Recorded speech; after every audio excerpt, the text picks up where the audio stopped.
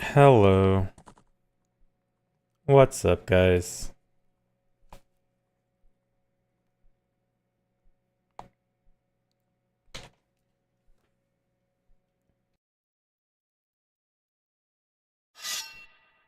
How's everyone doing today? Nope, this is not a randomizer.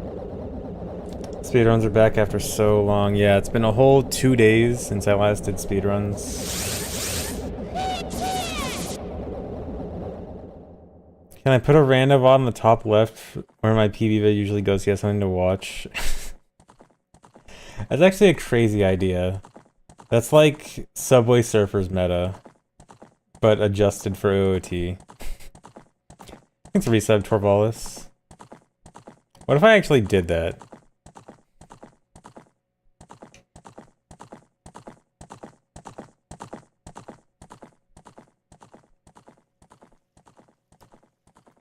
I might actually think about that. See how funny that might actually be. Audience interaction plus 90%.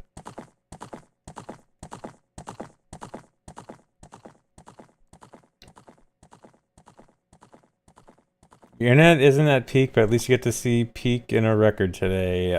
Maybe, but hope your internet gets better. I too know the pain of bad internet.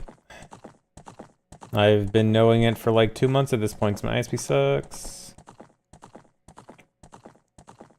What if my title says I'm playing random, but it's just a little window in the top corner while I do runs? That's some clickbait power.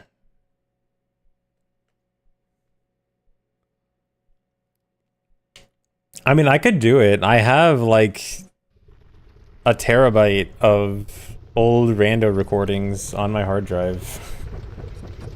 So I could just put on a playlist of old randos and just play it in the corner.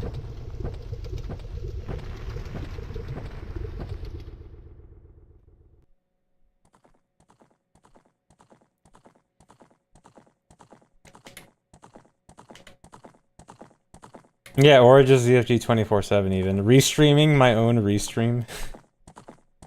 Thanks for resub, Dragon Sushi.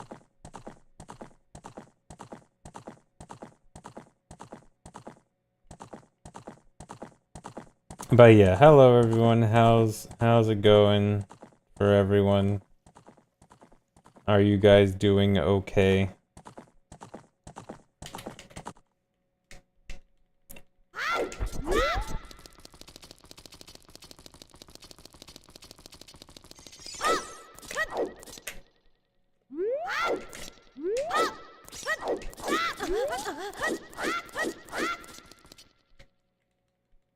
Good out of school, nice.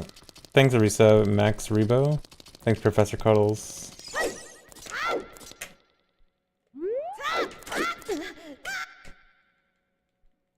You are okay, nice. You was here, cool.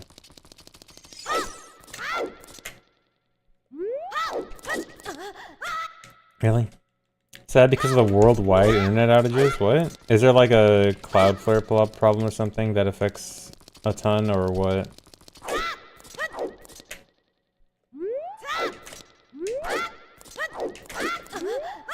AWS outage, I see. Typical.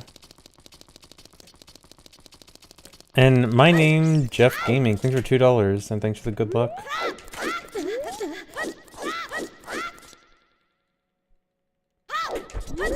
Shark took a bite out of the internet sea cables. Nice. It's always the sharks.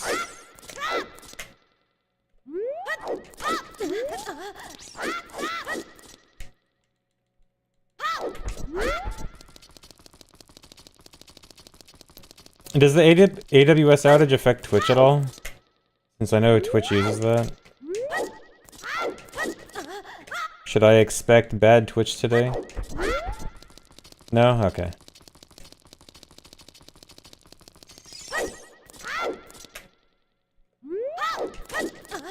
Dude, I cannot get this today.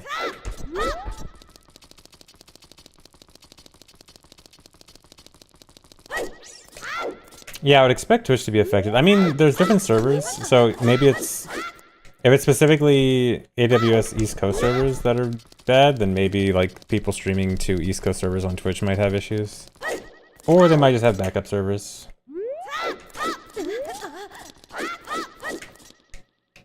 For as bad as we always talk about Twitch, they probably have backups.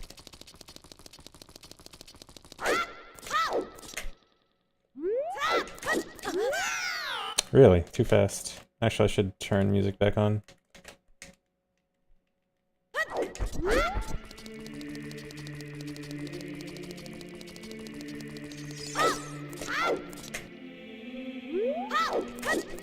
Not a lot of people's VODs though. True, they might have backups for stream servers, but definitely not VODs.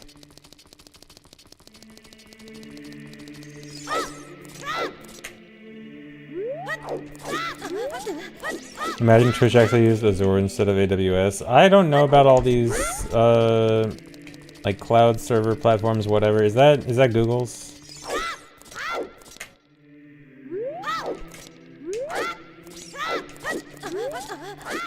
Microsoft, okay. But I mean, of course, Twitch is gonna use Amazon's.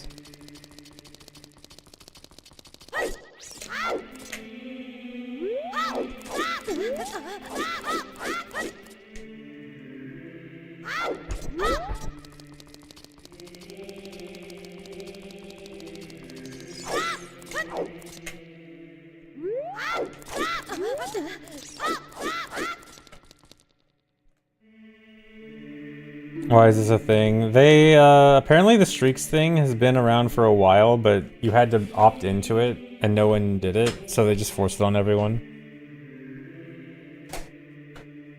Am I feeling moist today? I'm not sure if that's the word I would describe how I'm feeling today. You don't see me at TwitchCon. That might be because I'm not at TwitchCon.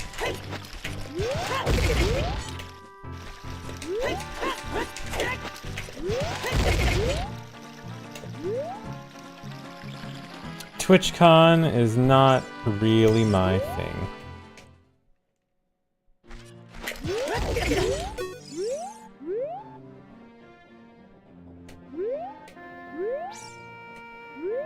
How bad's the food at TwitchCon? Wouldn't know, never been. I've just never had an interest in going to TwitchCon. Not really my crowd. The only speedrunners, or the only streamers I'm really...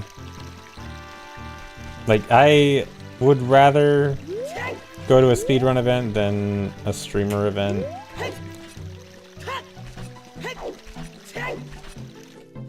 Yeah, not my cup of tea. TwitchCon feels too, like, networking based. I don't know, I'd rather go to speedrun events and see fellow speedrunners than, like, regular streamers, I guess. I mean, I know some speedrunners go to TwitchCon, but, I mean, pure speedrun events just seem like the better option for me. Yeah, like AGDQ.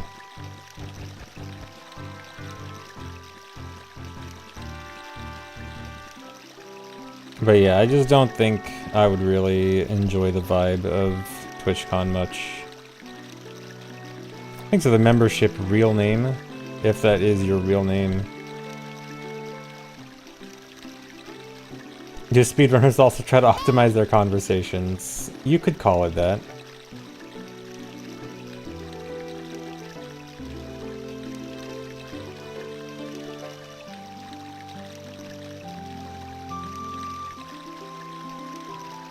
Yeah, regular streaming nowadays is of course a wide category. Can't really lump everyone into one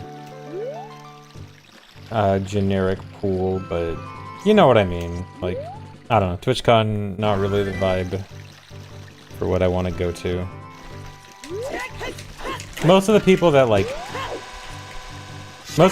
I'm friends with that I would like to see at events, I have a much better chance of seeing them at speedrun events than TwitchCon. If that's probably makes the most sense. When will I do a backflip? Right there. I'll do you one better. Oh. How about that?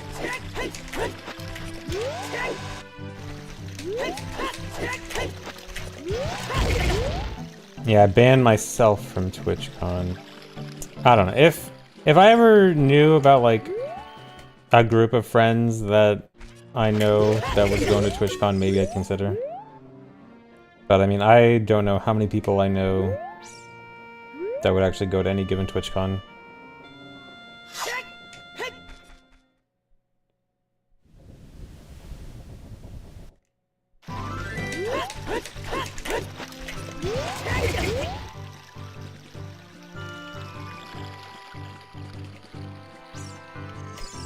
You can get free kisses from strangers at TwitchCon. Oh, interesting.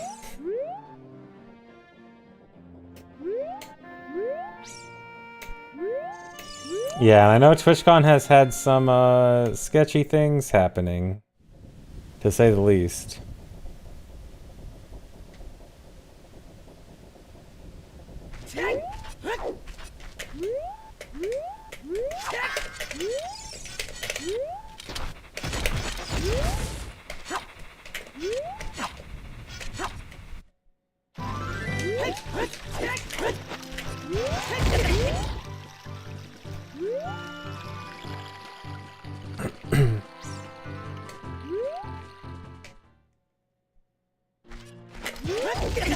Dude, after playing Ship yesterday, I forgot how long the load times are on console compared to Ship.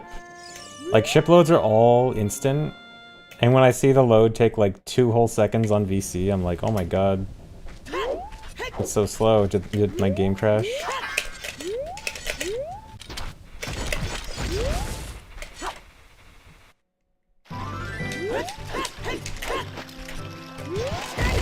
I have never had a meet and greet. I mean, I wouldn't be opposed to it, but I don't know, it feels strange. I mean, not in a bad way, just because I've never done it. But I mean, I'm always open to talking to people at events. If you ever see me at an event, then you can say hi.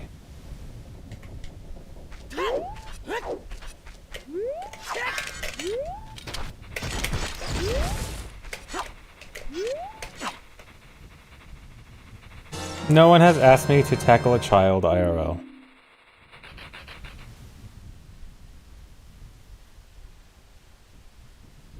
Why do I always lose 4 to 6 seconds of the chicken split? PB had good RNG? Probably. I mean, chickens, there's always a good amount of RNG involved in it.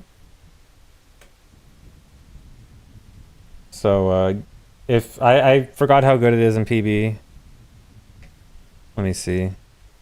Well, maybe previous PB was good. This one plus 7.4, so probably not that great.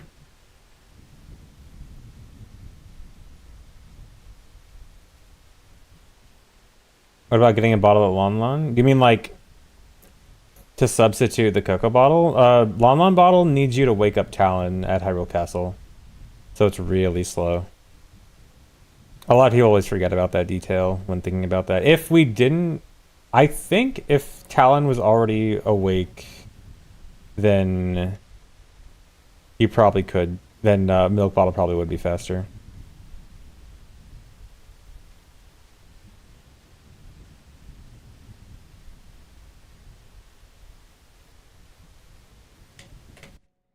SRM him awake. Well, at that point, SRM would probably take too much time to be worth it.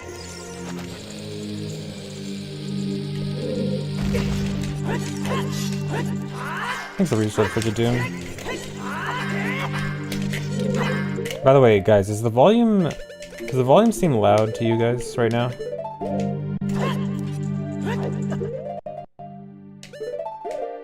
Seems fine? Okay, I think it's my headset then. Yeah, okay, my headset volume was just loud.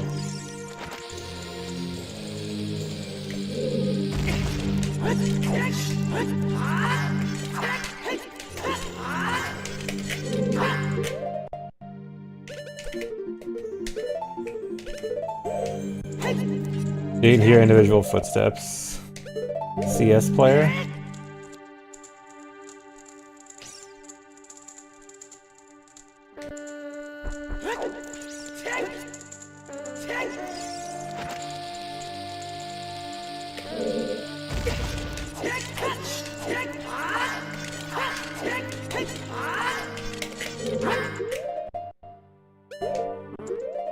I also gotta get reused to pause buffering again after playing on ship.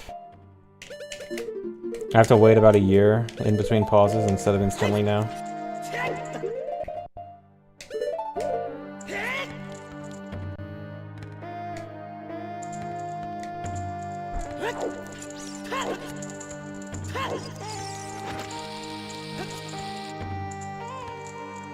Only a CS player knows how to call out a CS player. I am not a CS player, I just know stereotypes. I mean, I don't know about if that's a stereotype, but like, I know things about CS, but I don't play it. I know that you gotta listen to the footsteps.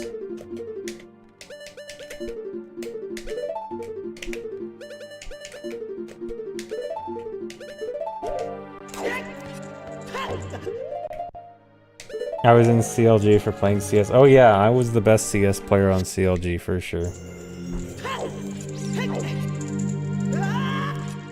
Why does the music reset when you load a save state? So GZ save states are not like emulator save states. So emulator save states, as far as I'm aware, are like basically a perfect copy of RAM, including like where the music was at, where like everything was at. GZ save states only save the most important information about the state of the game, not everything.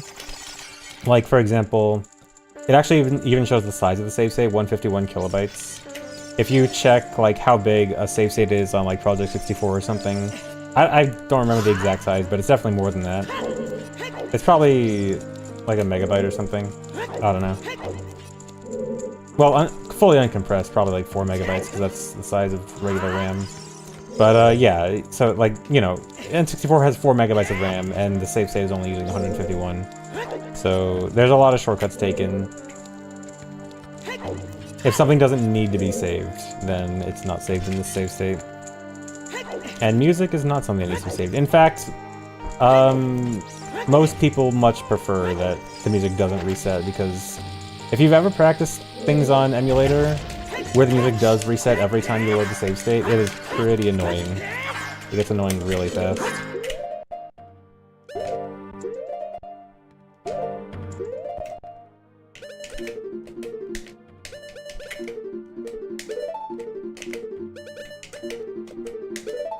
Oh, come on. But yeah, GZ uses a lot of clever tricks to actually get save states down to a reasonable size. Because GZ, there's a lot of GZ to work with. Because GZ takes up the like back 4 megabytes of memory using the expansion pack. So all of GZ only has about 4 megabytes to work with, and that's like 3 save states plus a fairly large macro plus all the other features that GZ has all have to fit in 4 megabytes.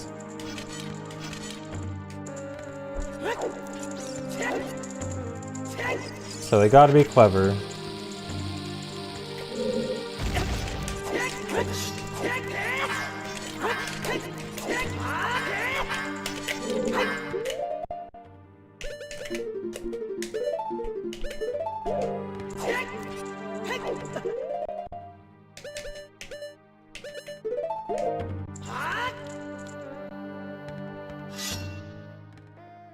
Do I like to garden? I do not garden. Remember Cleverbot? I remember Cleverbot. I remember liking to talk to Cleverbot. I don't remember anything. I think the only things I ever told to Cleverbot was like, hey, do you want to kill all humans? And stuff like that. Like, generic haha talking to AI stuff. Cleverbot wasn't that clever. Yeah. I mean, it was fun. It was fun to talk to for 5 minutes. And see if it knows internet meme references.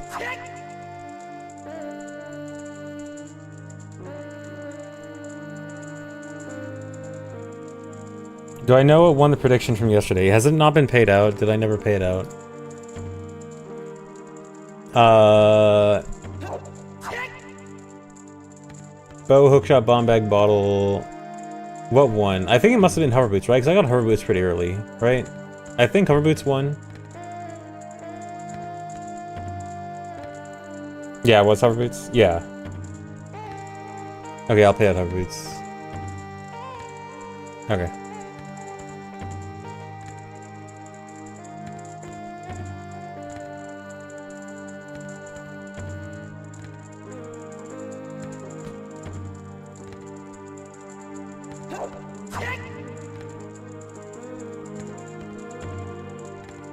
What are the numbers between 5 and 8? 10. Like a 10-minute timeout that I might give you. Or at least I'm considering.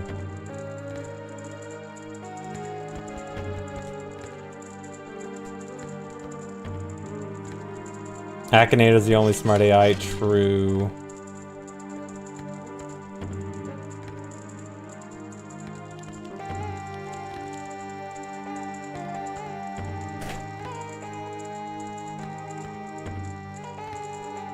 Akinator the goat.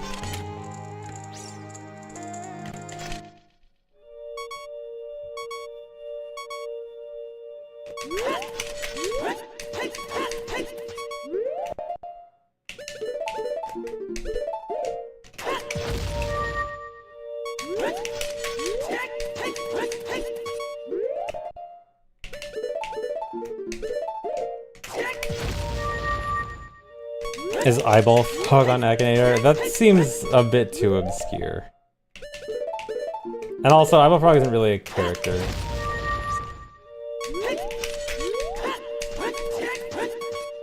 Maybe like King Zora. Now I want to see if King Zora, if Akinator will get King Zora. Hold on, I gotta do it right now.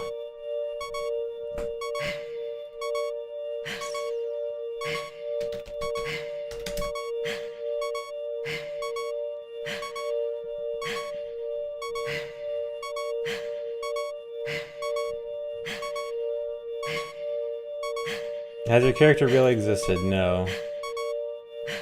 Yes, my character's a boy. Not been in a movie. Yes, video game. No, not from Roblox. Does King Zora have dark hair? No. No. Human skin? No. A horror game? No.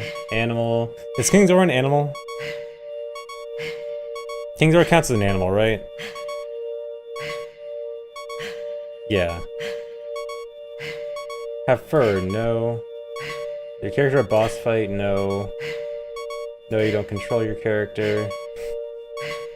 Is your character linked with an insect? No. Linked with Nintendo? Yes. Zelda series? Yes.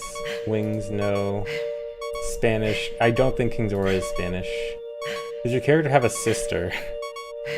Rudo's his daughter, not sister, so no. Character live in water? Yes. Has your character lived in France? I don't think King Zora is French. Is your character fat? Yes. Is your character from Breath of the Wild? Wait. Do I have to say yes to Breath of the Wild? Because technically there is a King Zora in Breath of the Wild, but it's not the King Zora that I'm thinking of. Do we... Is this... What do I say? No? No? Okay, yeah. Different King Zora. Does your character have 2 arms? Yes.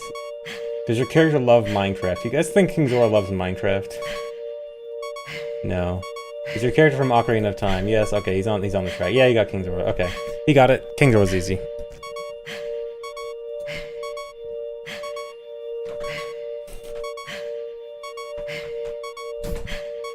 Yeah, Akinator the goat, of course. How'd you ever doubt Akinator?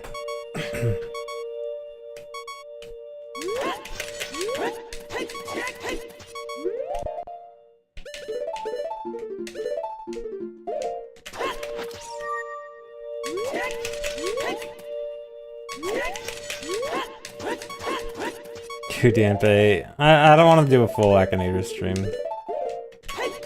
You guys do Dampe. See what comes out.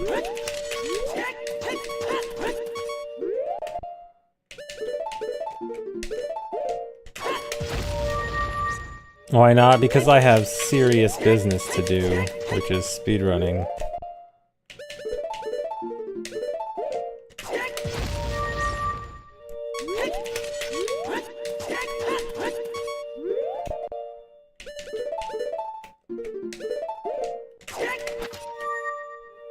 I don't know, should I do more streamer things like that?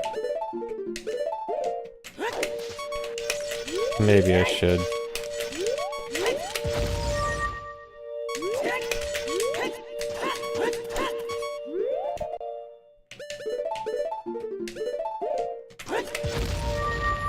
That gonna work? That looked early. But I didn't die. Okay, yeah, that's fine, that's good.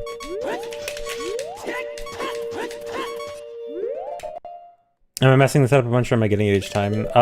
If I go into the warp, like if Link stands like that, I got it. If Link walks into the warp, I did not get it. So I'm getting it like 70-ish%, probably.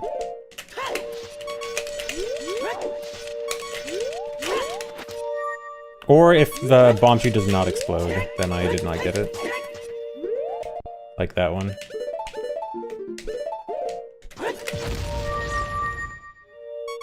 Thanks for resubbed, Reese Punky. React to OOT TikToks. If I react to OOT TikToks, it would mean being actually with every single one. Whoops, why'd I do that? I just actually all of them.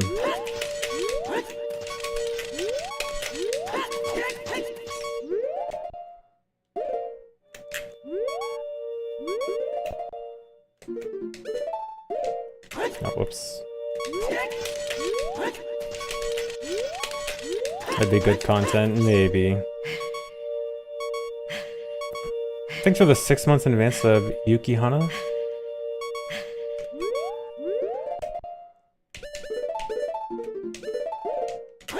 No, don't need to put Subway Surfers on the stream. Also, oh my god, I'm bad at this right now. What one day of ship does. Oh.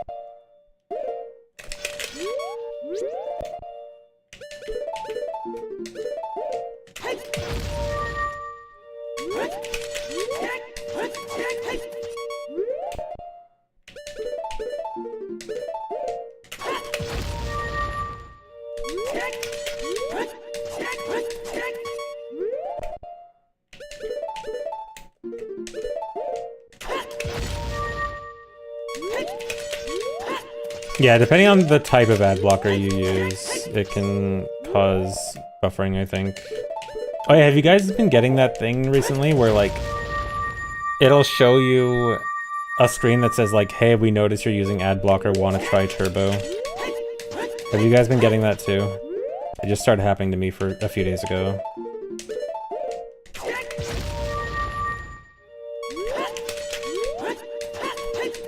No, yes, I guess they're just rolling it out.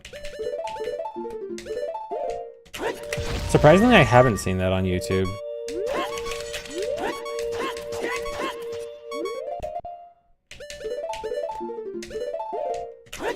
Oh, nice one, I didn't even try. Yeah, I know YouTube did it first, which is why I'm kind of surprised. I mean, I think I saw it like when they first started rolling it out, and then I don't know if it just stopped happening for me, or if Adblock also started blocking it on YouTube. No, I don't have premium.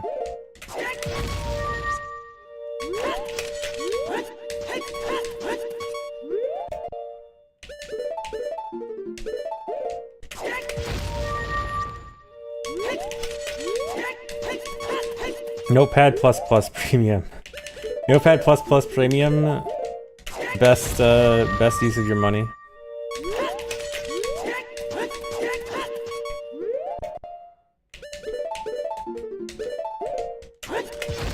Yeah, YouTube is unwatchable with ads. I mean, ad blocker works fine for me because I don't use Chrome. I use Firefox. But for now, YouTube with ad block is perfectly fine. Twitch ad block is still not good for me. I don't know why. Or buying WinRAR. true. But, what was I saying? I lost my train of thought. Oh yeah, YouTube ad block. Yeah, YouTube is fine with ad block for me. I never have any issues with it. But yeah, if I ever try to, like, I rarely watch YouTube on mobile, but if I ever do, oh my god, it's so bad. With the ads.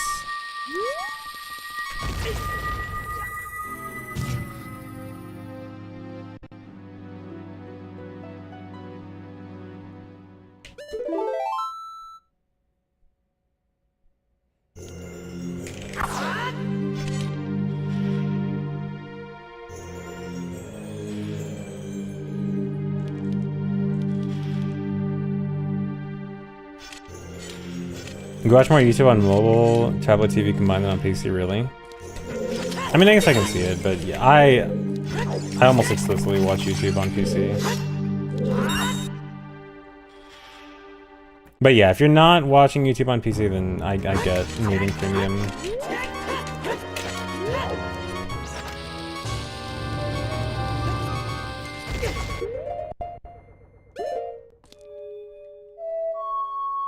3 hours of YouTube in bed every night? Really? Dang.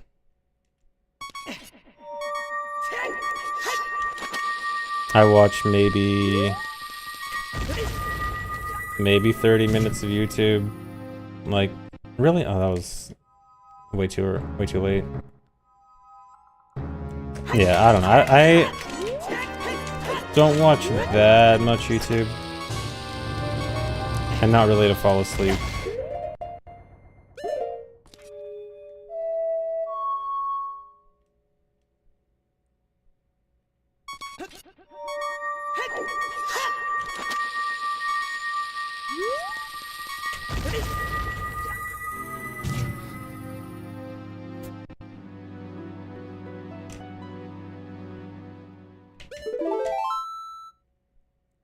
Thanks, Reset Phosphorus. How do I even fall asleep without watching my VODs? I lay in bed and I close my eyes.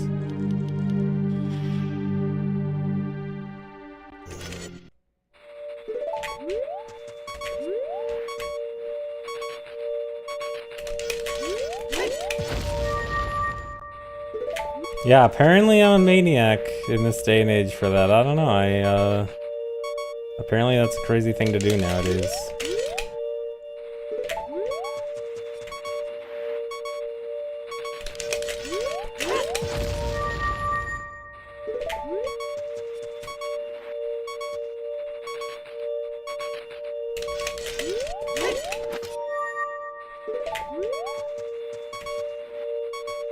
I don't know, it works for me.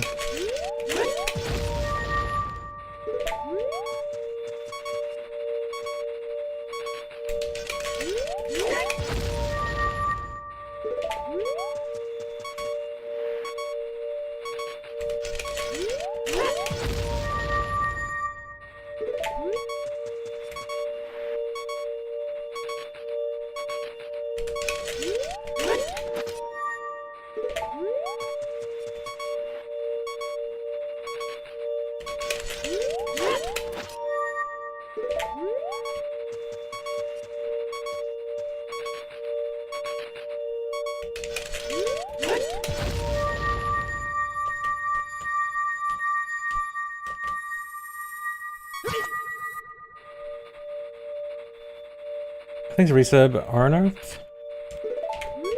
Speedruns falling to sleep. I mean, I don't quite speedrun falling to sleep. It doesn't take me that long to go to sleep, but it's also not instant. Maybe it takes me like, I don't know, 20 minutes. 20, 30.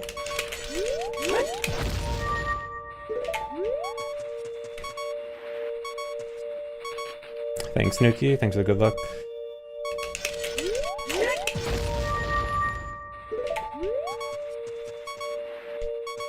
Freak, jealous, dang, I'm sorry.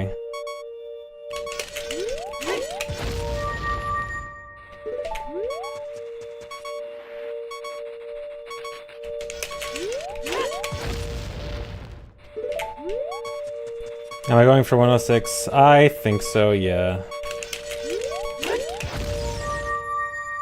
Did I die or not there? No.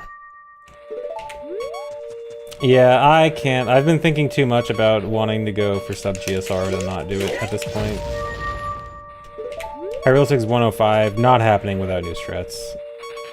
105 would be under a minute from Summer Best. That is insane. Like, I'm trying to get close to 2 minutes away from Summer Best, and that's gonna be really hard. 105 needs new strats for sure. Did that die?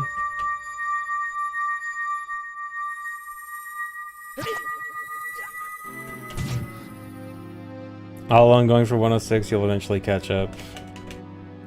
I'm sure people will catch up. Just gotta keep going for it. It takes a while, it's a hard run. Alright, let me try to get one full run of this. From here to the end.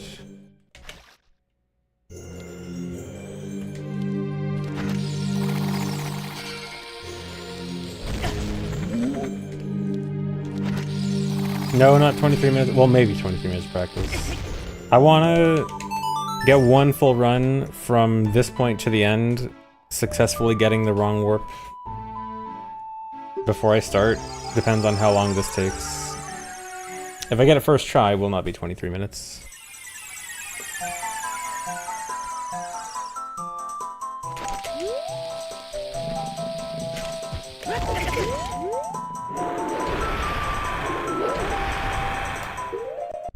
Frame late.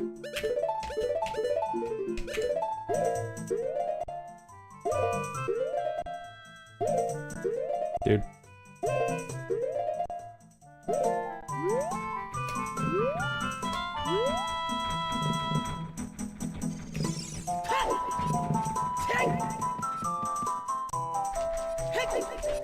Hi, HNT.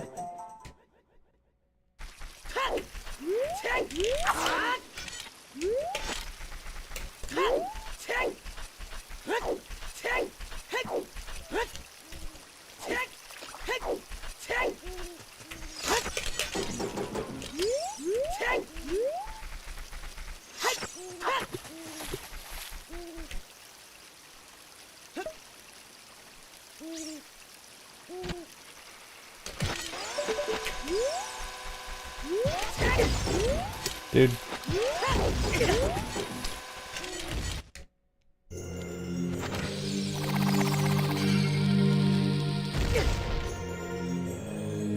Hello, Skira.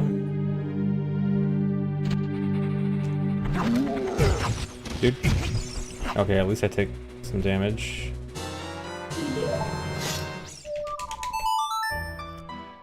How much practice before run start? I want to get one run of from here to the end correctly, and then I will start.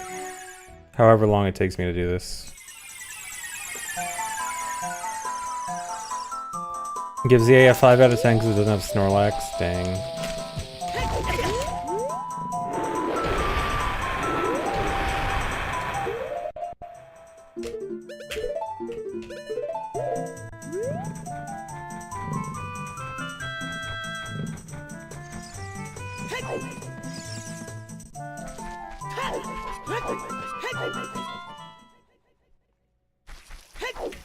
Oh, there was a donkey video on ZA? I gotta watch that.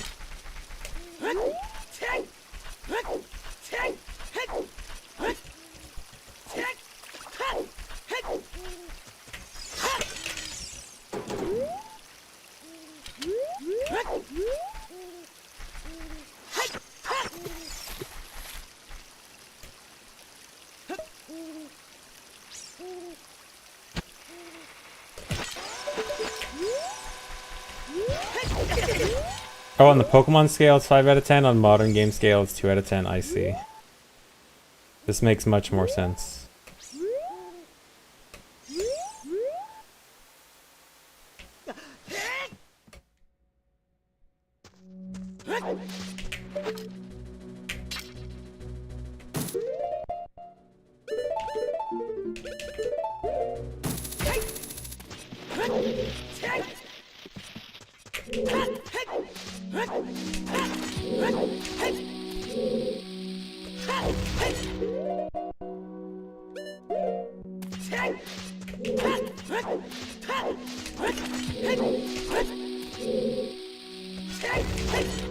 Really?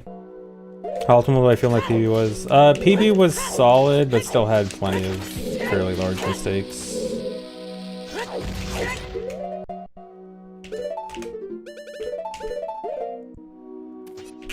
Still plenty to improve on. Yeah, the good games... My top Pokemon games are Emerald, Heart Gold, Soul Silver, and Black and White 2. Those are all very good.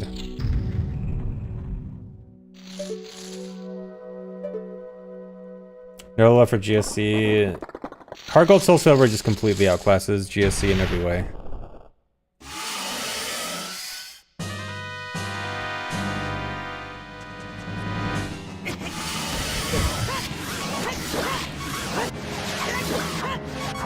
Dude, seriously?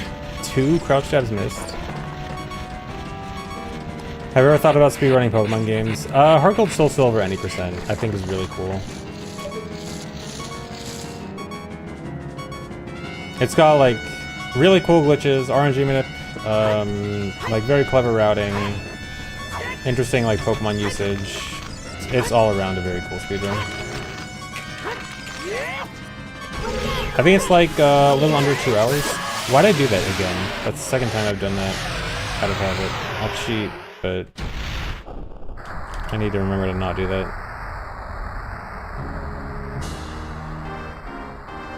Sun and Moon?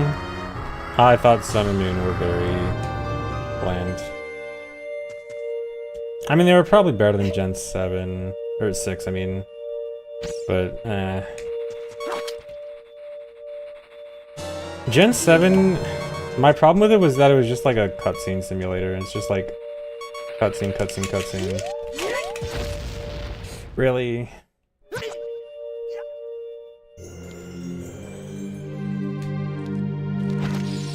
I did like some stuff in Gen 7. I do think Ultra Beasts were cool. And... okay, what else can I say about Gen 7? I don't know. I guess that's the only positive thing, actually. I think Z-moves were stupid.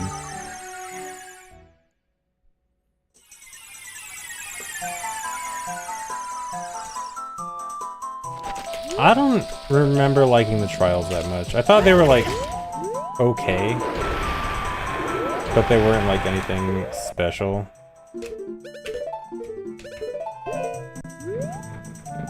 Oh, I guess I did kind of like that the champion was the professor. That was kind of neat.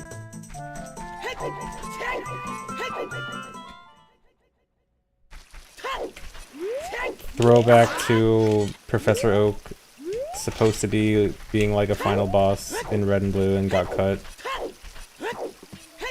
Bring back Giovanni, yeah. Actually, didn't Ultra Sun and Ultra Moon bring back Giovanni or something?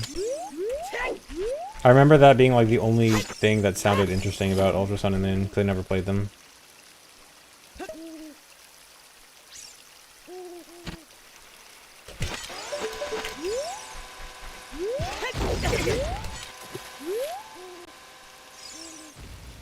Yeah, it was post-game, I think.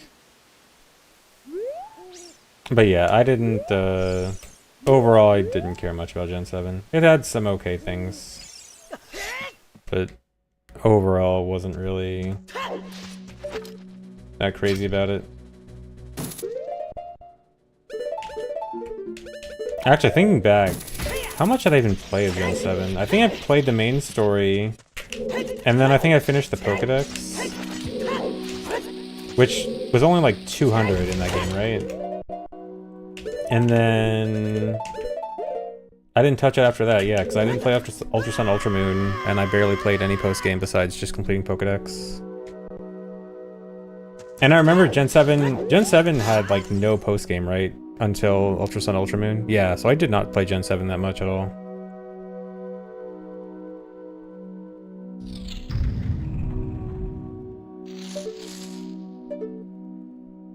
Yeah, I guess the post-game was just the Ultra Beasts. That was pretty much it.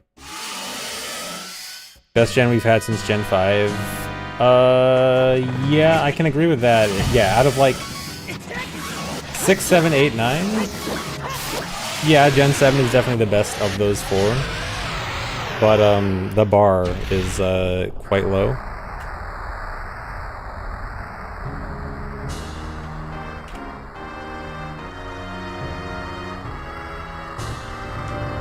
Bar's under the floor. I think 8 is definitely... Did we agree that 8 was the worst overall? I think it's gotta be 8. I think Gen 8 had nothing going for it.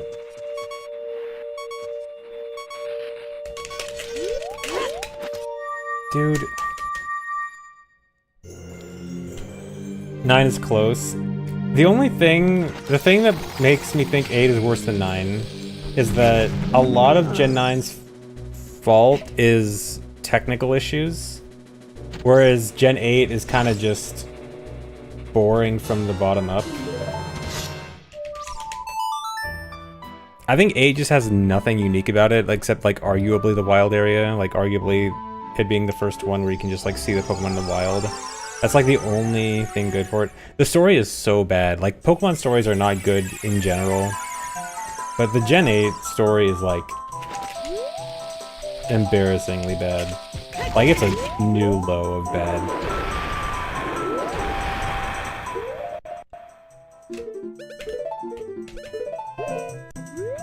Like, okay, does anyone who here cares if I talk about the leaks? Like, does anyone know about... You guys know how, like, there were some huge leaks that happened, like, a week ago? I don't know if people want me to, like, not talk about the leaks or something. Does anyone care? Don't care, don't mind. Okay, if you guys don't want to hear about, like, giant leaks about the next several years of Pokemon, stop listening right now. But anyway, one of the things in the leaks was that the next Legends game is supposed to be based in Galar. I think that's so awful. Galar has, like, the least interesting lore by a mile of any Pokemon region, of any Pokemon gen. And I'm like, dude, seriously? You want to make a Legends game about that? And also, apparently the second Legends game was supposed to be about Lugia and Ho-Oh in Gen 2. And they cut it and decided to go for Kalos in Gen 6 instead. And it's like, okay, cutting Gen 2 and going for Gen 6 instead, that's one thing. Making another Legends game based on Gen 8 and not Gen 2, it's like, oh my god, that's infuriating.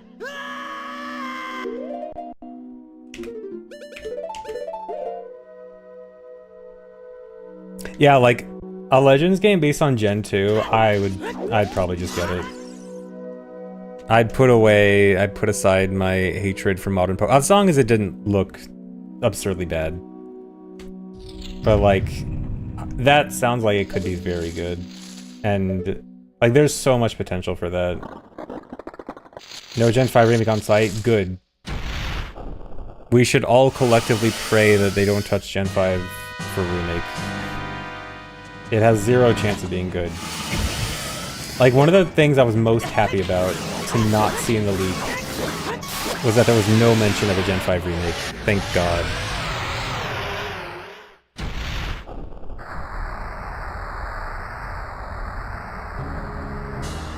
Like, I'm so happy to know that we know the next 5 years of Pokemon plans, and a Gen 5 remake is nowhere in sight.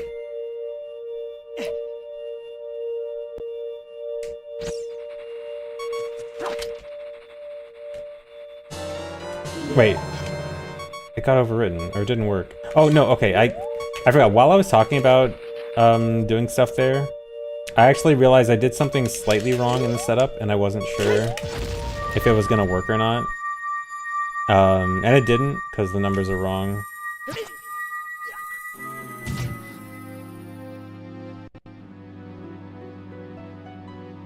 Would need both Kanto and Johto for the Gen 2. I mean, no. If you're talking about the Legends, the Gen 2 Legends thing I was talking about, it wouldn't be a remake. It'd be like an Arceus or ZA style game set in Johto, which probably would not require both regions.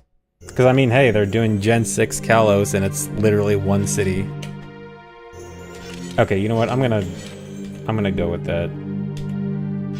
Okay, let's do a run. I mean, I got the warp. That's the important thing. It's just I cut the sign weird.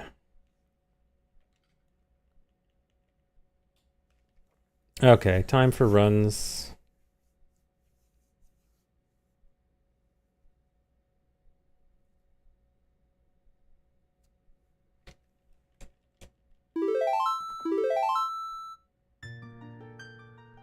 Thanks, resub.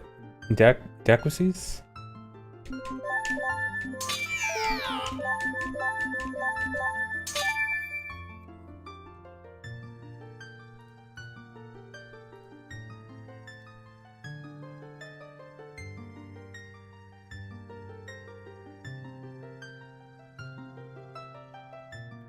Oh, actually, I need to get up my game local recording up.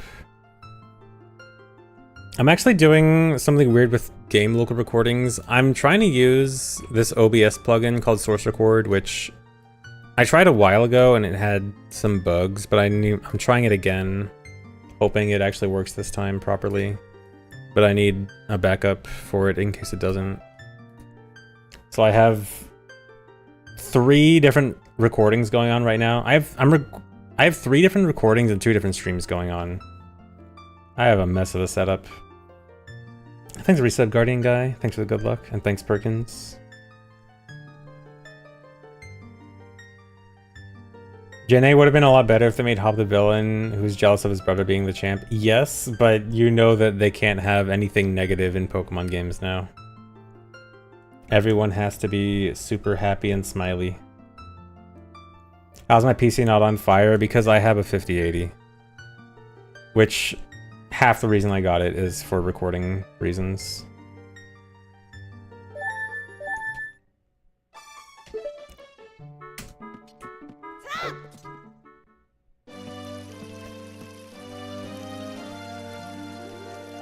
Buying a 5080 so you can play modern games. Nope. Buying a 5080 so you can play Ocarina of Time and record 5 times at once.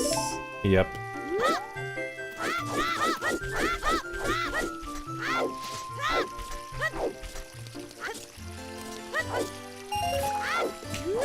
And AV1 recording.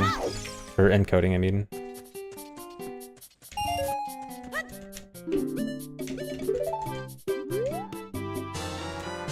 Heaviest game I've tried on 5080, Elden Ring. Tony Hawk was probably technically heavier just because Elden Ring is apparently like light on CPU or GPU usage.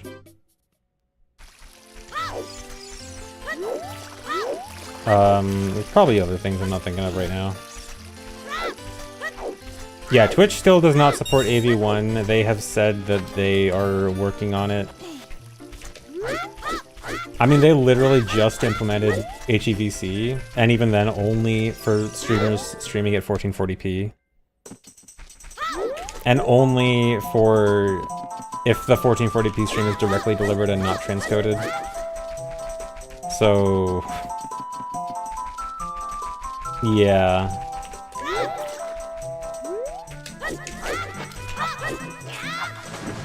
Don't know what's up with AV1 then, if they're barely technically supporting HEVC.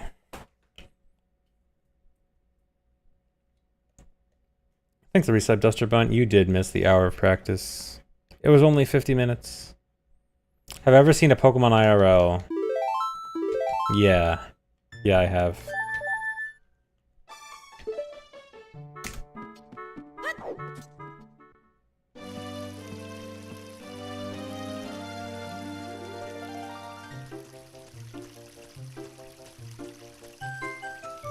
Oh yeah, I guess HEVC does have the licensing thing. Maybe that's why they want to have it kind of limited that way. true. Because I guess if technically they're not...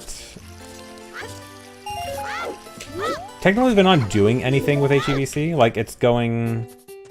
Your HEVC output as a streamer is going directly to the viewer without any transcoding from them. I wonder if that's technically a way to bypass licensing fees?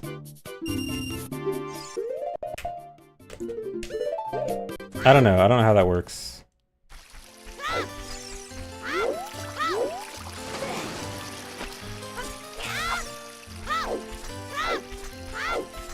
But yeah, I'm sure that's also why they want to do AV1, because no licensing fees on that. Is AV1 still... How well adopted is it yet? Because I know that there was a big problem with, like... There's not enough services have adopted AV1 yet, which is why it's having trouble, like, gaining market share, whatever you want to call it.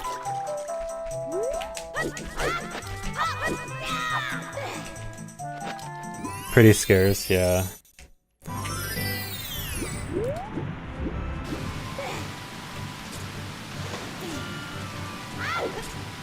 Still a lot of devices that can't use it for viewing, yeah.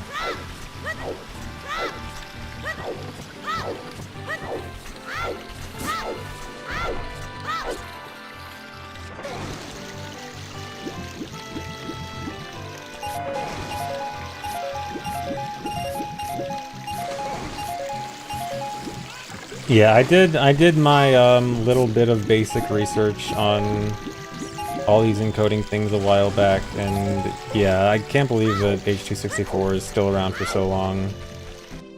And I see why everyone wants to adopt AV1, but then no one is actually supporting it, which kind of sucks.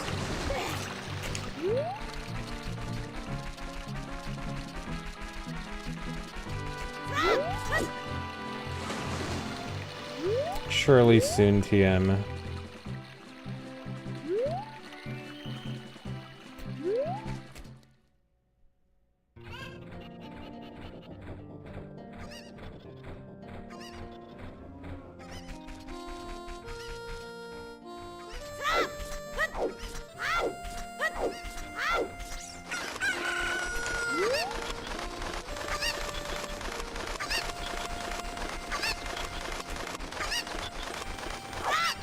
Yeah, I guess the hardware encoding and decoding thing is just like not enough people would be able to play it back, I guess. So it needs to... The hardware needs to be there for the services to adopt it, but then no one's going to put it in the hardware if it's not going to be used everywhere.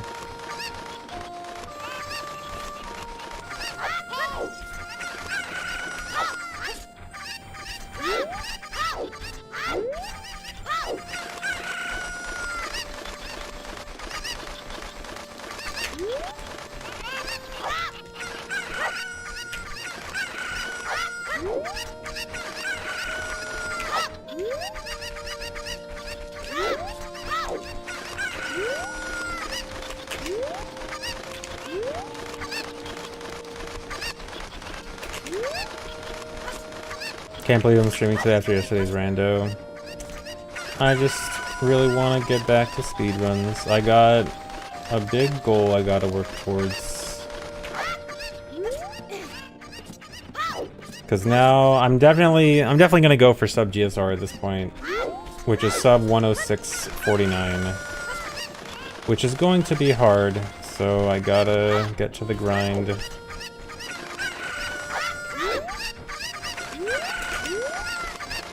Yeah, chickens is just for bottle. Bottle is too important of an item. We need it immediately.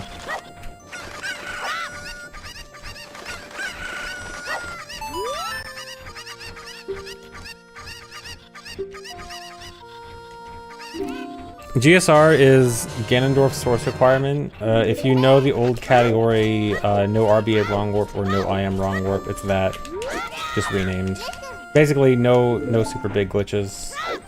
Beat Shadow and Spirit to get light arrows, go to Ganon normally.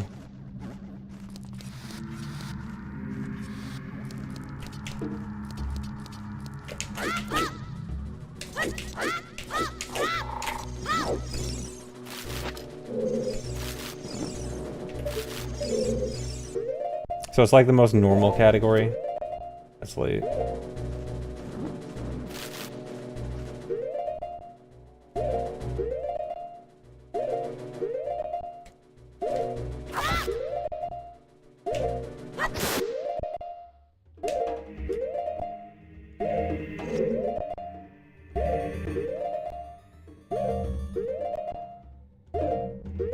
Oh my god, this was so slow.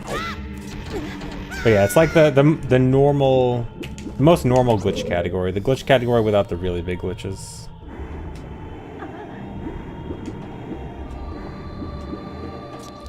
So I just think it's kind of crazy that all dungeons, which requires beating 6 whole extra dungeons compared to GSR, might actually be faster just because of the big glitches it allows.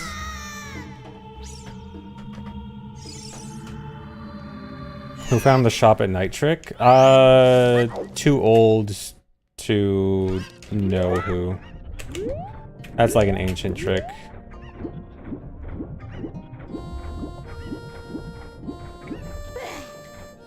You've been doing a casual blind playthrough of MM this past month, and you get why I don't want to do speedruns of it anymore despite asking for years. Really? What in particular makes you think that? I'm curious. Thanks for the sub, Fennec. But I mean, I love MM. I still think MM has lots of cool tricks. It's just got a few things that make it kind of suck for speedrunning.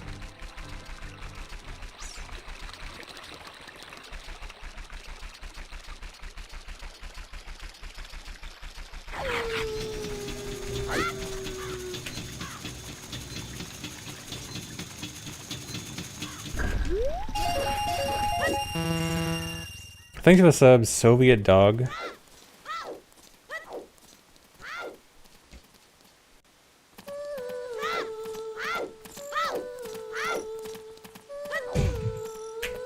think NMG is in a good state right now. Oh my god. Soviet Dog, thanks for gifting 20 subs. Nice. Thank you. Thank you, comrade.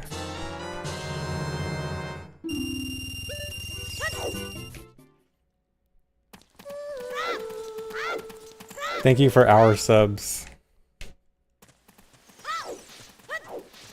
But yeah, NMG, I mean, I think it's really good. Well, I don't know. I both agree and disagree. I think post first cycle, the route and the tricks and everything are pretty good. It's just when you consider first cycle and then the ratio of first cycle to the rest of the run, it's just like, I don't know, dude. Oh my god, so you Doug, thanks for another 20 gift subs. Thank you. It makes me feel less bad about being a failure, failing easy tricks. Dude, I can't do it. Hold on, let's go practice this for another hour.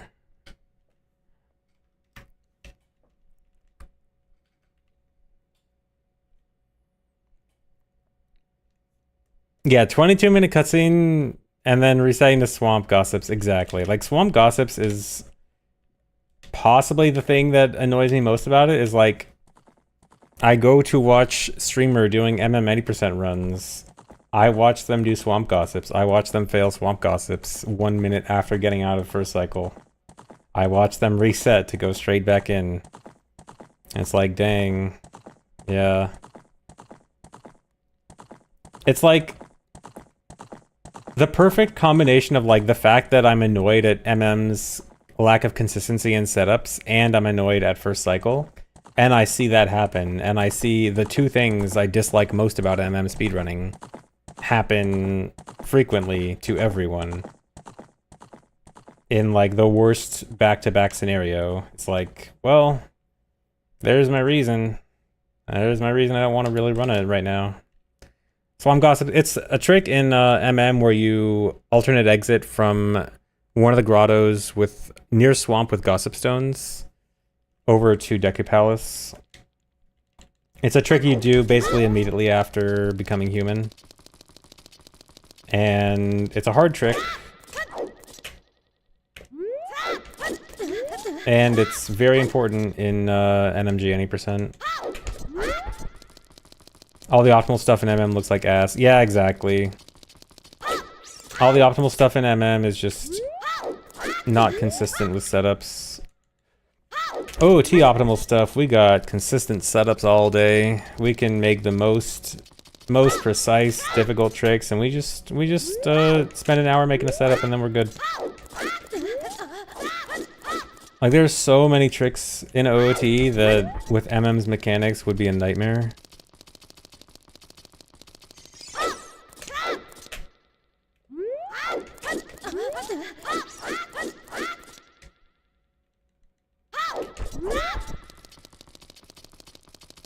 Yeah, Grotto alt exits are fun. Yeah, whoever found Grotto alt exit, they're pretty cool for finding that trick. They must be a great speedrunner who found that. Yeah, and Snowhead Hess.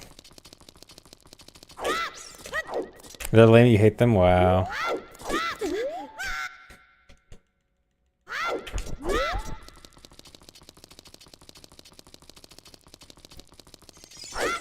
Yeah, Snowhead Hess. Actually, you know what? Snowhead Hess would not be that bad if they allowed ESS adapters.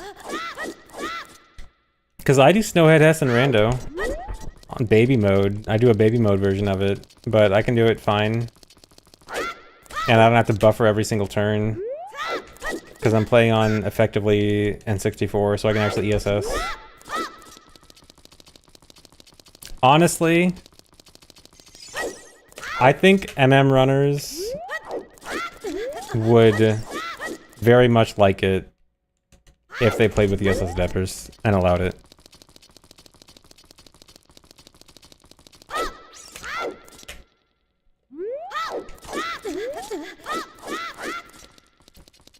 Hot take. It is actually literally the most lukewarm take to anyone who's played OOT with and without an adapter. Like, anyone who has played OOT on VC with and without an adapter will tell you how much infinitely better it feels to play OOT VC with an adapter. And the only reason MM runners don't feel the same is because they haven't actually tried. Soviet Dog, thanks for gifting another 10 subs. 50 already. Dang, thank you. Thank you, comrade.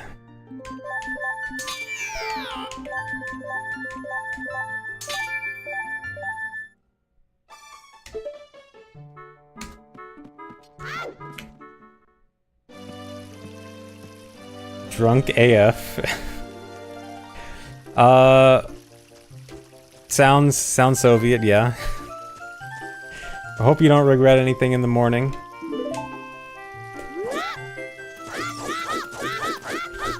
Yeah, name checks out.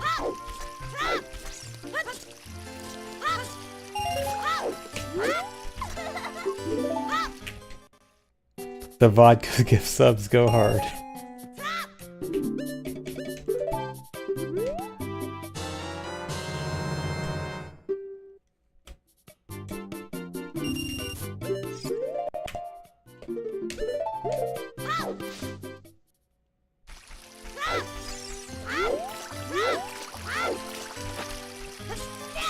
It's already morning, vodka to start off the day. A typical day in Russia.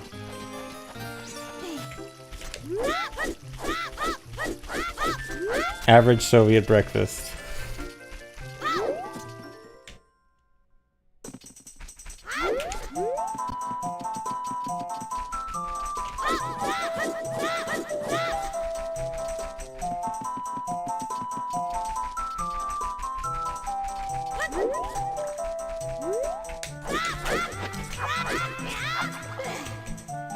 Why is OT a better game for setups than MM?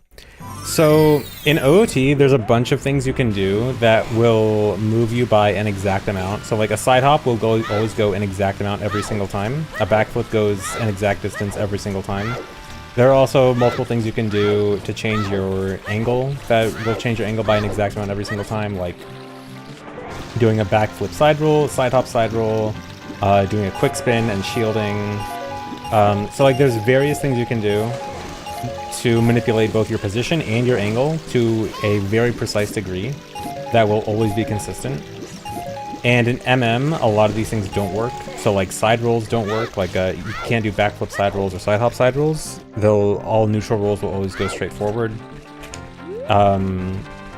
ESS turns are at least the same. That's good. But backflips and side hops are influenced by how long or like how you hold the control stick. So like you can make a backflip shorter or longer. You can curve backflips and side hops, which in theory might sound good at first, but it completely kills any setup potential with them, because now instead of just saying, okay, press down and A, and then you get a side hop that goes an exact distance, you gotta be like, okay, press down and A for the entire duration of the backflip, but then don't press it too long once you hit the ground. And then also, if you're off even a little bit by holding left or right, then you're gonna accidentally curve your backflip when you don't want to. And so just the act of like doing a single backflip to manipulate your position for a setup now becomes significantly more precise to get the exact same like precision out of where you want to land. So yeah, a lot of things that manipulate your position and angle in exact amounts in OOT just don't in MM.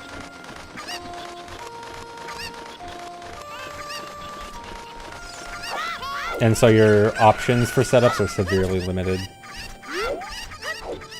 Or at least more limited compared to OOT.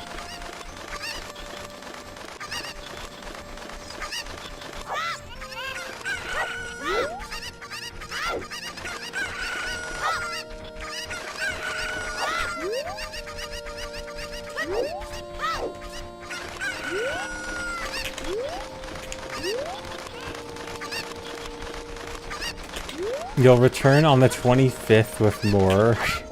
Wow, announcing in advance more gift subs. Crazy.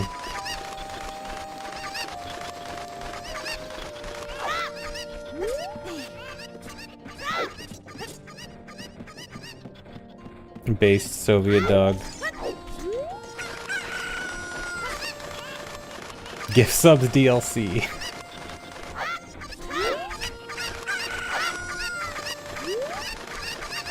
The day one DLC.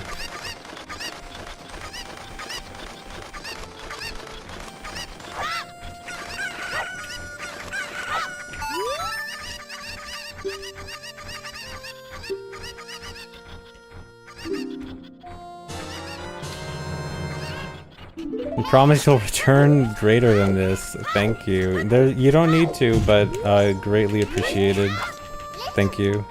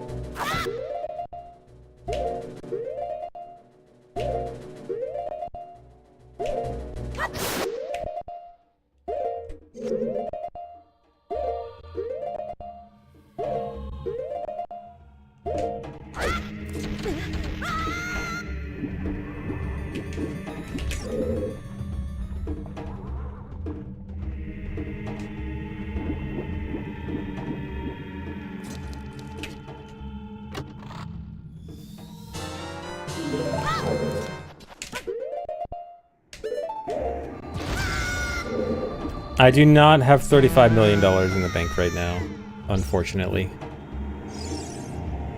A little bit less. Not quite as much as Charlie.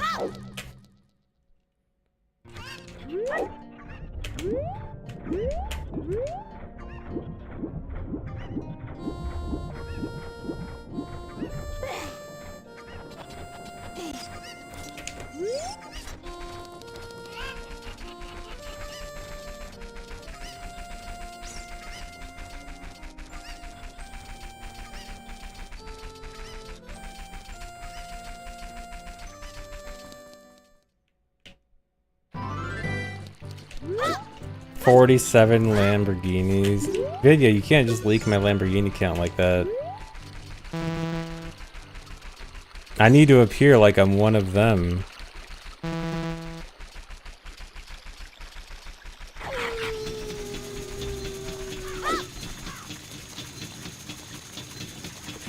Now they're gonna know when they say eat the rich, I'm gonna be part of it.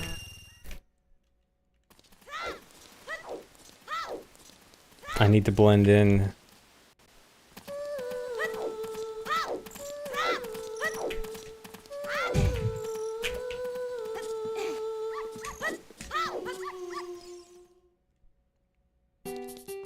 Dude, dare me for 100 subs. You do not need to gift anymore. I mean, I will appreciate it if you do, but you've done already a lot. But I mean, if you want to. Take his vodka. Are you sure you haven't had a little too much? Maybe sleep on it.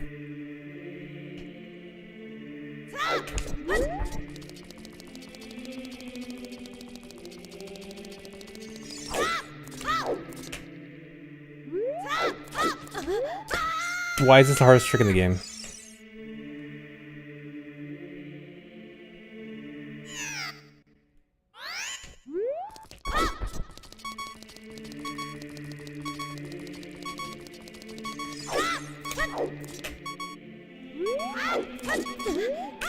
Dude, that's 4 in a row in a run.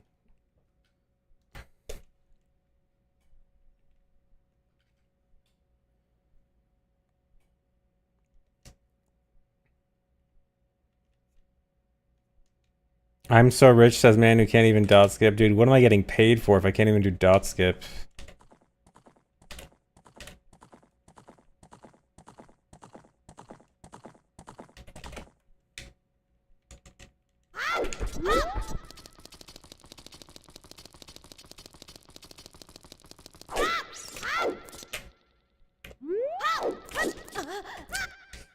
Thanks, resub, Lucas. I'm now 130, closer to 35 million. Thank you. On the road to 35 million. Someday I'll make it there.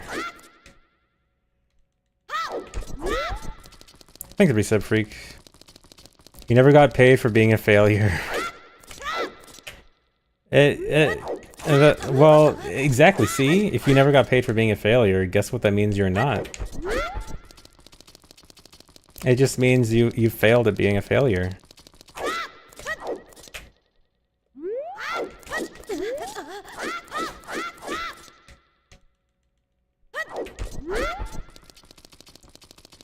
Thanks, resub, beef patty supreme.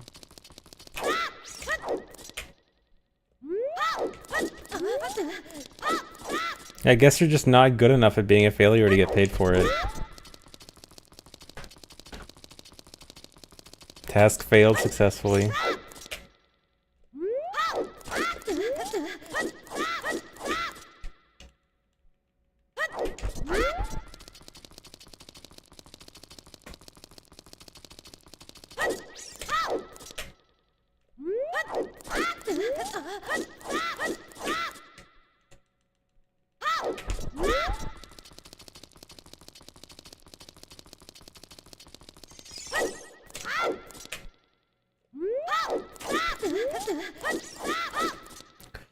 Okay.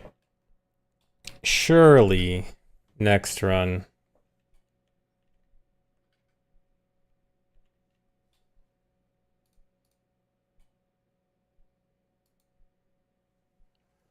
Surely this run I will be able to do the hardest trick in the game. Door of Time skip.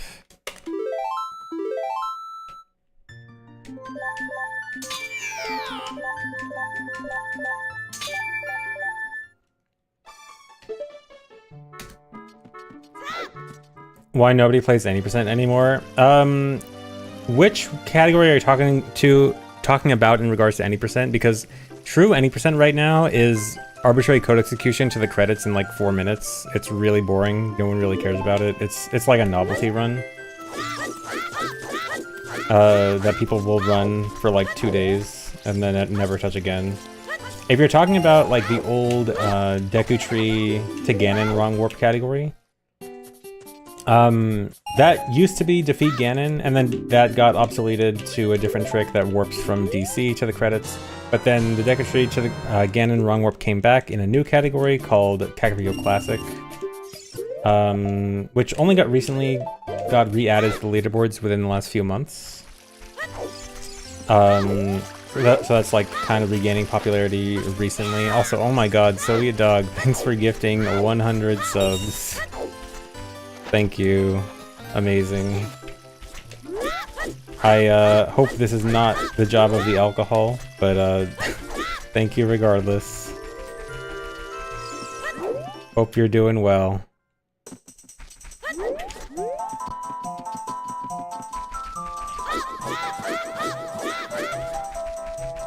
This guy is sloshed. You're not drunk. Okay, you're not drunk. Okay, cool. Great.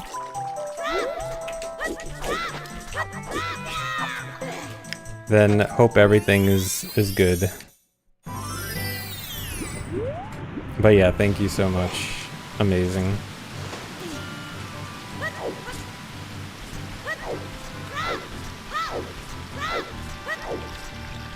I am not drunk. Words never spoken by a drunk person.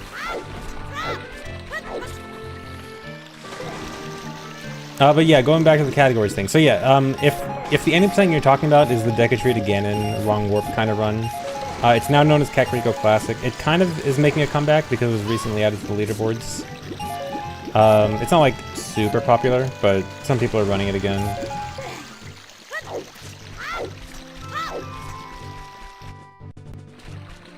Because it's kind of like a standard beginner category as well. It's kind of like the 16 star of OOT. But yeah, if you're talking about pure any percent, yeah, pure any percent is just arbitrary code execution, wrong warp to the credits in like 3-4 minutes. It's not interesting. I mean, it's interesting once, and that's it.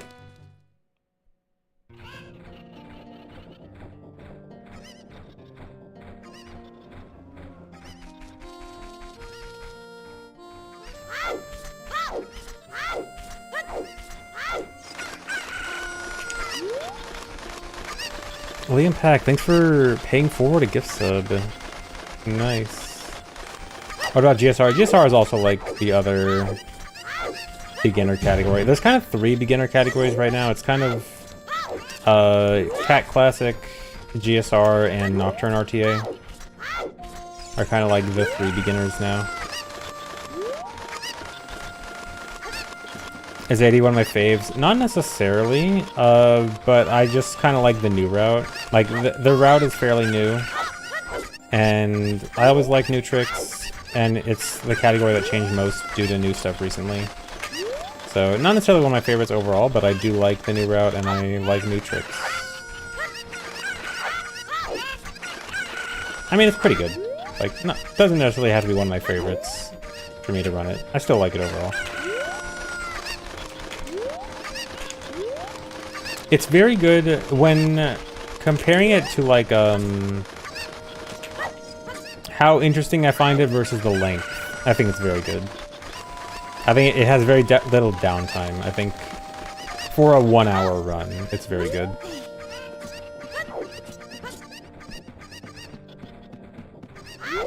Because most shorter runs I tend to dislike. Usually, longer is better for me.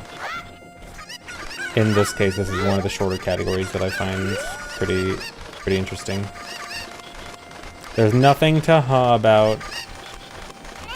Nothing I said is weird.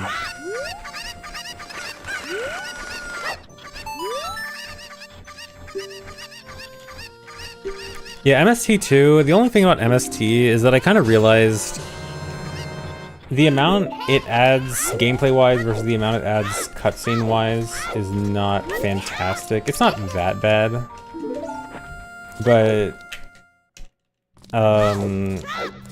it kind of is a lot.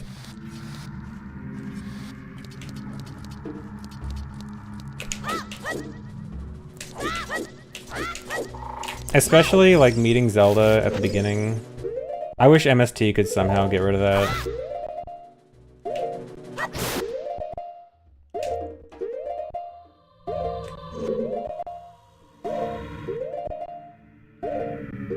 because one of the things I like most about this is how quick the beginning is.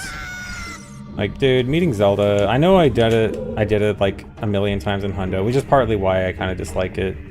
But it's just like, having to meet Zelda at the beginning is so slow and boring. And then it's back to back with the Master Sword cutscene. It really brings it down.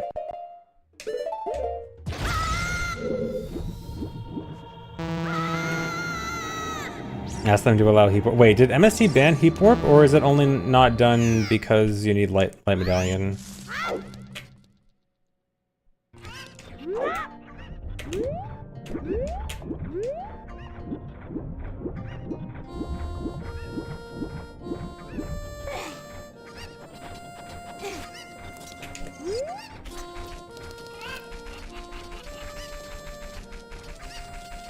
Oh, heap warp to learn Zeal. I mean, wait, don't you need to, like, go to Zelda's courtyard anyway in order to learn Zeal?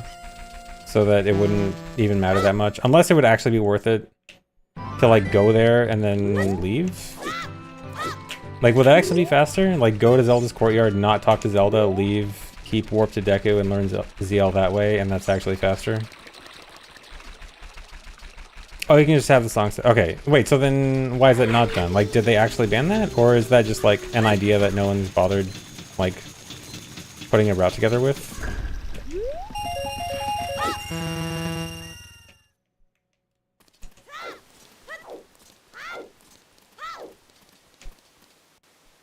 Don't think anyone who runs MST would want to do that, but it's not banned, right? No one's actually... There's nothing against it. I think... Sometimes things need to, like a real setup needs to be provided in order for people to discuss something.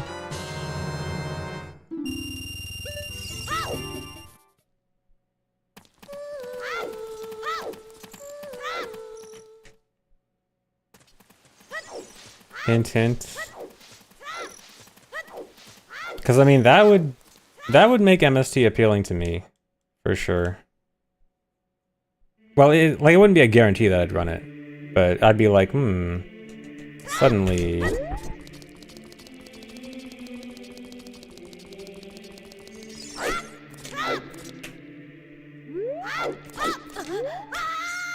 I can't do it, man.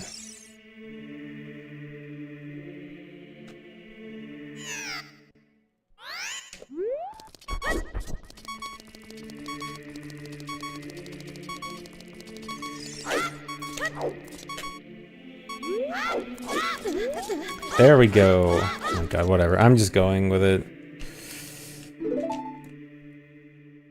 The difference between MST and all dungeons. MST needs to do Ganon's Castle Trials, is required to be Ganon, and cannot do RBA. All dungeons can do RBA, can wrong warp to the credits, and does not need to do Ganon's Castle stuff.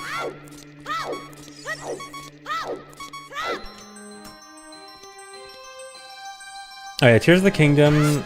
So I really enjoyed running Tears of the Kingdom. I would probably not want to go back to it. Towards the end of when I was running it, I realized how bad the cutscenes were in that game. I mean, I kind of always knew, but I like got a serious wake-up call when I was doing all main quests.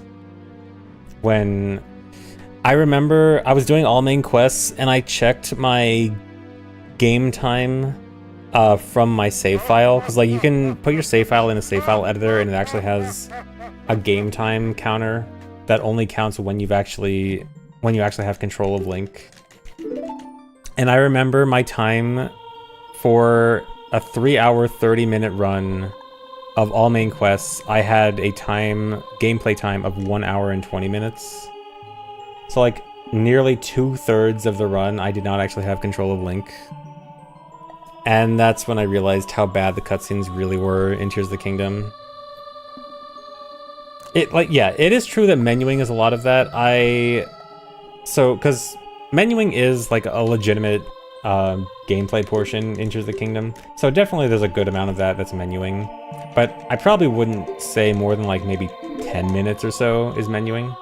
Like there's definitely a lot between ABCS and fusing stuff, and like you have to pull up the menu quite a bit, but it probably still isn't more than like 10 minutes. It probably doesn't make, you know, that big of a dent in it.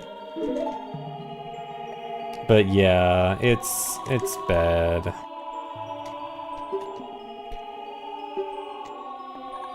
All you heard from that is I'm going to be running Tears of the Kingdom Hundo. I think you might need a hearing check, if that's what you heard. Dude, Tears of the Kingdom Hundo looks so cool, except for the part that it's 30 hours long.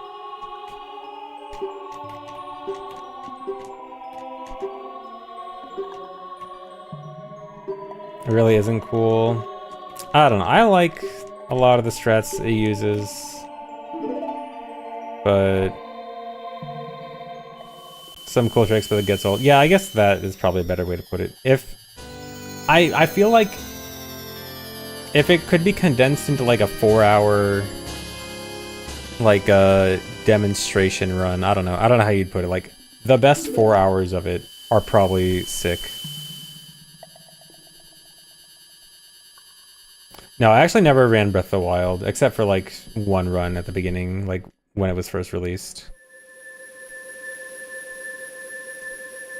But yeah, like Tears of the Kingdom overall, I had a lot of fun running it, but there's just too many negatives about it. The cutscenes, the weirdness that all the patches introduced with like category splitting and stuff, and there's just a lot of like external factors that make it kind of annoying.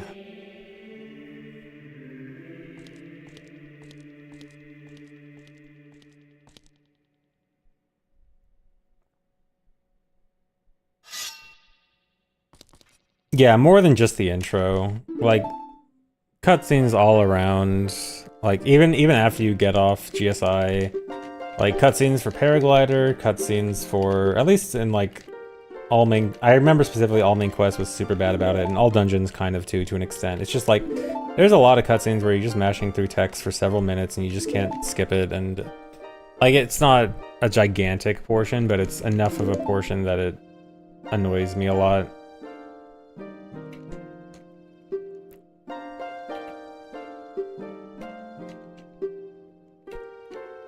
Yeah, Breath of the Wild's better. Even Breath of the Wild still isn't great about it. Like, when I think about Breath of the Wild cutscenes, I always think about the lead up to Ruta and the ages of cutscenes you have to sit through before that. I mean, I know that's kind of like an outlier, but still.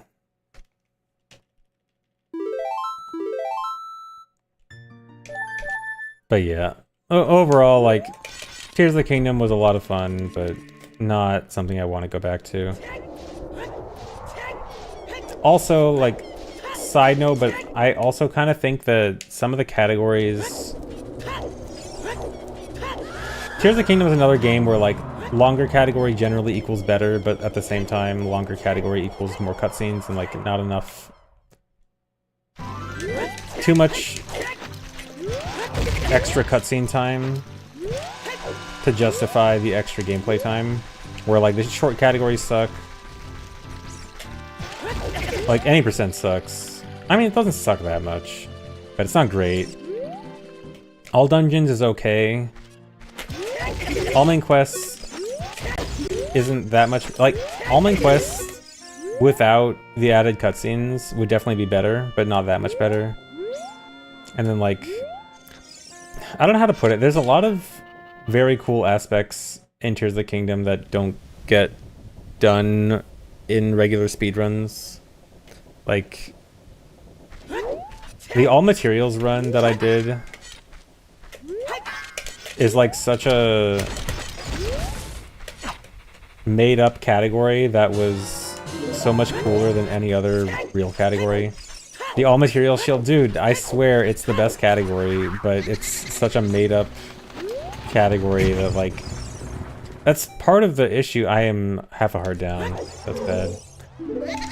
Like, this is kind of what I mean about the category issue with Tears of the Kingdom is like you kind of have to go longer to get more interesting stuff out of the category, but the longer you go, the more cutscenes you add, and the less interesting it goes. And yeah, it's just one of those issues where like the shorter categories don't do enough, but the longer categories have too much bloat.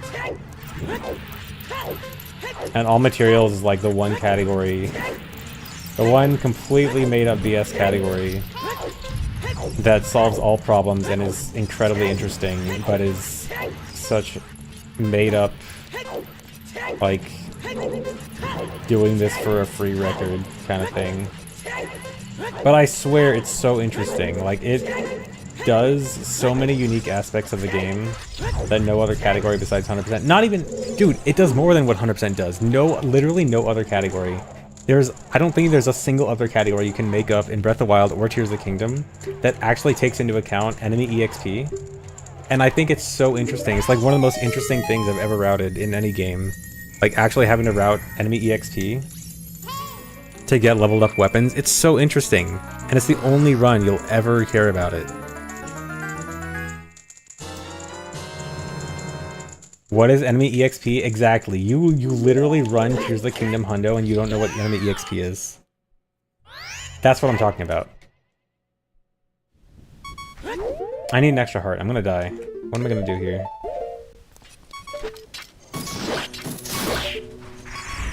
I'm gonna drink the Po. That's what I'm gonna do.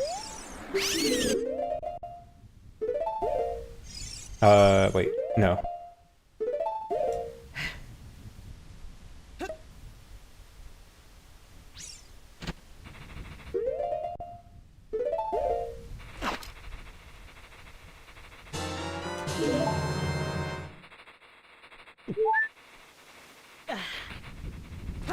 Oh my god, I actually caught the bugs back in time. Perfect.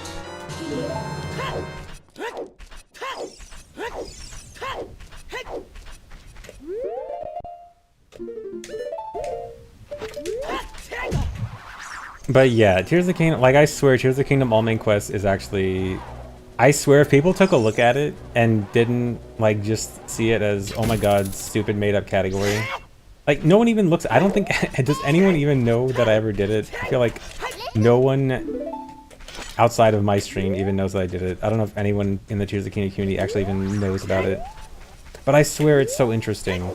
Like, it does so many unique aspects of the game without bloating it to 30 hours. Like, you have to do side quests, you have to do enemy EXP routing, you have to do, like, considering percentage drops of certain items, you have to go to unique areas in the map.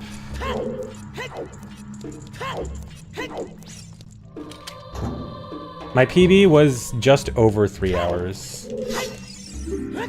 I think Where am I? No, what am I doing? I was like gonna get a sub 3 hour run and then choked at the end because I'm stupid. It can probably, like a good run would probably be like 2:30. Not even.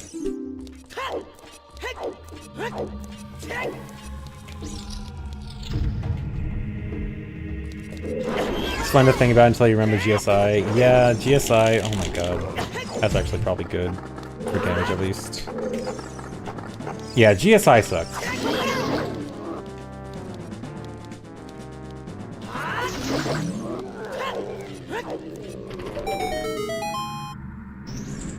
I mean, it wasn't that bad. GSI gameplay-wise alone is fine.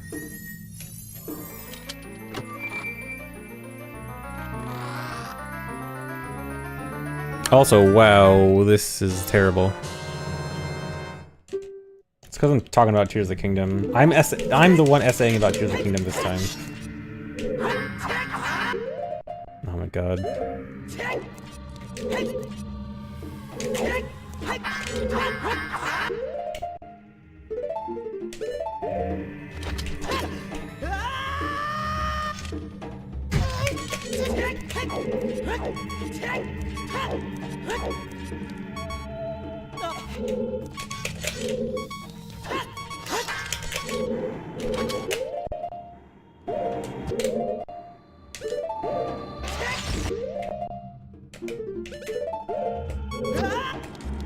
ZFG video essay arrow when? Soon TM if I ever stop being lazy. Well, I want to make OOT glitch video essays. Soon TM. So never, yeah. The quiet sadness of Ocarina of Time. Not quite, I want to actually make interesting ones about glitches.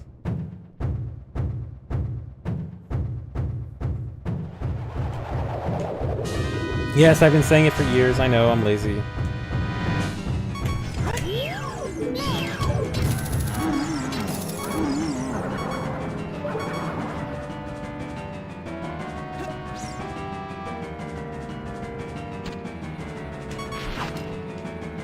But I couldn't do a story analysis type video essay.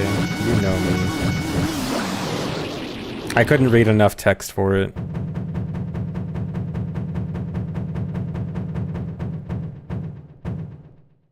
Actually, the one kind of like non-glitch kind of thing that I was thinking about might be interesting is like a more thorough in-depth analysis of Master Quest dungeons versus vanilla dungeons. I think that could be interesting.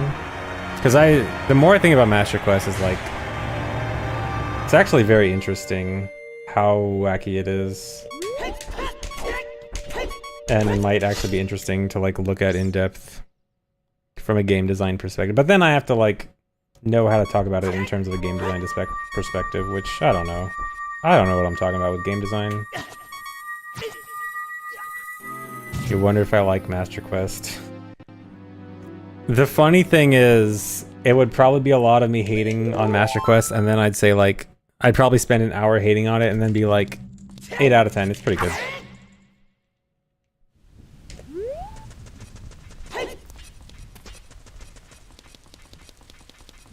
IGN moment. Average Breath of the Wild review. True, dude. Every Tears of the Kingdom video essay. 3 hours of complaining how bad it is. But actually I liked it.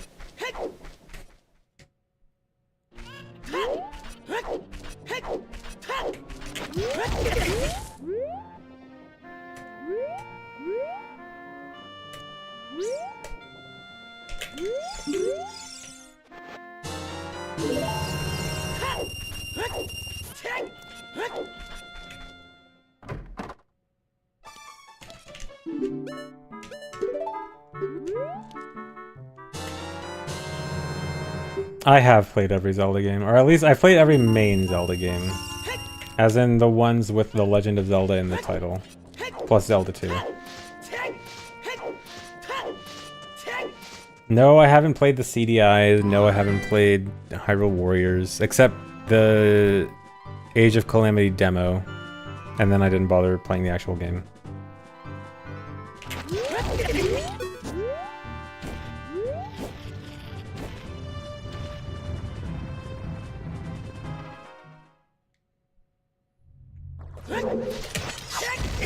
Yes, I did even play Triforce Heroes. It was extremely mid.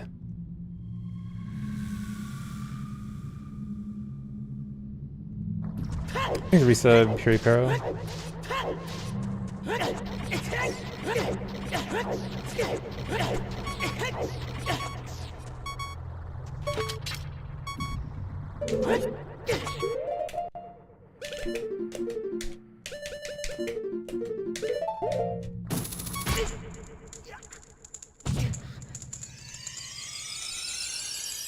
Is there a Zelda franchise game I have? Anything not the main series. Main series I played every one. Non-main, like spin-offs, I've only played a handful. I played Link's Crossbow Training. I remember nothing about it.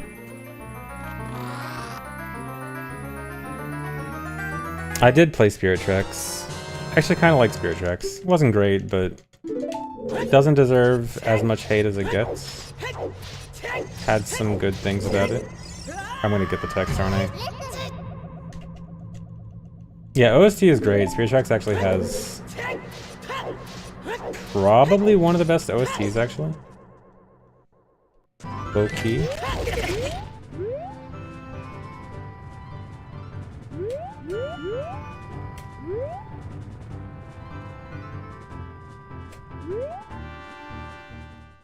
Spirit Tracks was a Phantom Hourglass cash grab. I think you might need to re-examine the definition of a cash grab.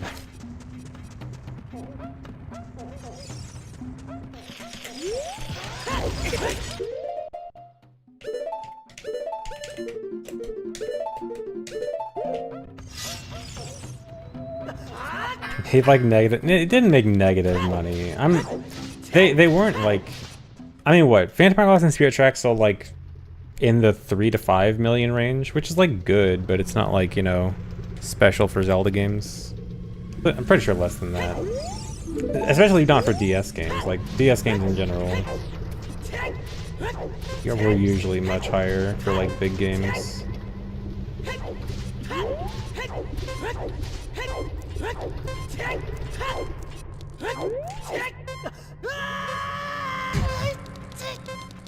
Well, yeah, I know in general if a game sells millions, it's a huge success. For Zelda games, I'm fairly sure that Phantom Hourglass and Spirit Tracks, in terms of sales, were like middle of the pack for Zelda games, which I mean is still very good for most, but you know. Oh yeah, for the person saying it made not a lot of money. Yeah, purely in terms of money, I'm sure they were rolling in money. Like, I can't imagine they were incredibly expensive to develop for either.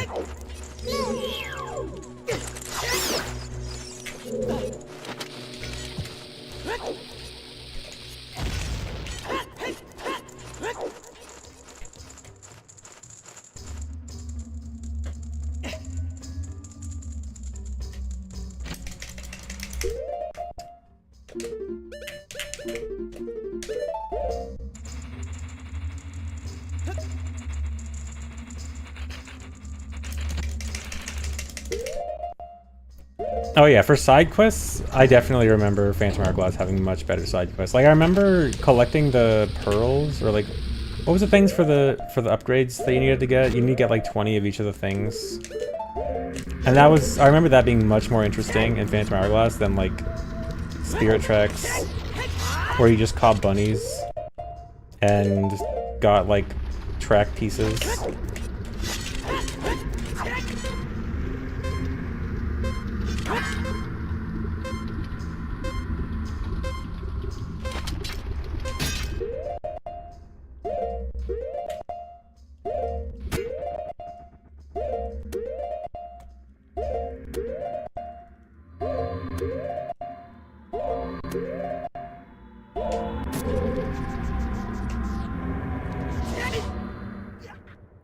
Are there any categories that are fastest on the Soldier game? So first of all, we only allow officially released versions, which, from what I remember, I don't think Nintendo officially released it. And I think they were in fact fairly pissed off about it and sued the guy.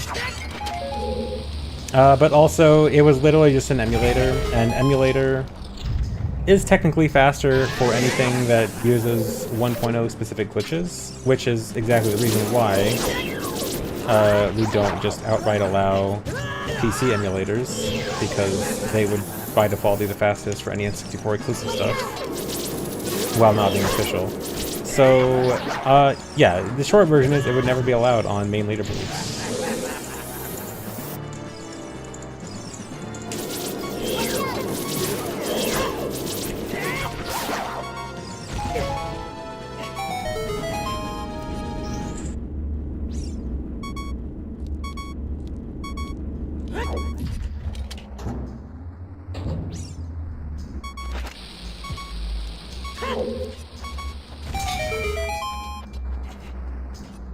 When is Nintendo officially licensing Ship of Arcanian? Lol.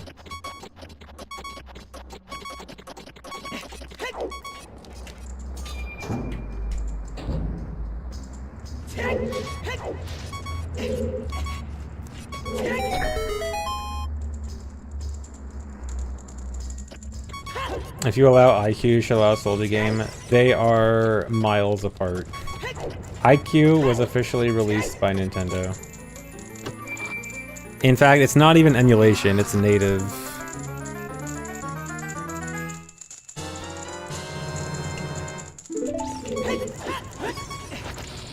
So IQ is like super legit.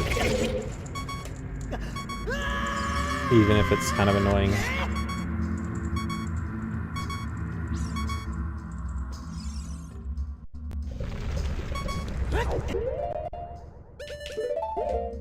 If I had to sacrifice my life to get SOH officially supported, would I do it? No. First of all, I don't even think it's that important if Ship were to get officially on Switch or something, because honestly, that'd be kind of bad for speedrunning. Like, if Ship was officially released, I know it might sound good at first, but all the settings you have on Ship would be such a nightmare to discuss for speedrun purposes. Like, if you ever looked at the Ship of Harkinian leaderboard on speedrun.com and look at the rules that they have for settings, it's a nightmare.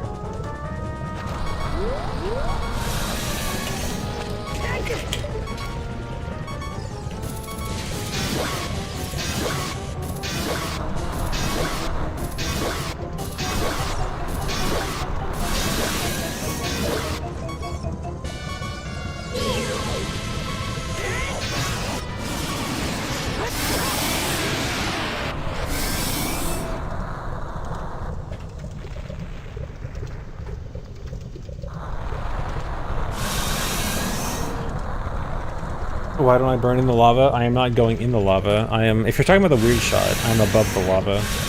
And if you're talking about the pools of lava on the arena, I walk around them carefully.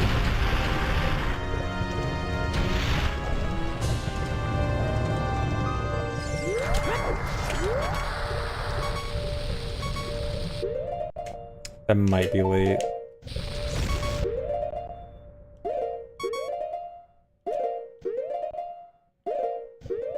Okay, that's good.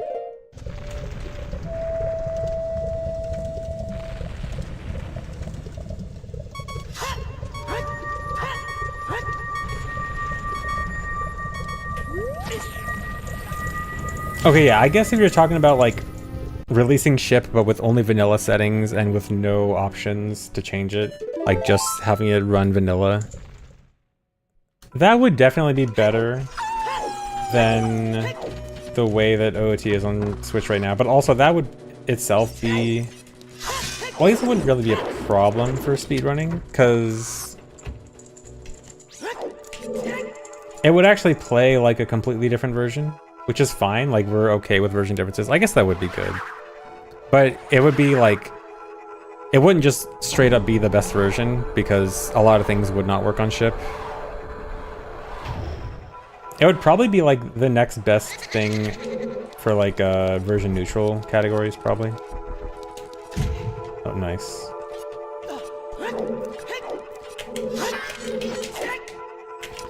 Why?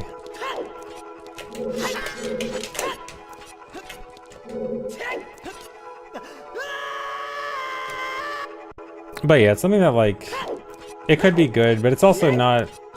Well, also the thing about when people talk about like, oh, if Ship was on Switch instead of the poorly emulated port, like the thing is Ship is not emulation, and the reason Nintendo has OOT there in the first place is because they can just make an emulator and put whatever N64 game they want there.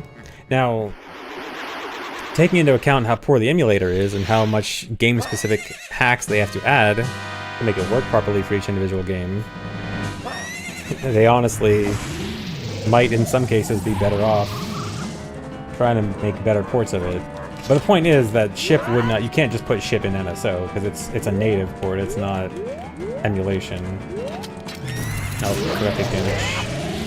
So, it's not something that you could just stick in NSO. It'd have to be its own thing. And if it's its own thing, then guess what? Nintendo's charging for it. How much do you think Nintendo's charging for it?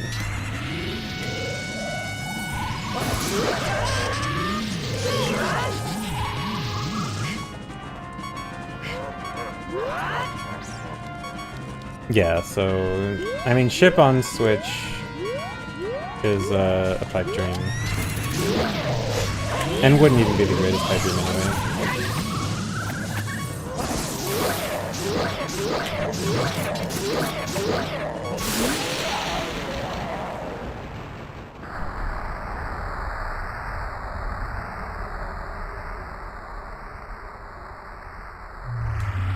So the only way into the well as adult is Void Warp or Backshot? Correct.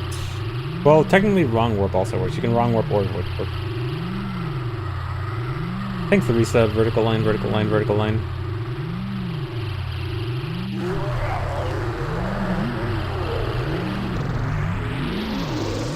Did I notice more subs or followers after Ludwig's event? Minorly.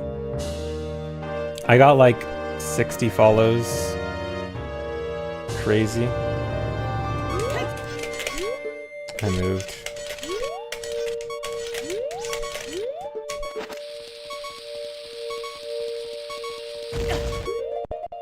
Speaking of Ludwig's event, I think I might have just done the exact same thing that happened there.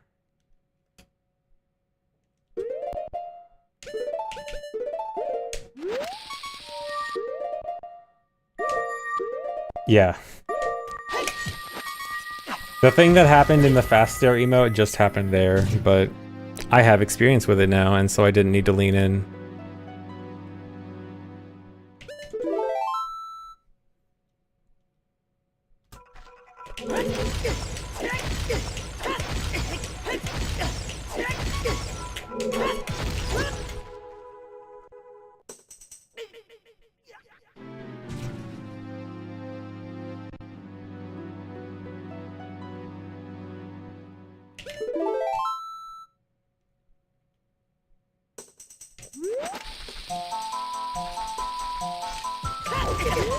You found lost media today. Is it ZFG lost media or something else? Something completely irrelevant compared to me.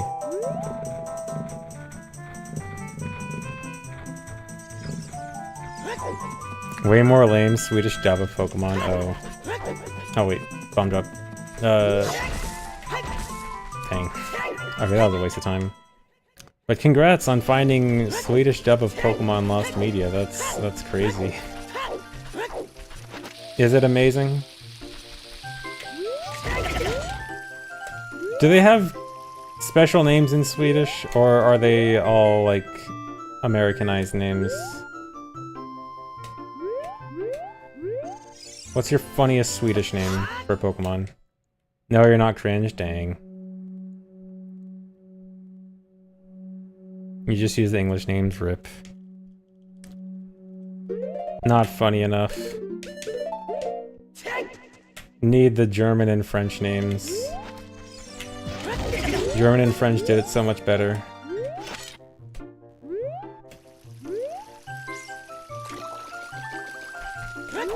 I love Relaxo and Reptincell.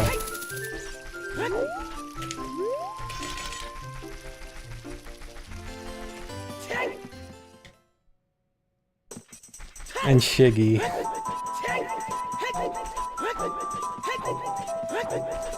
Oh, I forgot I was supposed to ask here. Whatever.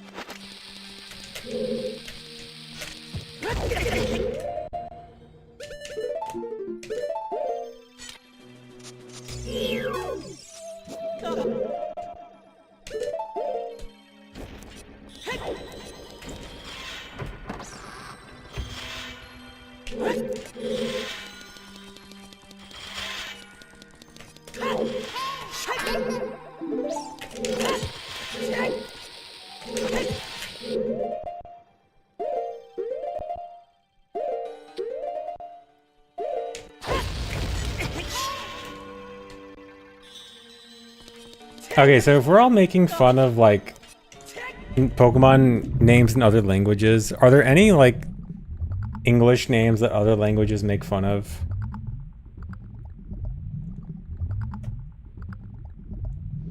What's the stupidest English Pokemon name to people who don't speak English? Seal.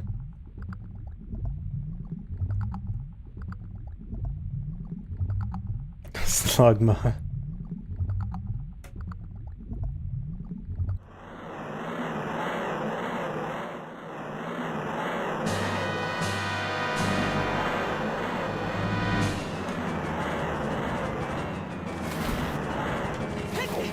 Gotta do the door strat.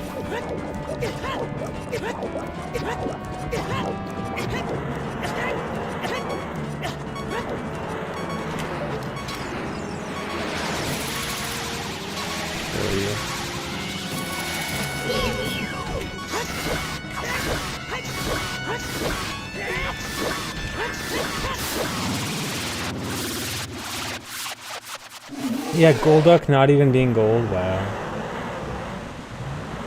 Door stuck.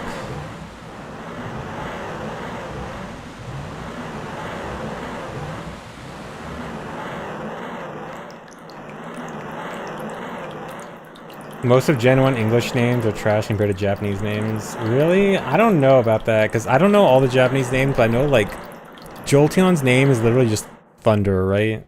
That sounds... Some of the Japanese names seem super generic for Gen 1.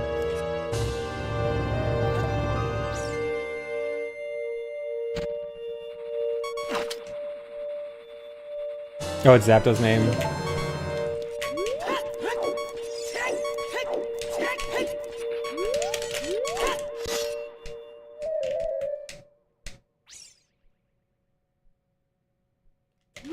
Oh, Jolteon is Thunders with an S. Wow, that makes a difference. Yep. Wait, Thunder is Zapdos, Thunders is Jolteon. Are you? That's actually it. Like they actually just have. That's their only difference.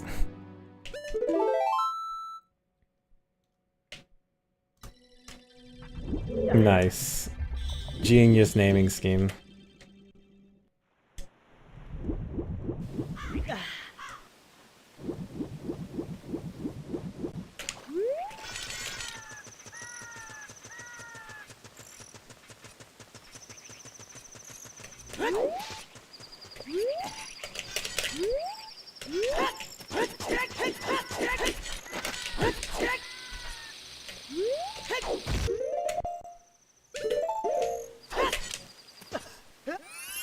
When's the last time I did MST? I think like 2017.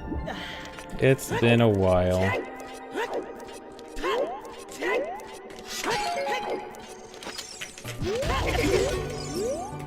What's funny is back when I last did MST in like 2017, that was actually a category that was like, oh, I did this years and years ago, and it's me coming back to the category after a long time.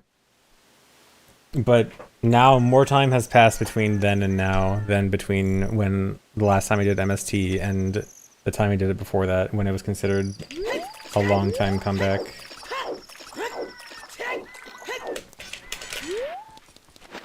I think it was like a 6-year difference before then.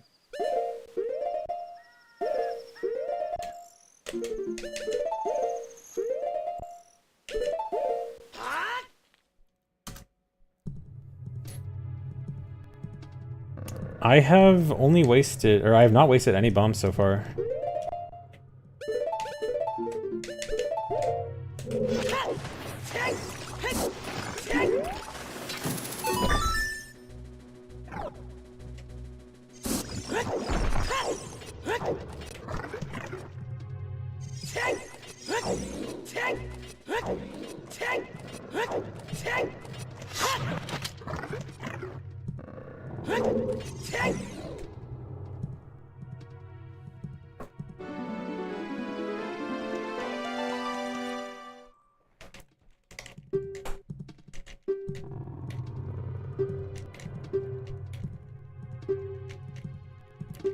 Yeah, almost any regular source of damage hits those switches. Sword, any projectile, Budo.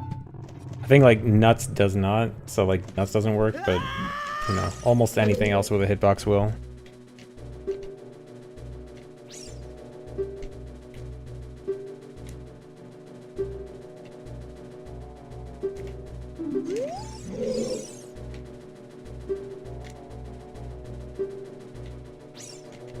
Boxes don't have hitboxes, but pots do, so pots should, yeah.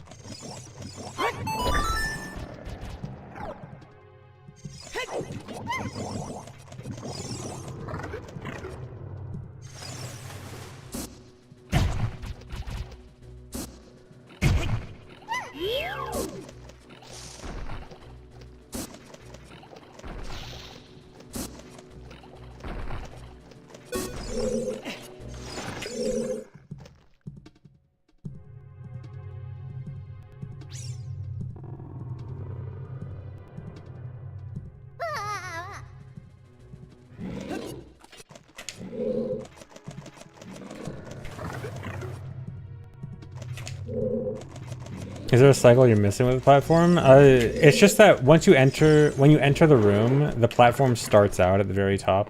So you're getting the earliest possible cycle. Because the cycle starts when you load the room. It's not like a global cycle or something. So it's just, you're always gonna have to wait there. There's no real getting around it.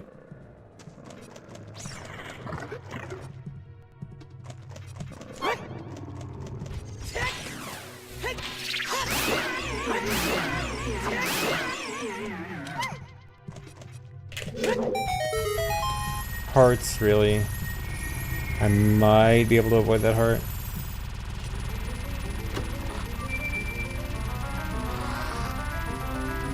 You want this to PB, it'll have Tears of the Kingdom yapping and Pokemon talk.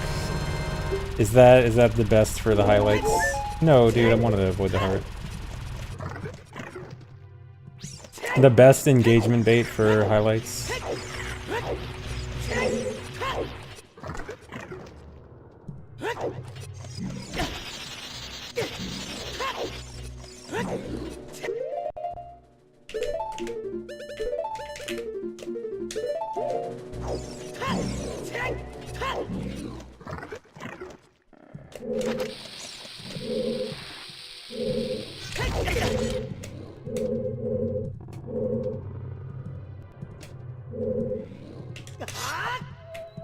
Well, that saved a lot of time over PB.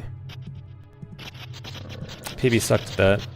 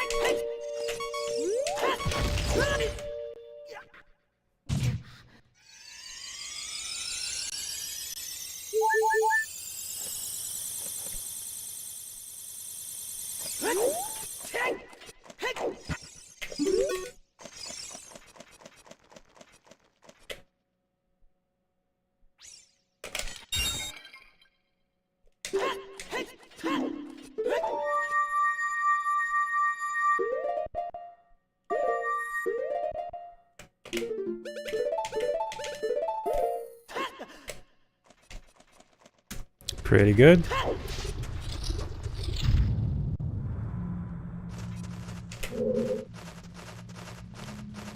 Come on. Nice.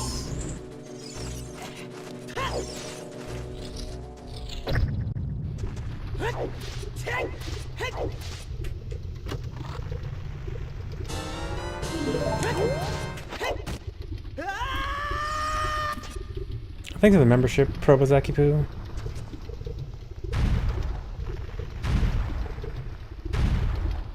I do still look at a different screen during that trick. I am not pretending to ignore you guys, but yes, I do switch to a monitor for that trick.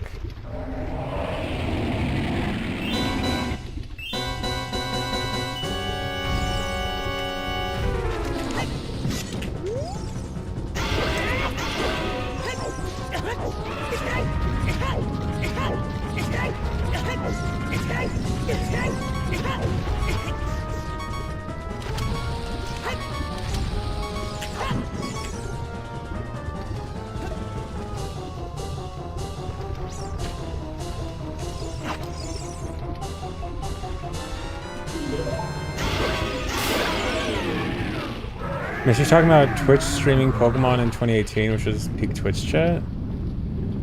Wait, what? Like 2018 Pokemon Twitch chat was just bad?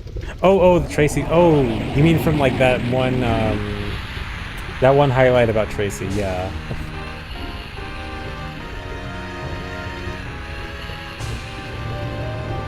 Yeah, when pushing the Pokemon Marathon, yeah.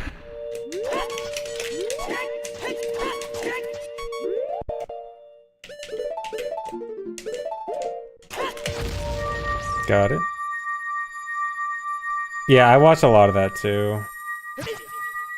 Pokemon Marathon was good. Yeah, Tracy was the guy who temporarily replaced Brock and everyone hated him. Yeah, I loved everyone just talking about how much they hated Tracy.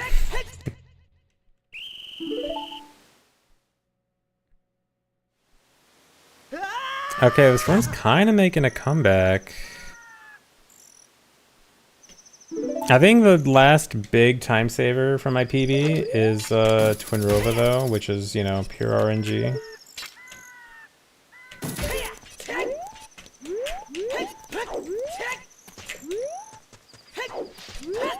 Don't get too excited, but if I play well, there's a chance. It's non-zero. I'm saying there's a chance.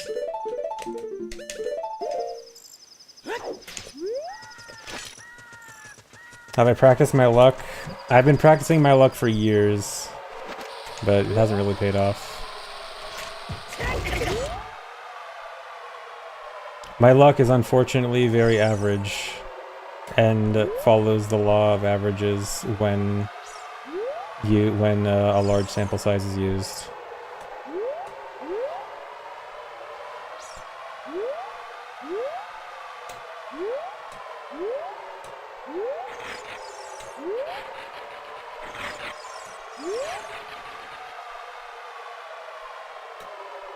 It do be like that. Statistics do be like that.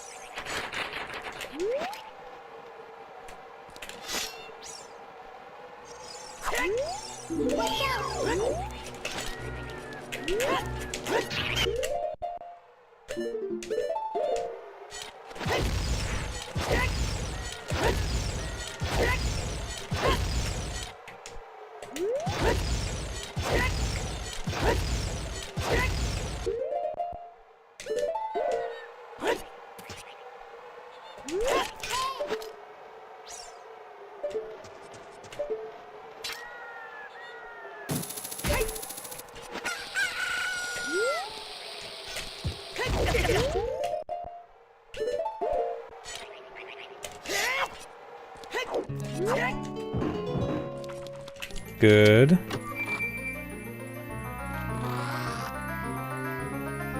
Huh, I actually thought I'd save more time. How? Feels weird to lose 5 seconds to best like that. It felt actually pretty good. Maybe it was just Gwei luck.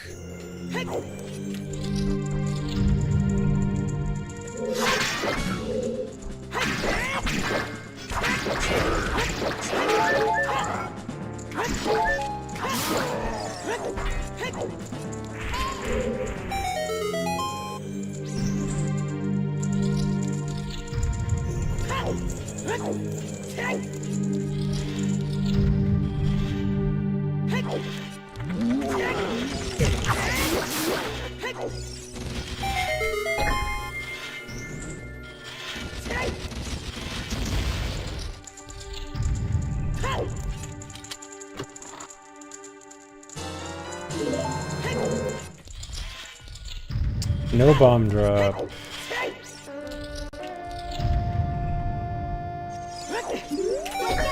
Guys, do I risk it? Going for bomb perfect? Oh no, that's bad.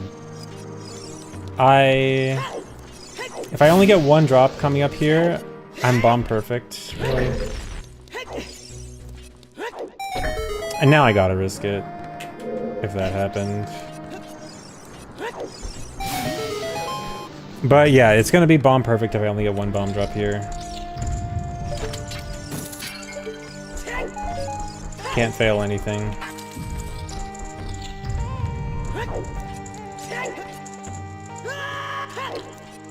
That's not a good start. Okay, that's pretty much over. Over for PB at least. Can still get like second best run.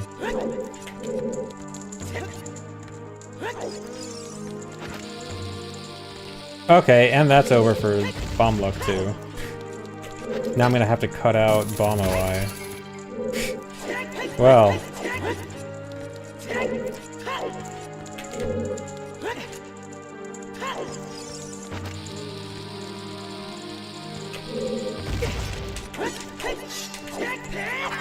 What?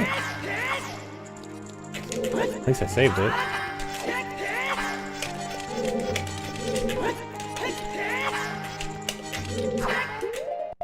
Well, that was a disaster.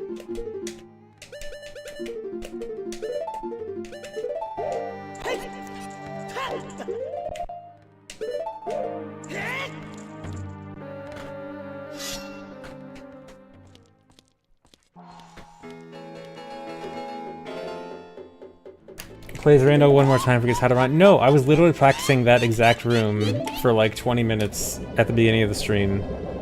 And I got it perfect every time, and I still failed it.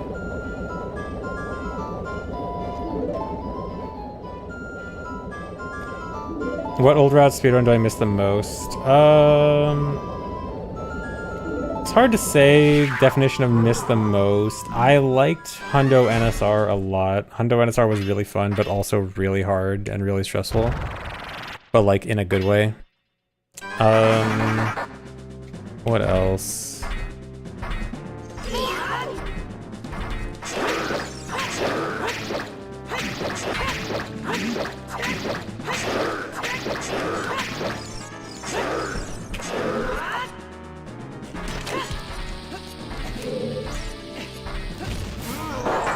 I guess also 100% SRM, or not SRM, NSR.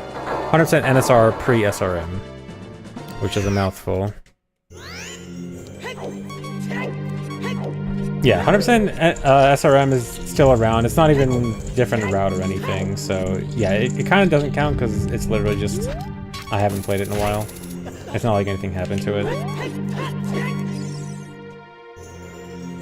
But yeah, I guess 100% NSR pre-SRM was very cool. What else?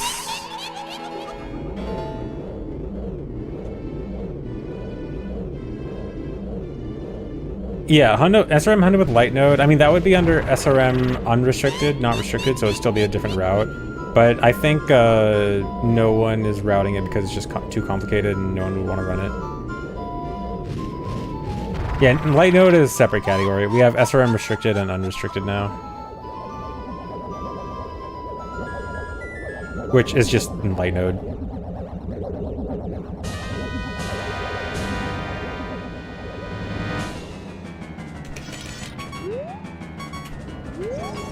Okay, quick shot. Good start.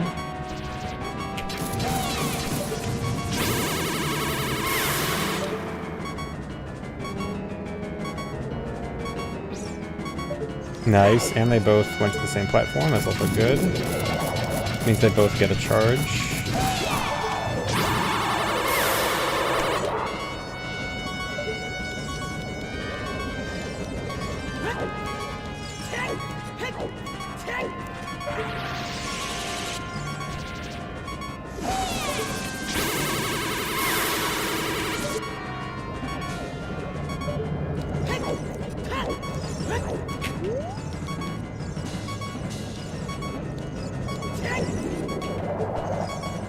Please don't be in an awful position. What did I just say, dude? That would have actually been good.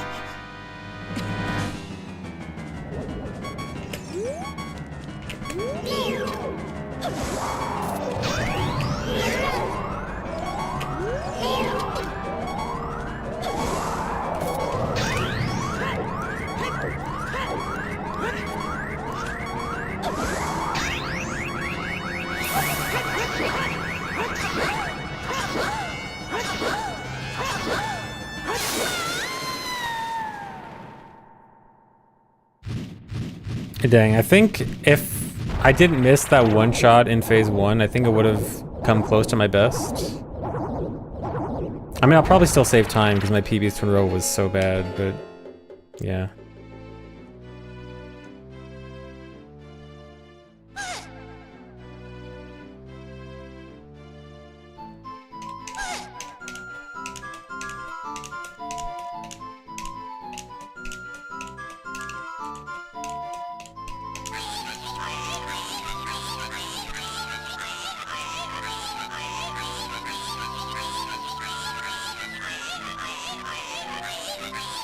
The reason I usually don't go to the platforms for that fight is usually when you're on the platforms, you actually get a worse camera angle where the camera angle kind of tries to look down. So it actually makes it much harder to see. And there's otherwise just no general benefit from going to the platforms.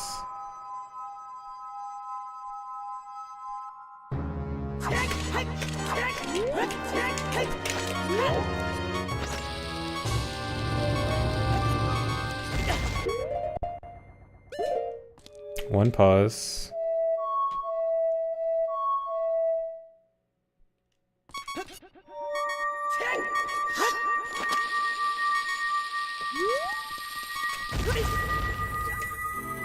No, when I said cut out bomb OI, I meant the bomb OI after this next upcoming one.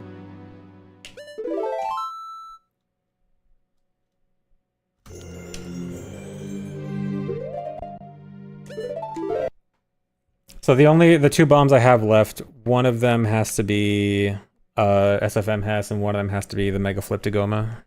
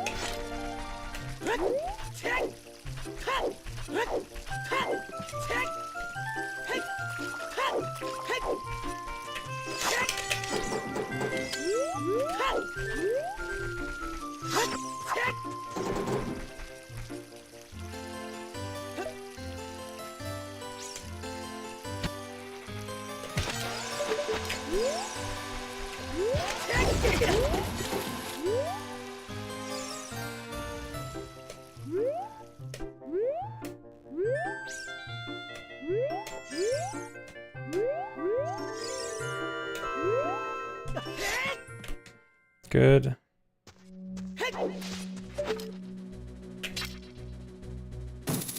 The only thing is I can't fail this Mega Flip, so I pretty much have to buffer it.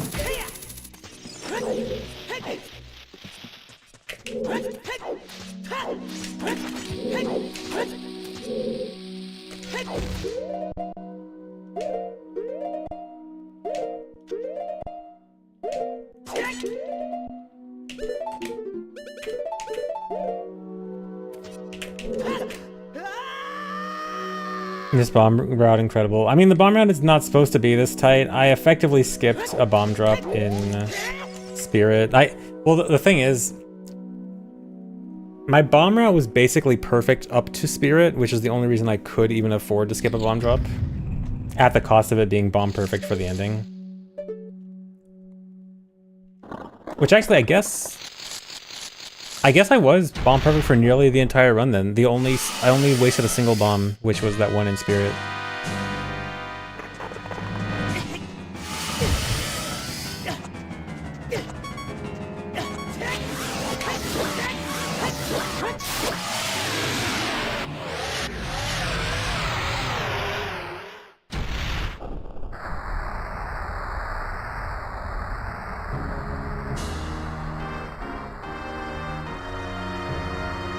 Alright, I think I could at least get a best split here barely if I do this fast and successfully.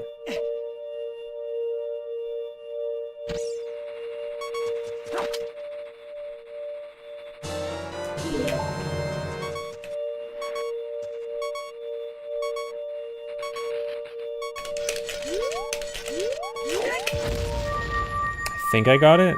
That could be a frame early. No, that should be it. Okay, not a best though.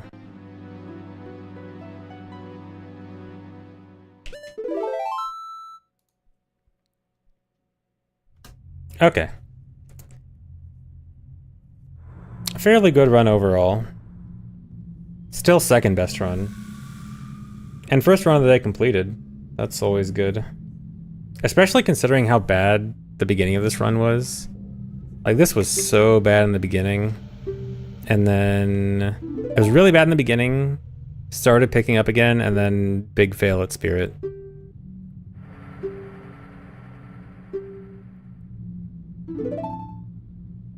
Oh, right. I forgot I had failed dot skip attempt. Okay.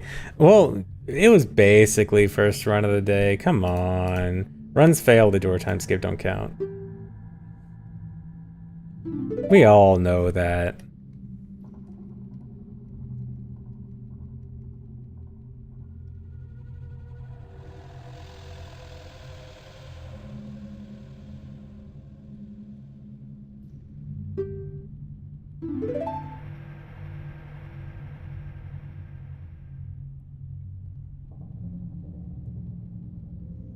Yeah, I'll still do more runs. I'm gonna let the credits play out and then BRB.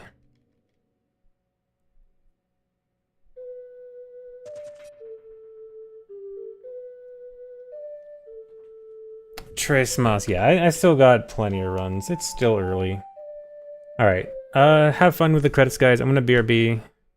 Be back in a few minutes, and we do Uno Mas.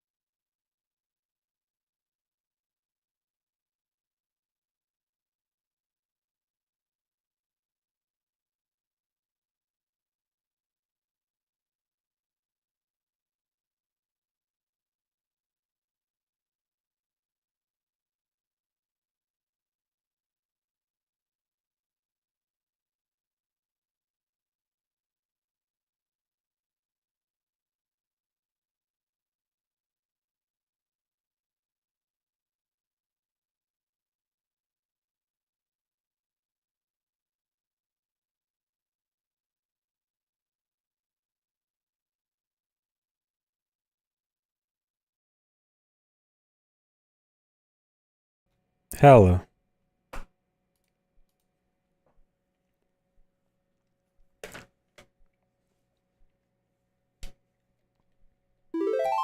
And like Diamond says, record for all dungeons 11103. My runs have not been accepted to the leaderboards yet because there is potential ongoing rule discussion. Likely they will all be accepted eventually because nothing will change. It is temporarily being held while things are discussed. Still, yes. In fact, when I say discussed, nothing is actually being discussed. Nothing is actually happening. We're all just kind of stalling, still waiting.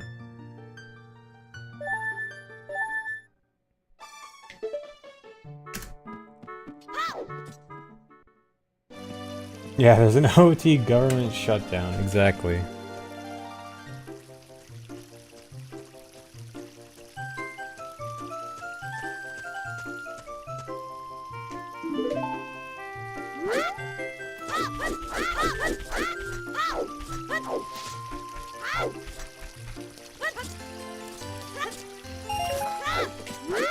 Okay, but as weird as that last run was, honestly overall pretty good.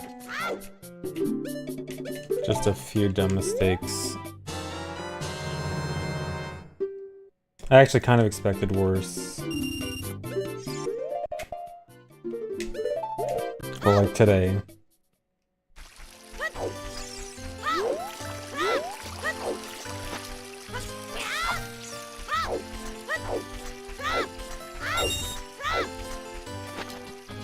Thanks for resub though.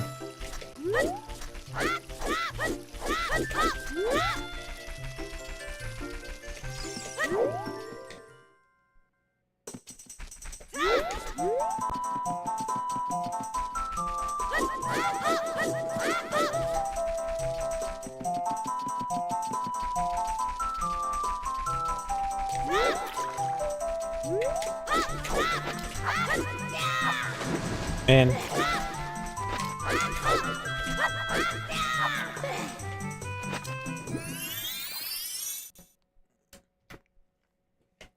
No, I said I'm not gonna keep second try escapes anymore. Yeah, we do rule discussions very slowly. Maybe a little too slow sometimes.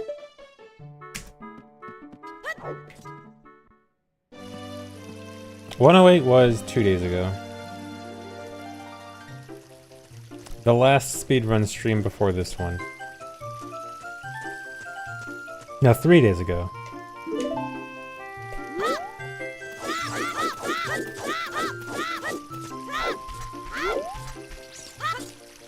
Yeah, we're all just tired from SRM votes.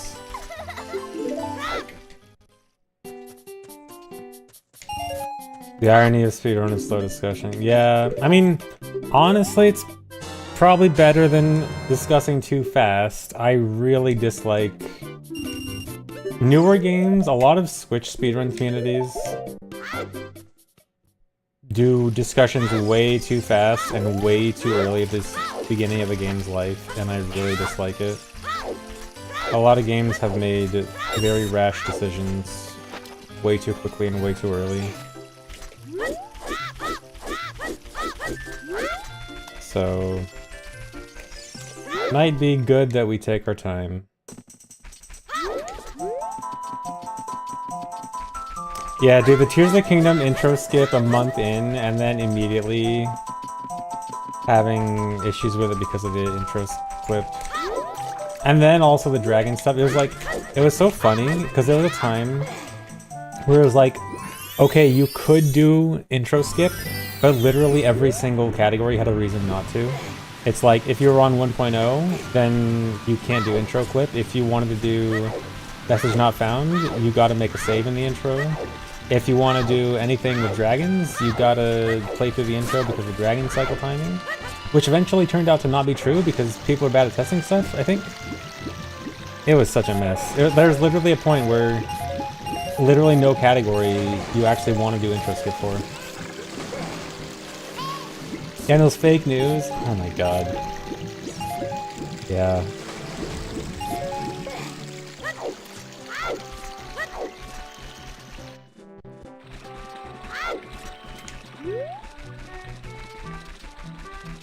Yeah, apparently the dragon timer thing was BS. Or I think, except for Light Dragon, I think?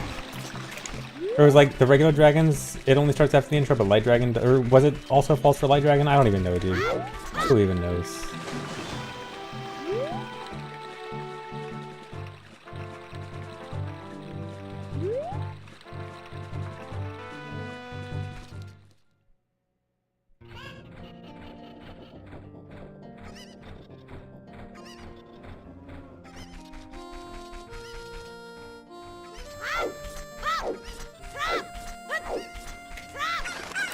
But yeah, there's a lot of examples of that where a community will like too early in a game's life will they make decisions. See, this is one thing. Okay, it's rant time. When things like this, like Tears of the Kingdom intro skip come up, a lot of the community will say like, oh, we need to make this rule change, or we need to do this early on, or else people will not want to run the game and the game will die or something. When the reality is every game has a lot of popularity early on and then dies very quickly. And that has nothing to do with how good or bad the game is for speedrunning. That's just a natural thing that happens. And so these newer communities with a lot of like younger people, a lot of more kids, teenagers in these communities will think, okay, we need to make these decisions very early and very quickly to hopefully retain runners' attention, but it doesn't actually work because naturally a game is going to die as it gets a little bit older, as it loses its like early momentum. And then you have a bunch of bad decisions made early on by people who no longer run the game like 3 months later, and then you end up with a bad situation. This is why I especially don't like these decisions made super early on, is because the majority of people voting them aren't going to be running the game in 3 months. Like, I think you really need to wait until a game settles down before you make bigger decisions like that. I think if you think things might suck, if you think there might be some weird stuff at the beginning, you gotta write it out and you gotta wait until things settle down to make bigger decisions, like category splitting or intro skip or whatever. I think making those rash decisions too early on is a big mistake that too many Switch games fell into.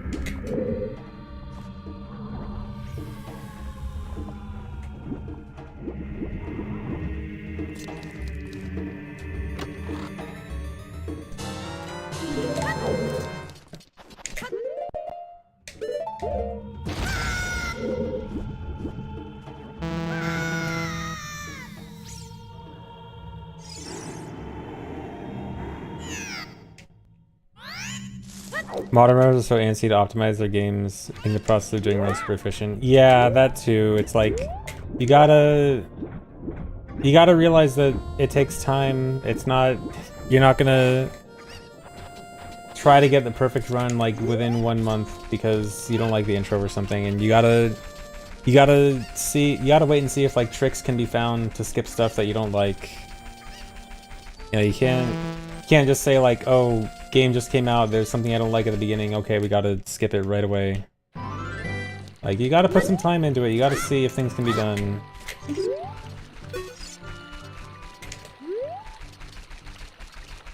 Like, OOT, like, we waited a long time to separate, like, SRM stuff and OOT, and some people criticize that, and I think maybe we waited maybe a little bit too long, but I don't think it's bad that we waited. I think it is good that we wrote it out, we really took some time to see how it affects things, and then we started discussing stuff.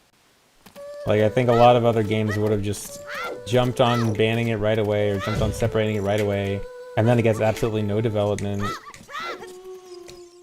Like, sure, it did... A lot of people didn't like it for a little bit, but at least we got plenty of development, we got plenty of information out of it, we learned a lot about it. And I think it's fine if we wait a little bit before making big decisions like that. Because the community is going to be around for a while. Speedrunning the game is going to be around for a while. Take your time. Maybe it means that the short time of waiting for decisions might not be the best, but maybe it'll be better long term, and it's important to think long term.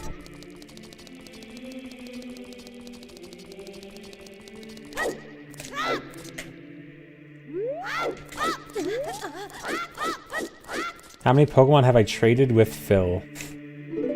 I think we traded like one thing in Sword and Shield.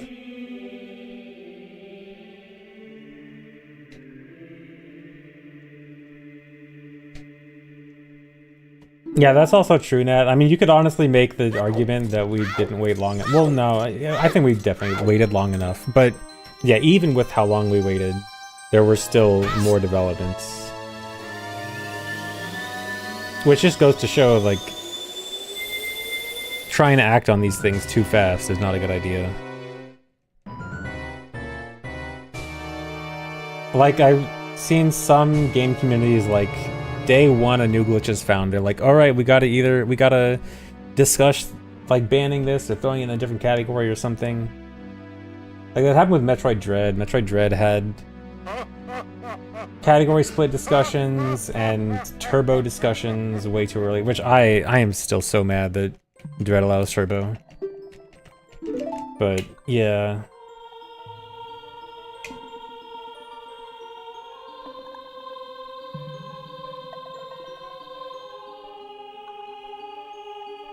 My day job has not been affected by the AWS outage. Twitch still works fine.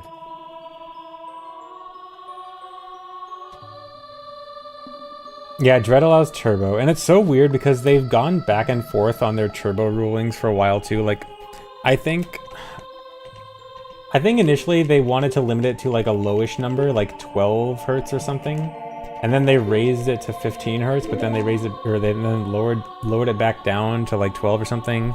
What was it, uncapped at one point? I forgot. I don't know. I know that they've changed the number of the cap for their turbo allowance multiple times also, which is silly. They're like, okay, you can use turbo, but it can't be faster than like this certain number, which is like if you have it like above this certain number, then it makes like some boss kill really easy. So you gotta have it below this certain number so that if you want to do the boss kill, you gotta actually mash alone, but then it's, I don't know, it's so weird.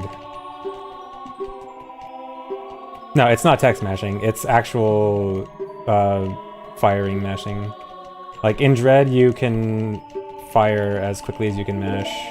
And there are some boss kills that getting a quick kill is based on mashing fast.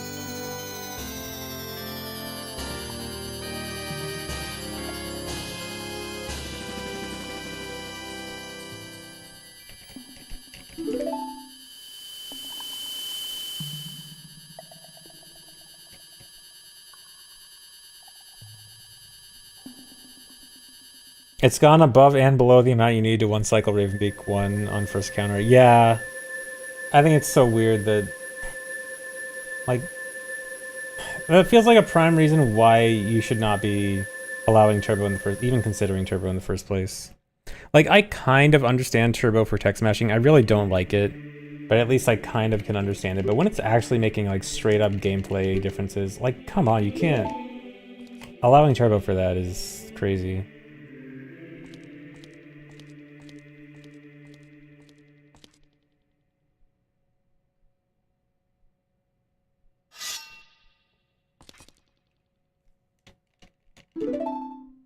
Are we just old? I think we are old, and I think the new kids don't understand the struggle we've been through.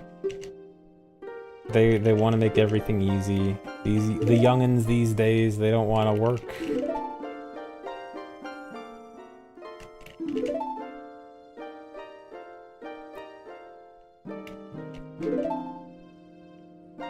I am starting to sound like a boomer, I know.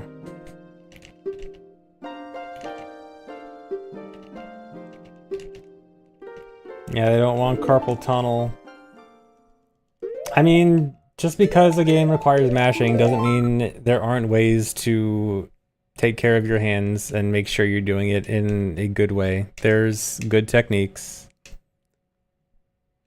I feel like people just think, oh, lots of button mashing equals bad, but you can take care of your hands and still mash.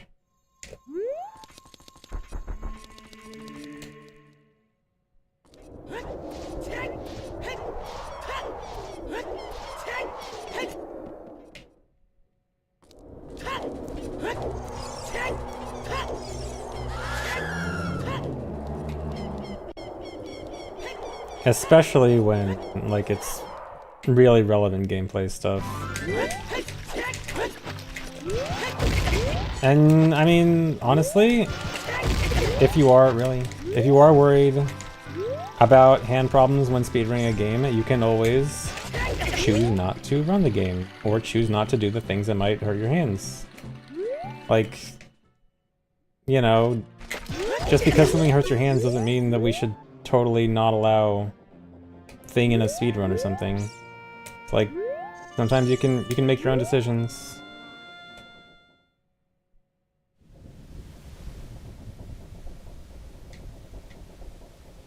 You've had some awful things said about anyone suggesting that.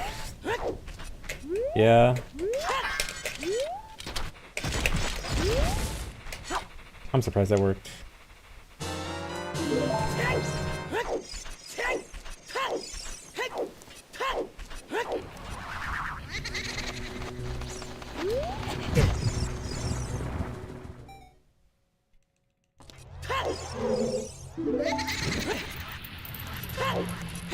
Like, if it's something super egregious, then maybe I can see it, but if it's just something like mashing, no.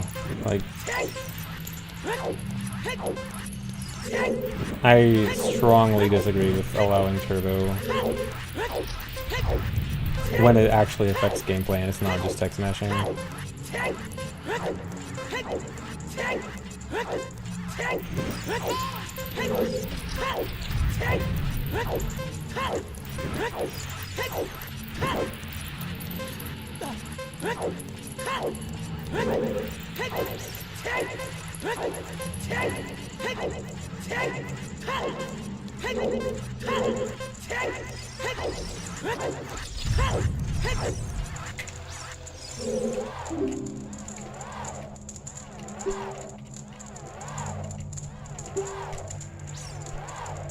Well, no, allowing it at the highest recorded frequency, that means, like, anything that requires a really high... Like, this is exactly what they did in Dread. They allowed, like, a really high turbo rate, and then that means actually hard fights that actually require a lot of mashing just become trivial because you just hold down a button.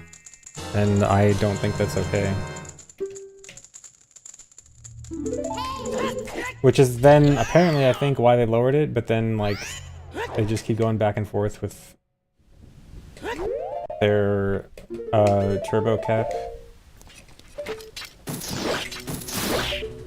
So yeah.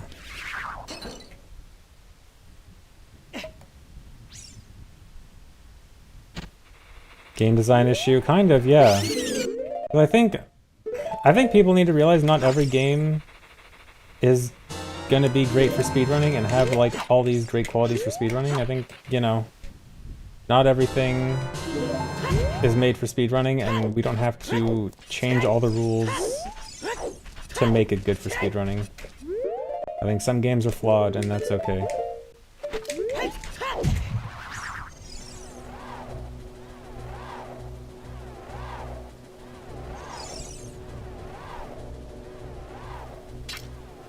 Dude.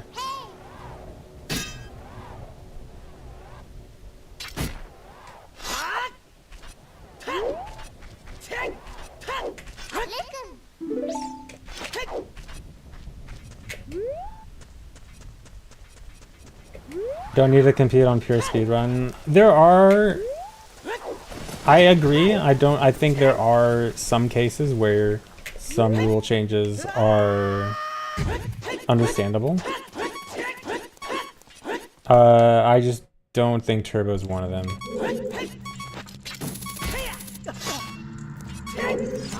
And I think a lot of cases it has been a bit not necessary.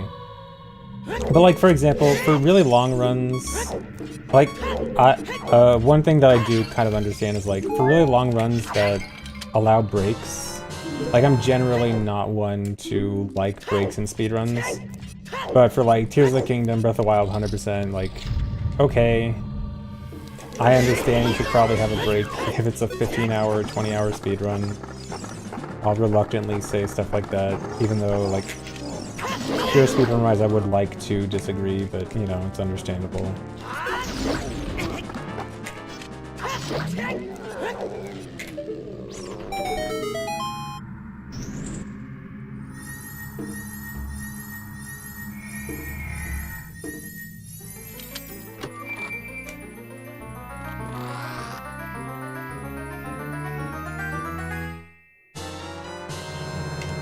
Here's the Kingdom's 100% break rule where you have 2 weeks from the moment you start with infinite breaks.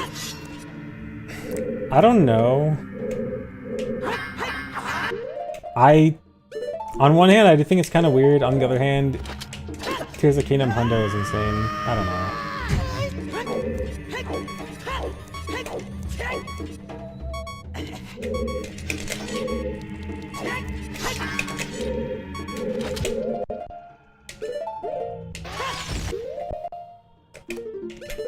When it gets to that level of crazy, I'm like, do whatever you want.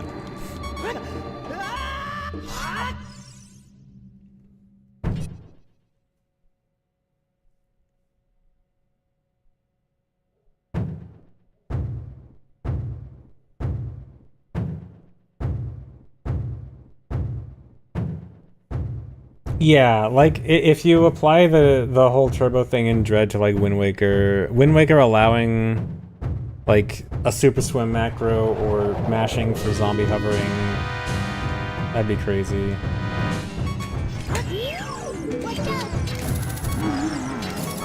You know what I actually think is really interesting? You guys know DK Bonanza? There's that infinite flying trick that requires crazy mashing. So I actually kind of like the way Bonanza handled it.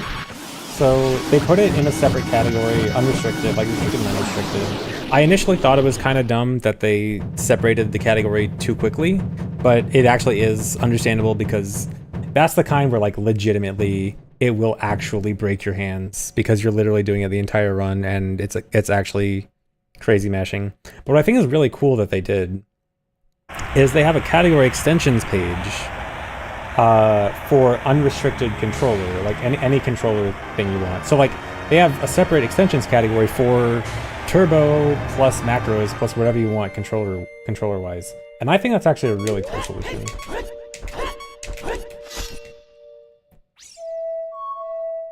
And I think that's something other games might... I mean, it's obviously a very extreme example in Bonanza because it actually makes a big difference.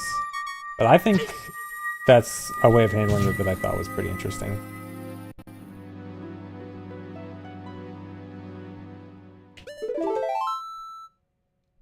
Like a side category that just says, hey, use macros and turbo, however you like. Was that a crit wiggle? Yes, so you pretty much always get a crit wiggle during that setup towards the end of it, but it never really matters. Because crit wiggles, the timer starts from when you enter a room. And the bongo fight is really consistent, so that like the timing from entering the room to the setup for the cutscene skip is almost exactly the same every time. So I'm pretty much always going to get the crit wiggle right near the end of that setup. And it's always going to be during a time where it's not going to matter. So it's all good.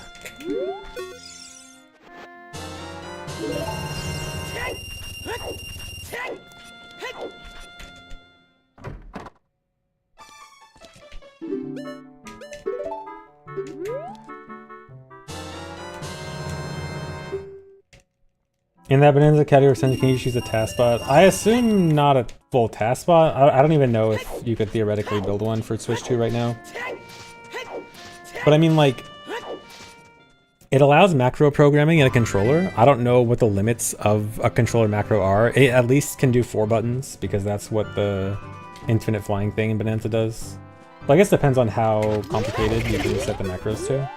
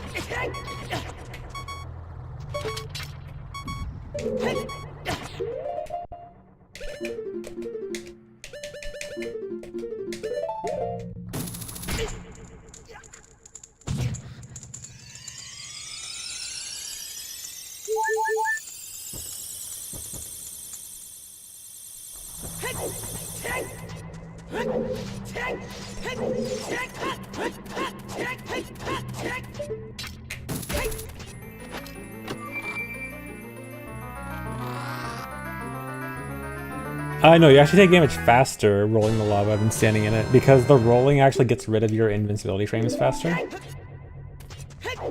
Rather than just standing in it, so that's the purpose of rolling.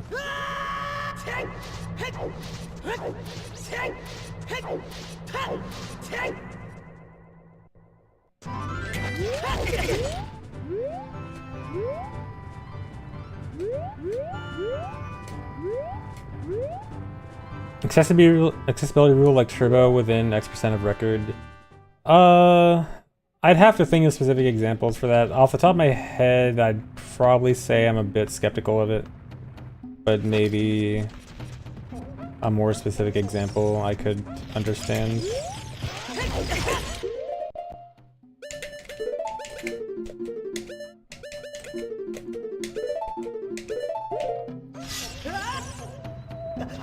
Because the reason I like the idea for that, at least in regards to emulators, is that it's like, okay, if you want to use an emulator to get started, it's fine.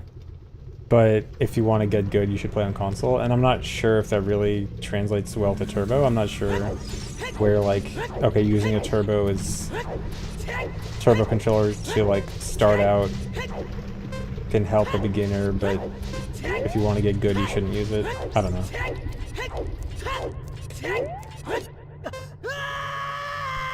Like Wind Waker allowing turbo for zombie hovers if you're within 15%.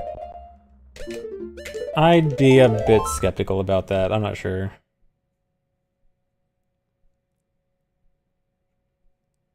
Yeah, I feel like it kind of delays the problem. It's also probably not a good way to learn in the first place. Like, if you are kind of... That feels like the kind of thing where it would lead to someone never actually learning how to do the trick. Like, it doesn't seem like it'd be a good way to start out and then get good later. It's more like, I think people will just kind of be like, I never want to learn this period.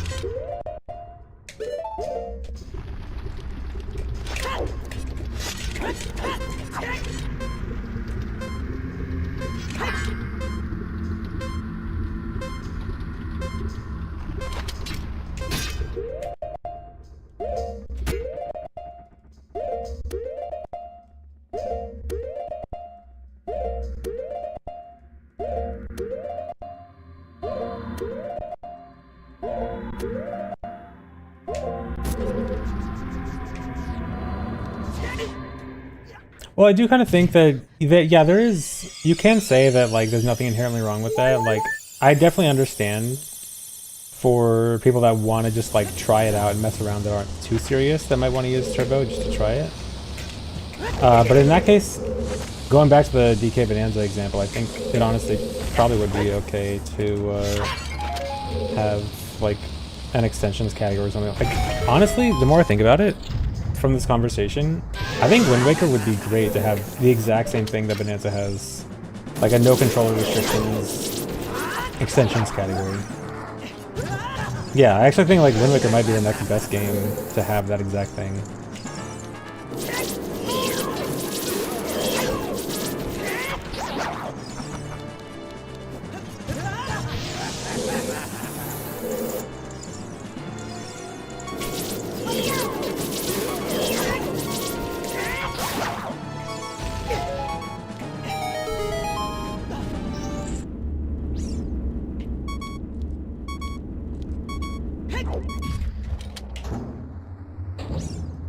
Because Wind Waker, like, Wind Waker's default if you don't want to do super swims and stuff is just the any percent no manual super swim category, which has the stupid boring half-hour intro. Which is like, the more I think about it, just like allow a side category with macro and turbo. And honestly, I might even run that.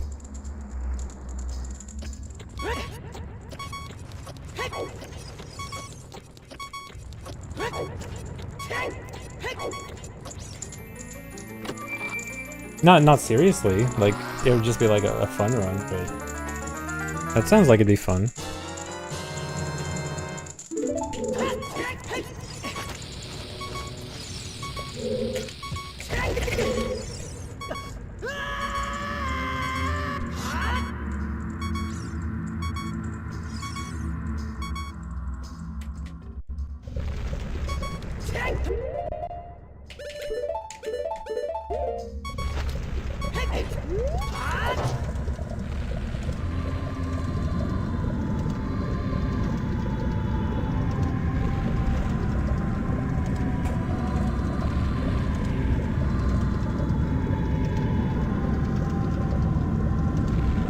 Only running things for fun because they're on boards.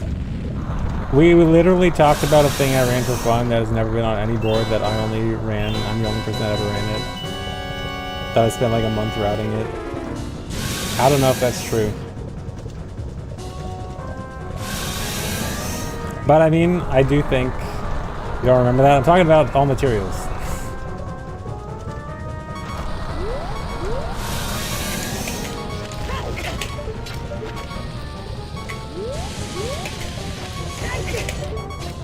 I'm doing something really stupid.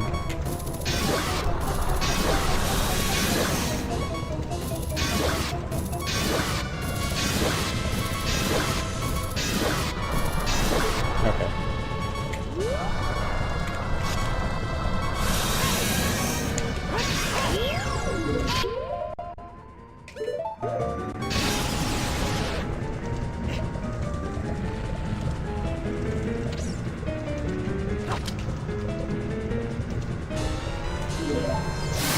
Oh, that was meant to be sarcastic. I didn't know if I described it well enough.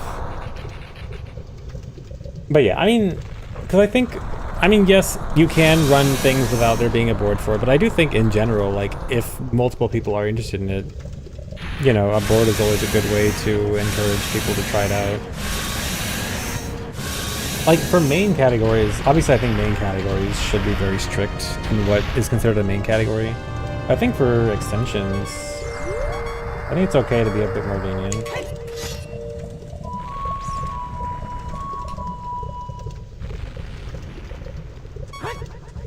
I mean, I think some games get a little bit too lenient with allowing literally anything.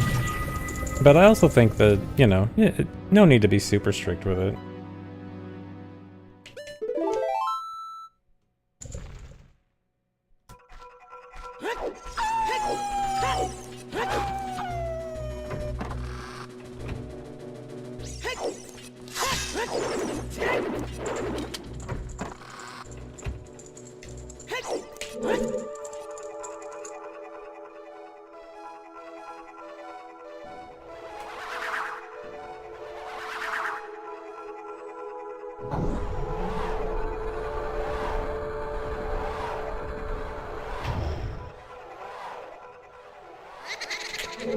Yes, Nuki, that is, in fact, the only way anyone can find an all-materials speedrun.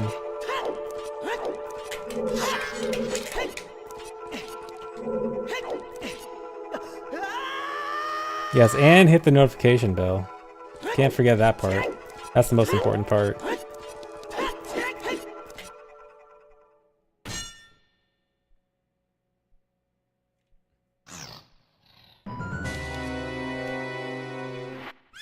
Yeah, hear that, VOD watchers? Like and subscribe and hit that notification bell.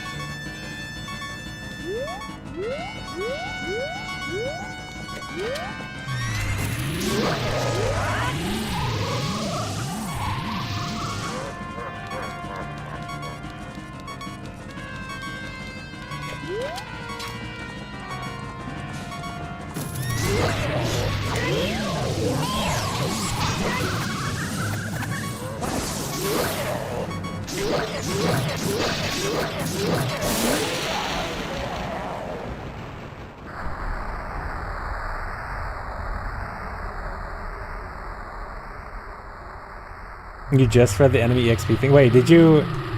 As in, like, what you need to do for all materials, or, like, just enemy EXP in general? Like, did you just learn about how enemy EXP works?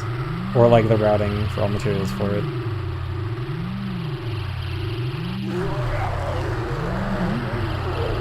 Oh, for my all materials FAQ. Yeah, dude, isn't it so interesting? It's so sick.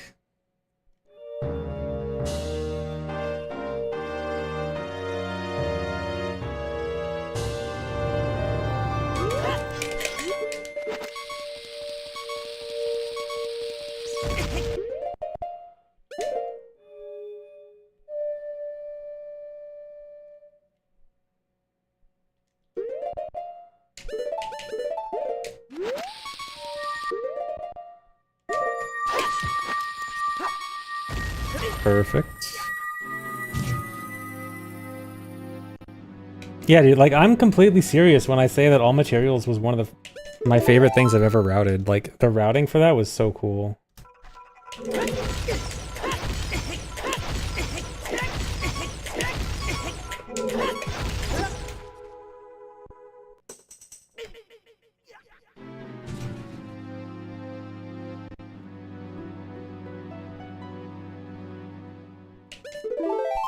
Put it on your backlog. Finally! Finally I got one person.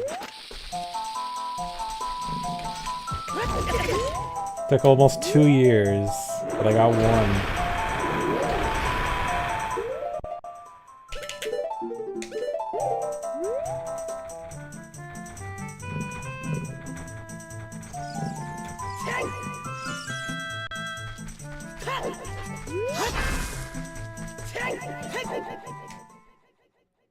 The gospel has been spread.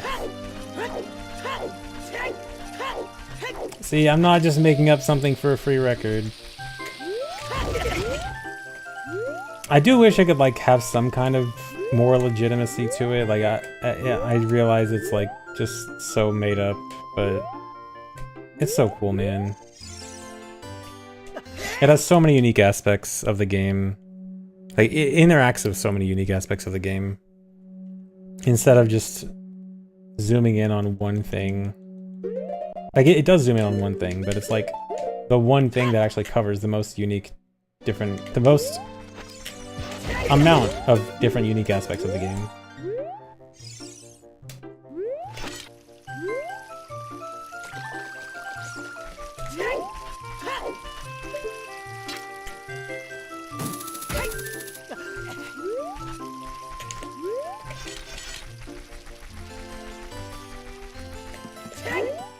Sounds like hell to route and you want to reroute for Hundo though, or 1.0. Yeah, it is a lot of routing work. I definitely had to, it was like a month of routing. And yeah, 1.0, I mean, you could probably, it probably doesn't require that much rerouting for 1.0, just like swap in cart slides for ABCS. Although, I don't know, I don't remember how much is going to be different.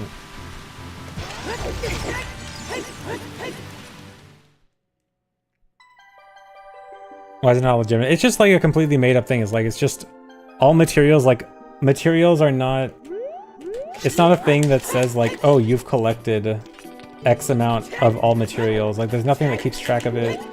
There's no, you don't finish the game.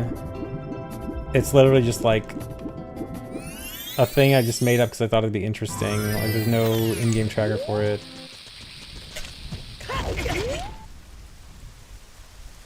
Okay, the 100% being made up and everything, that's obviously an exaggeration. Like, we know colloquially, like, what we generally consider 100%.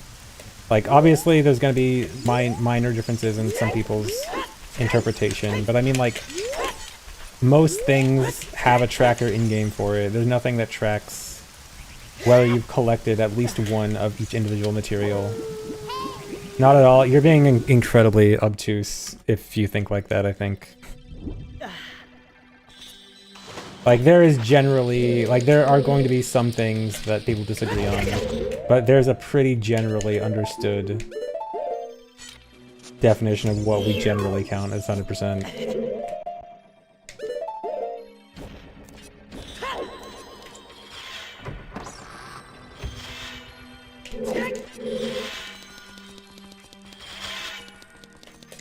Like, it is very different from all materials.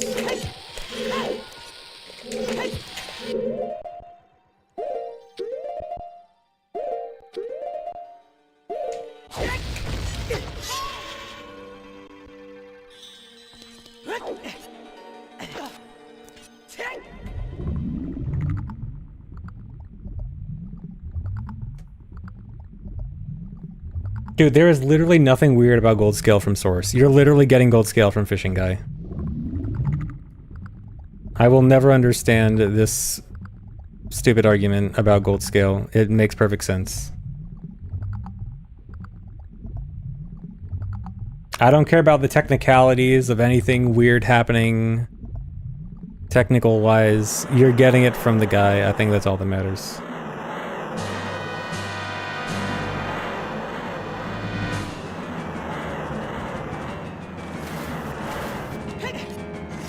I wonder if I'll ever get hit by Morpher there.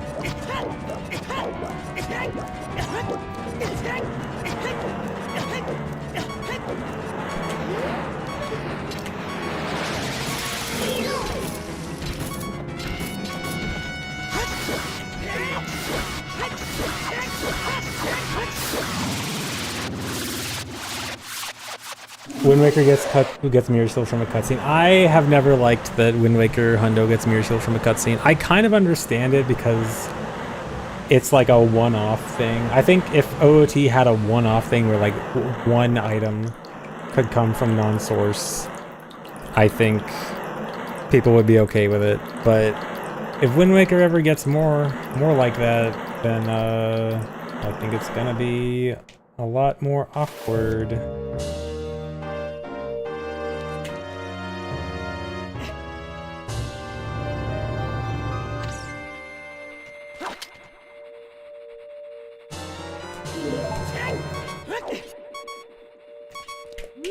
I must grab the thing there.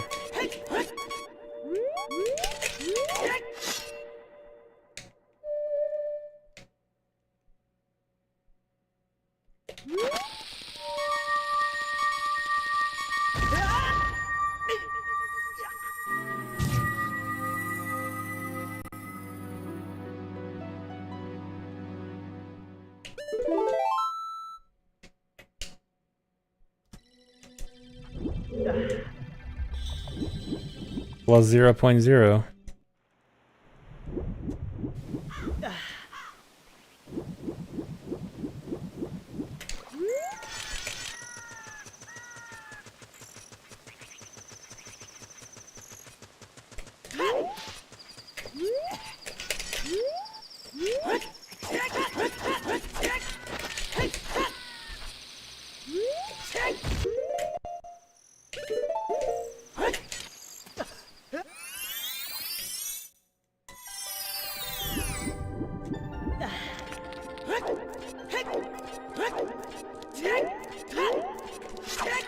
Dude.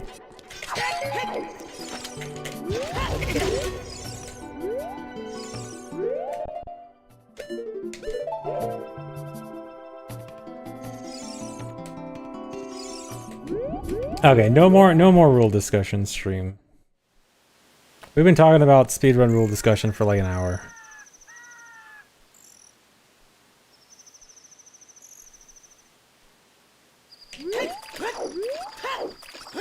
Yes, that's a new rule.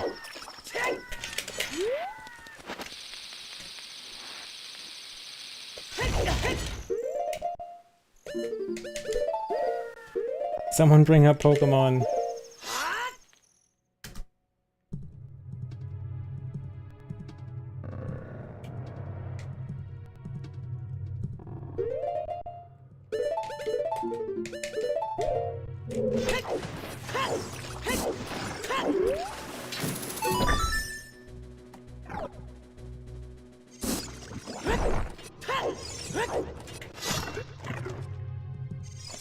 Talk about Night Sky. Unfortunately, I don't have any plans for playing Night Sky anytime soon.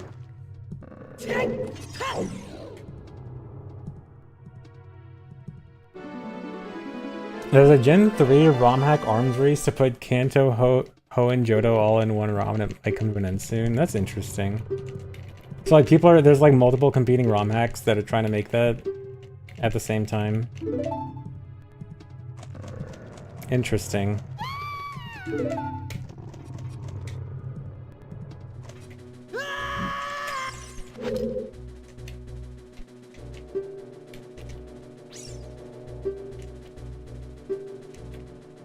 Yeah, and one of those ROM hackers is Game Freak, yeah.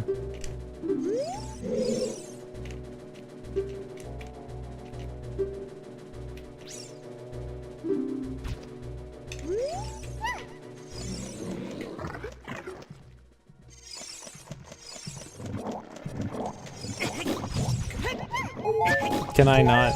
Dude, can I not?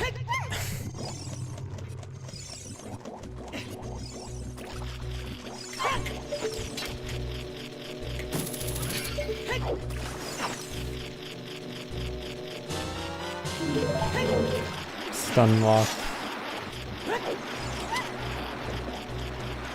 And do I like soy sauce? I think soy sauce is alright.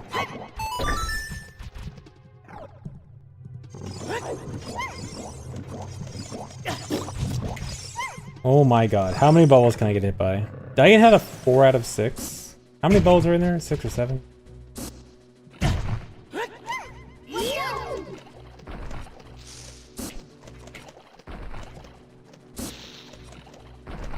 Oh my god, shut up.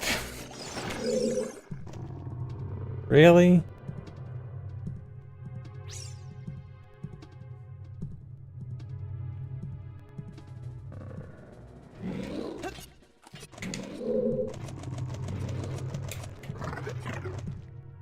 Is this a rules, really?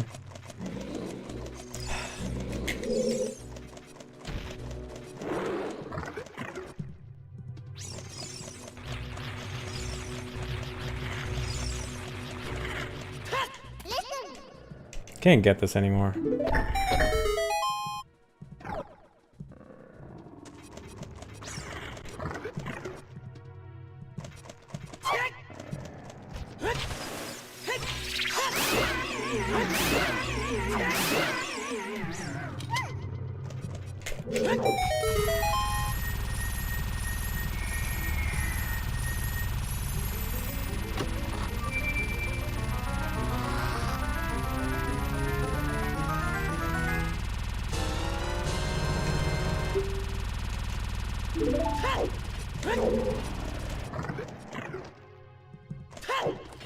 Yeah, optimal Vibruto. Didn't actually lose time. Or I think.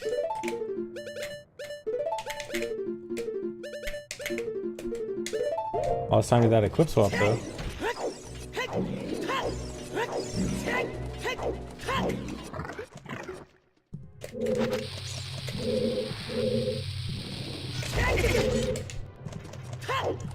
This is exactly what happened to PB. What? How'd that... I hope that this still works. I don't actually know. That's not... Now the angle's completely off. Okay, the run's basically over. Oh god, this is not gonna work.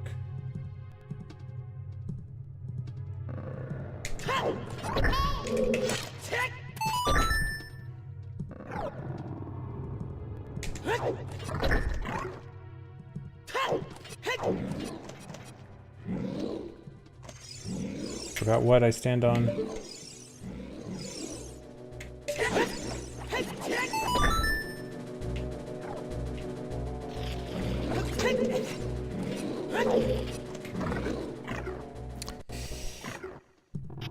Oh, that's so bad.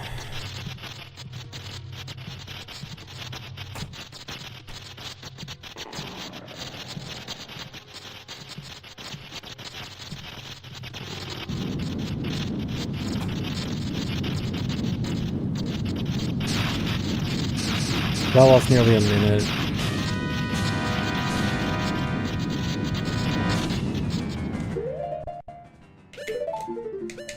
I already have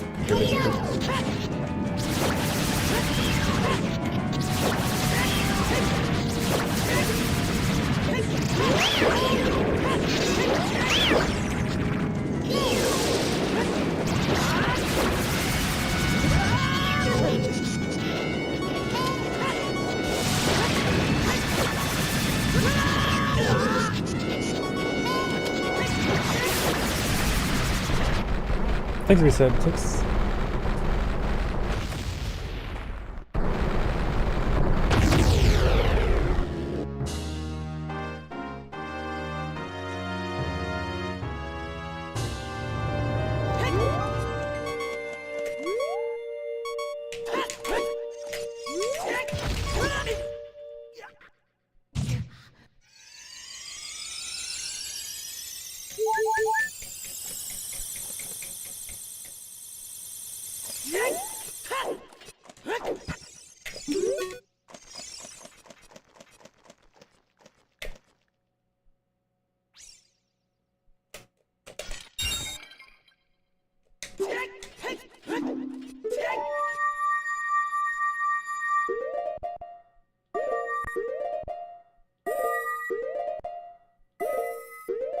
That's 2 frames. That's run over. Yep, that failed. RIP. Lost the run to pause buffering.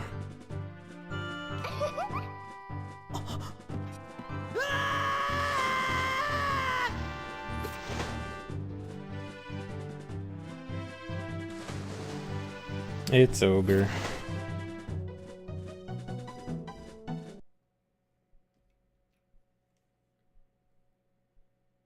No, we won't watch the cutscene as a treat. Yeah, una mas. I can do more.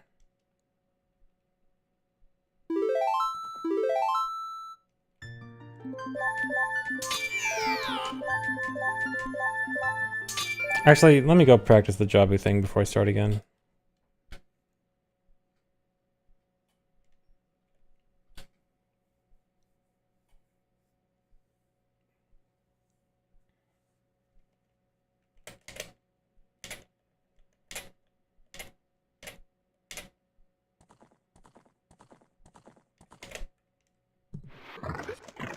Yeah, it's a pretty hard clip. Well, the thing is, the hardest part is the beginning, like starting it. As long as I can start the Hess, this part is actually easy. The thing that's awkward about starting the Hess is that...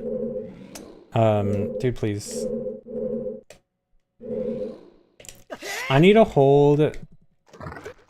I need to roll and then start holding ESS position right away without holding ESS position too early, or else I get a side roll. Which is the main way I fail it. Like if I do, for example, if I do this, oh, I kind of mess it up anyway, but like that. If I do that, that instantly fails.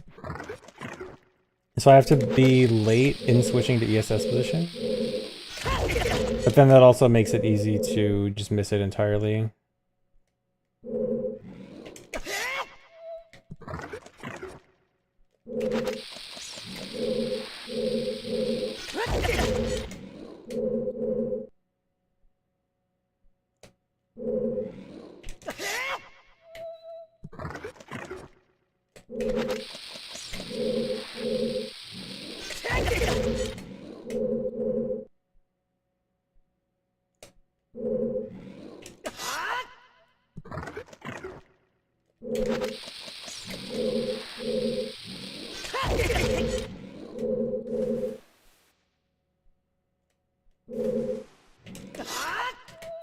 Okay. Also want to practice Spirit real quick. Somewhat.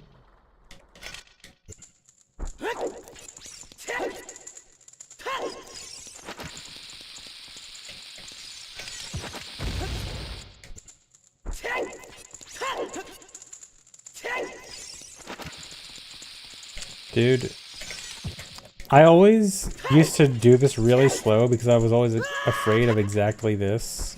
Because it's awkward getting around a certain corner, go up the arm. And so I've been trying to just be like, okay, I need to just learn how to walk up the arm fast. But it's scary for that exact reason. That's why I've been doing it slow for years. And now I try to do it fast and I fail it.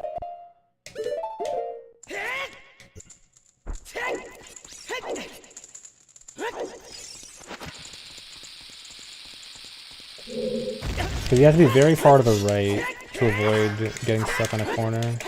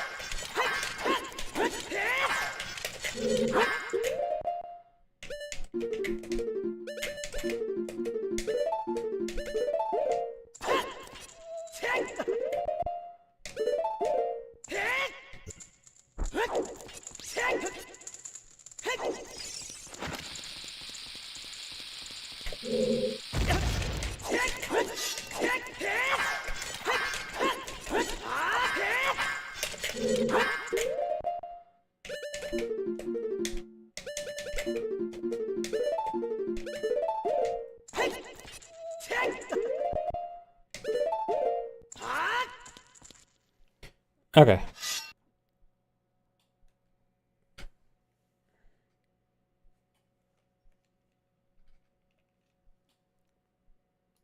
Time for more.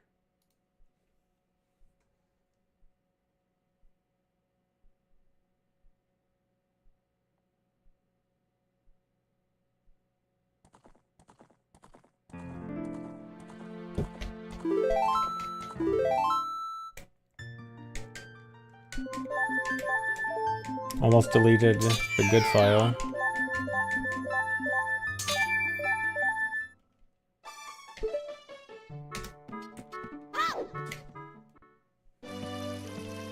What's my ideal speedrun length?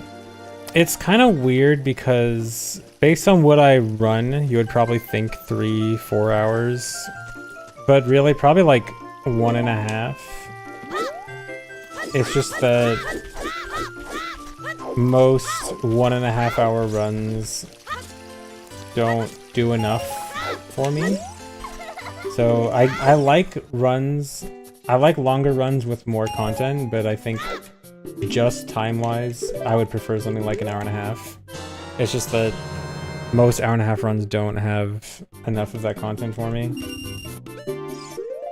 So Yeah.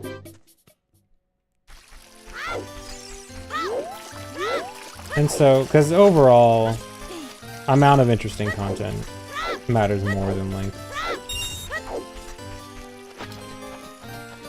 Length is not the most important factor.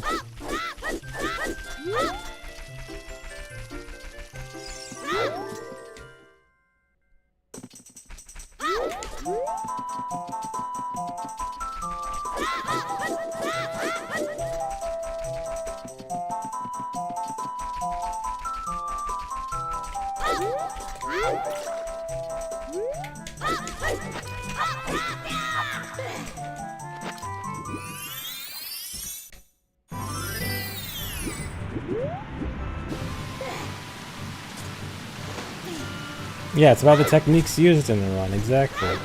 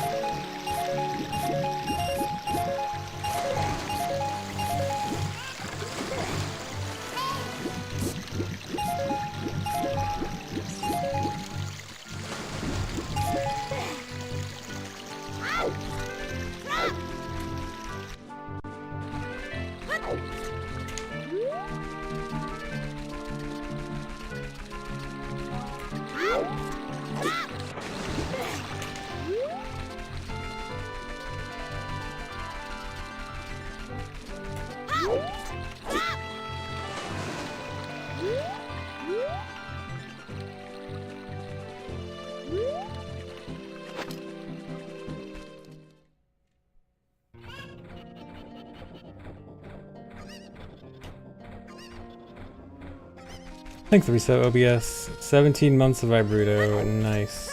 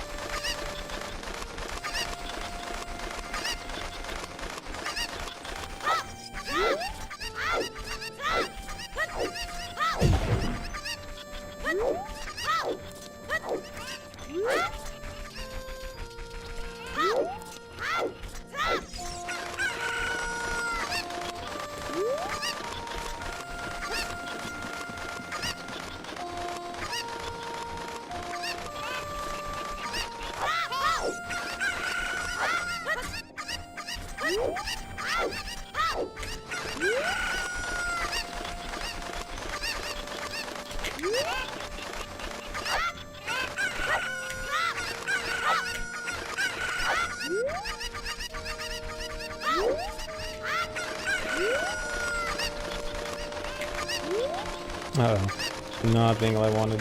Okay. Made it work.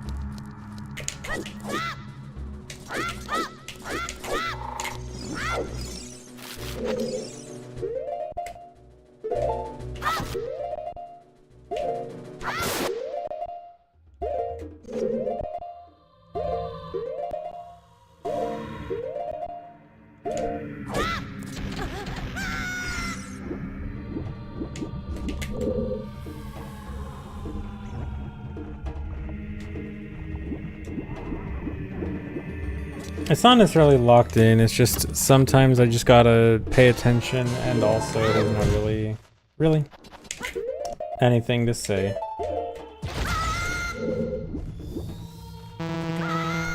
Like, it's not that I need to lock into Cocos, it's just that I need to actually pay attention to what's going on.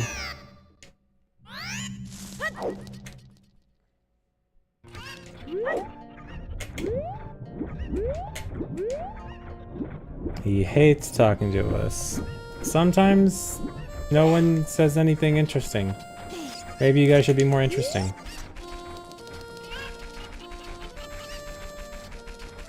Some may argue that's what locking in is.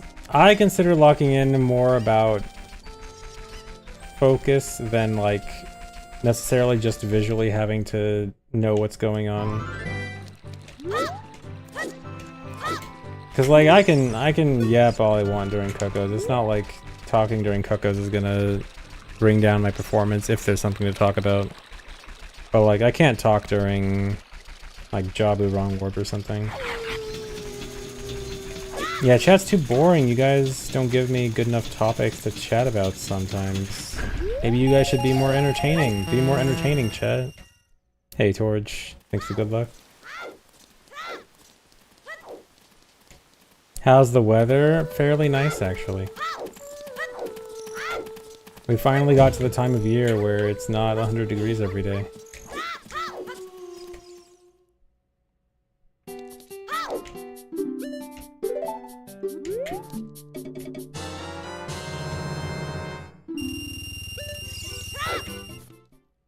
Do you have autumn? We have like a week of autumn.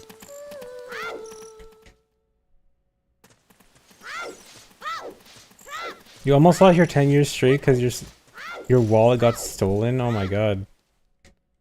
Hope everything's okay. You almost asked a friend to PayPal $5 just for the sub streak. That would have been dedication.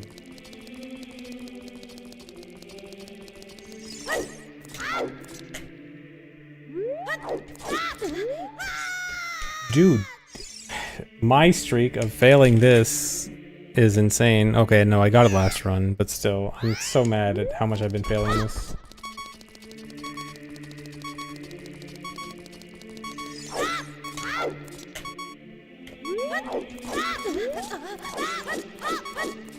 Oh, I didn't actually lose any money. Okay, that's good.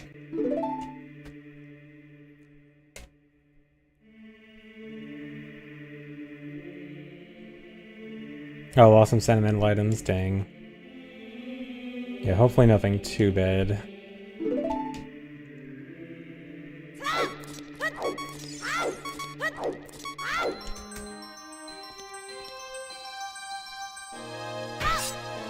$49, they're not should be able to survive. I actually like cold weather. I would probably like that weather. I would think it's very cold, but I think it's good cold.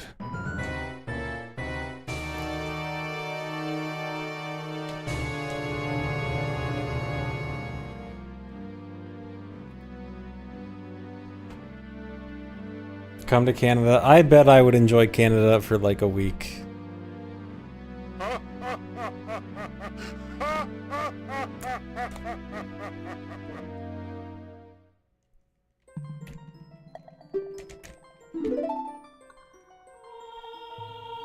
He hates Canadians. I think Canadians are very nice people, at least the ones I know.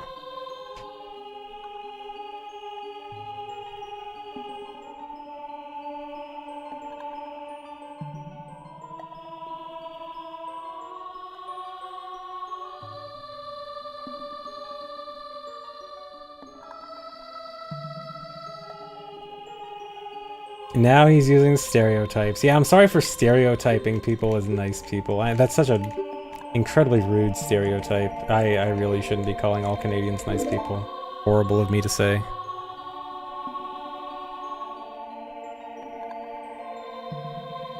Cancel me, guys. Get the Google Docky.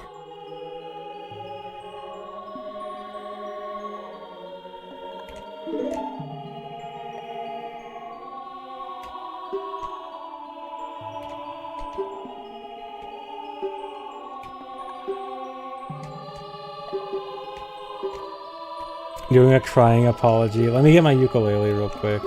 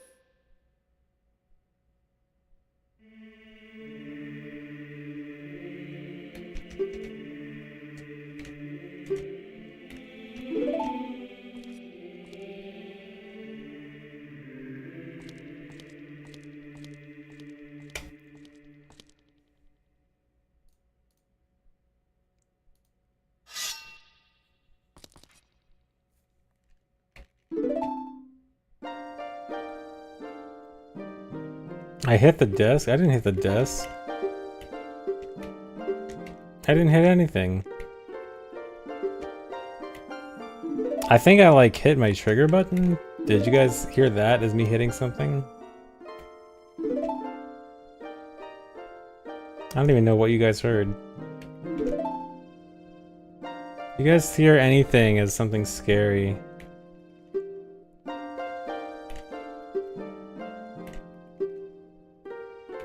I'm just so mad, I'm raging even during cutscenes. I just have such anger issues.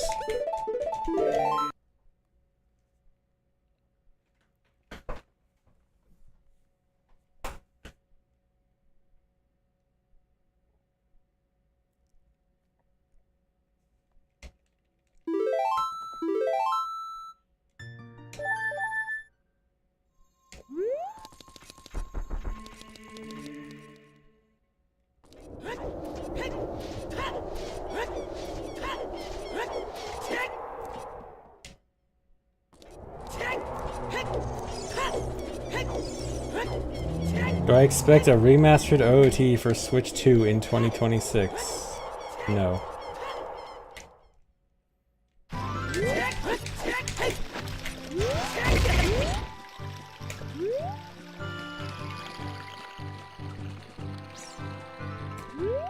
Hello, Mortis.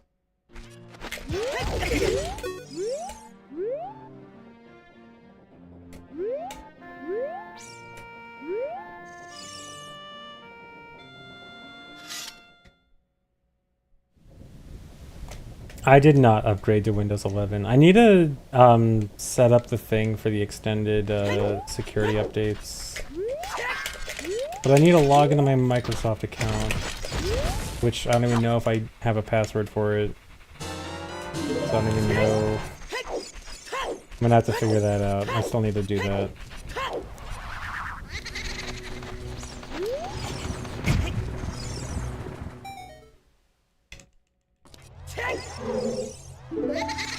Can you trade Dampé coins to enable Dampé Tuber? Not at the moment. When I use it next time, I do want to try to do something where you can use points to like change the accessories and stuff, so I need to set that up. But I'm lazy.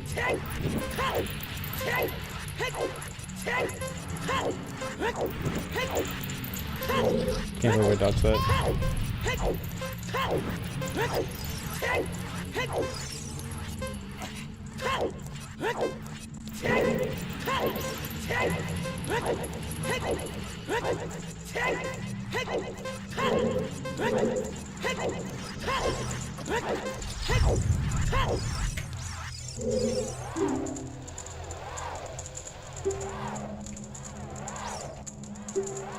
If you want to give me your email, you'll get a password for me. Oh, thanks. Yeah, let me just send you the email, and then you can get my password for me.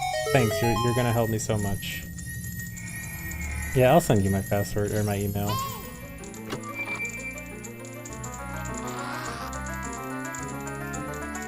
Do I expect to do an MM randomizer in the near future? Probably. I do want to do more MM sometime soon.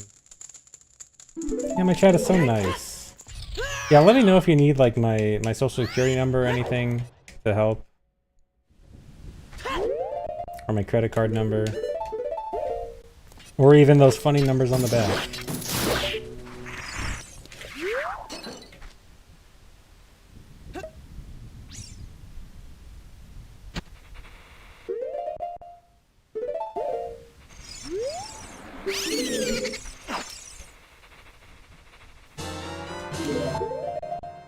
Wait, no.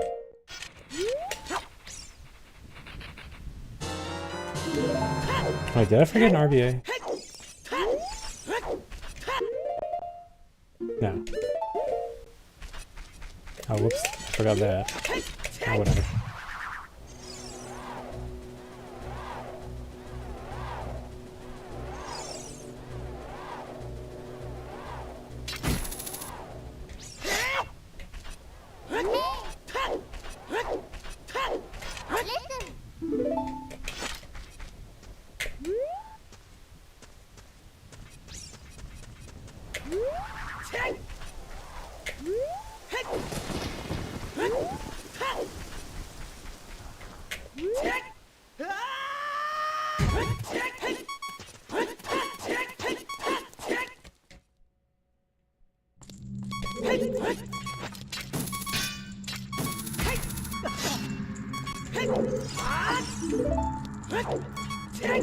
Nice camera.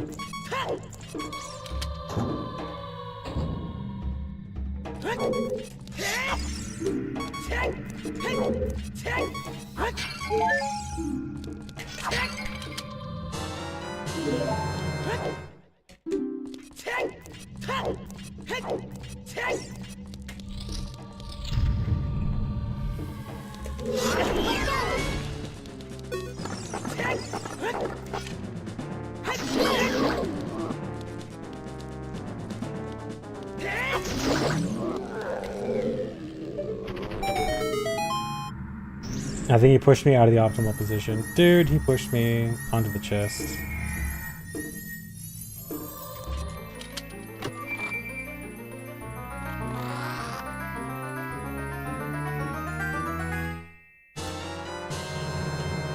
Was Rando yesterday a palate cleanser? Not necessarily a palate cleanser. I just want to do a Rando every now and then for fun.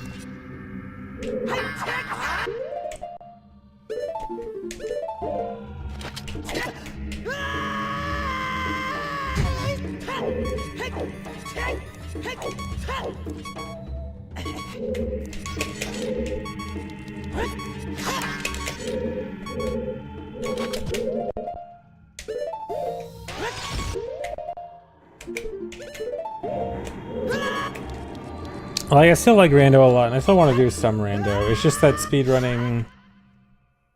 I can't do, like, half and half speedrunning in Rando.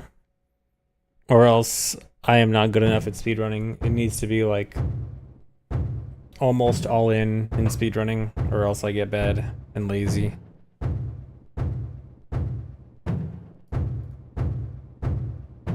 So Rando kind of has to be just an occasional thing.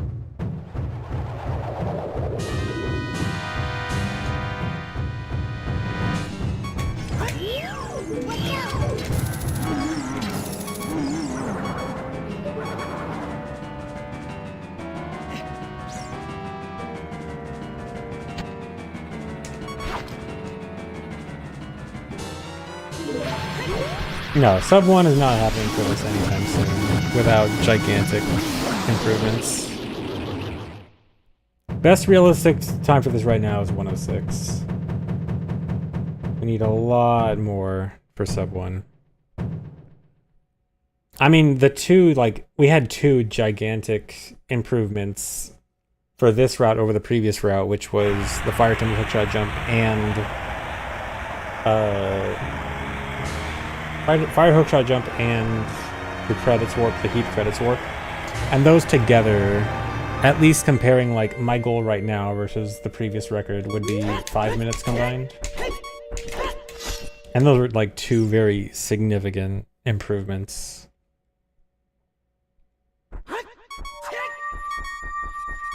And that was only 5 minutes. We need 6 more minutes. And there's not really that much room left for improvement.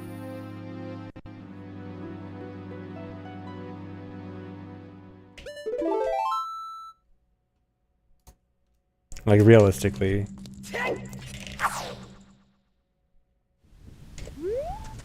Even Master Sword cutscene skip. Yeah, it, like, if Master Sword cutscene skip existed, like, even in the most simplistic way, we're literally pressing A on the Master Sword, doing nothing else special, just instantly took you to the end of the Master Sword cutscene.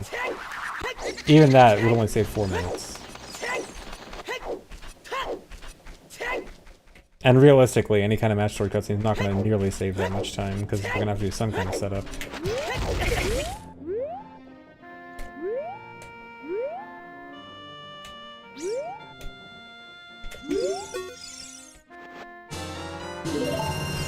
Thanks, That Jersey, for gifting 2 subs. What if you cut out a dungeon? Cutting out a dungeon could probably save quite a bit of time, actually. If we just do most dungeons, I mean, what's the harm in skipping a dungeon in all dungeons?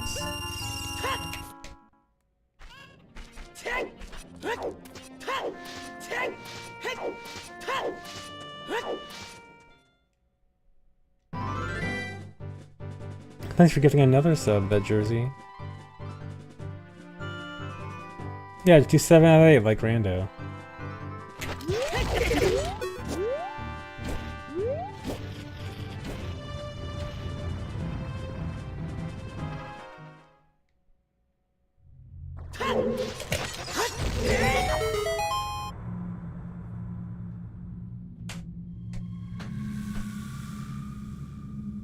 Yeah, only run the good dungeons. Let's just skip dungeons we don't like Javu.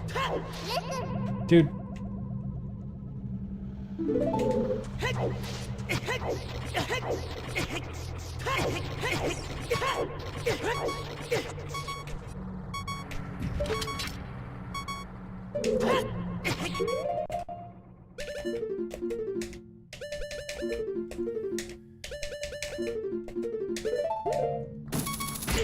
But Vibruto?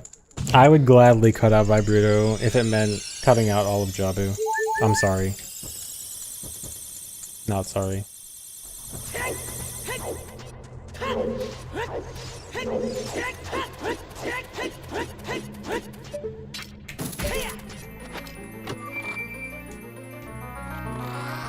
Jabu is the most boring dungeon by a mile.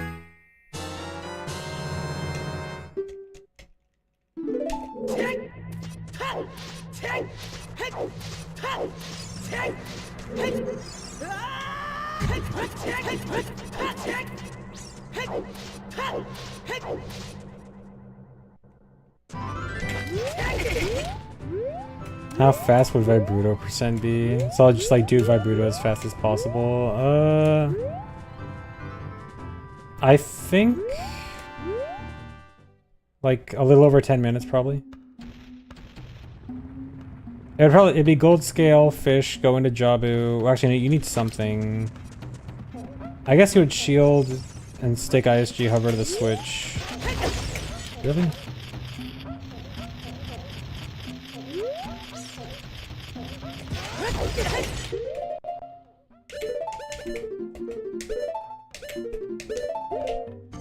This is gonna be bad. Probably like 15 minutes.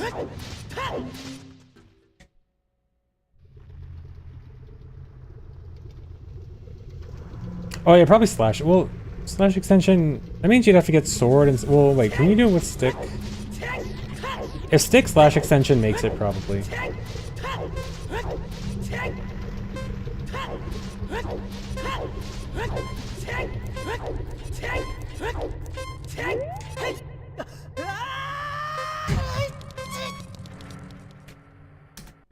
That was really bad.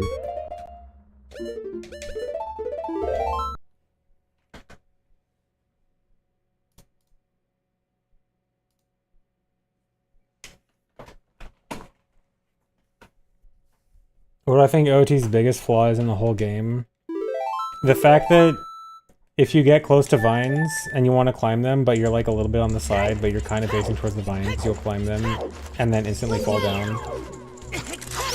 That is OT's biggest flaw.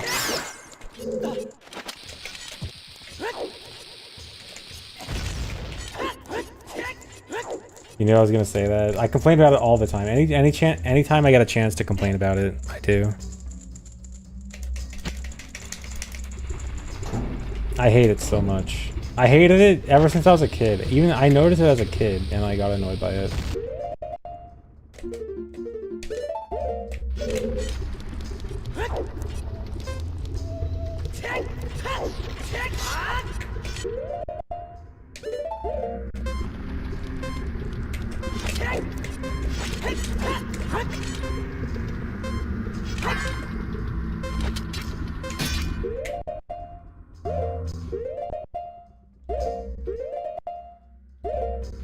I barely made that.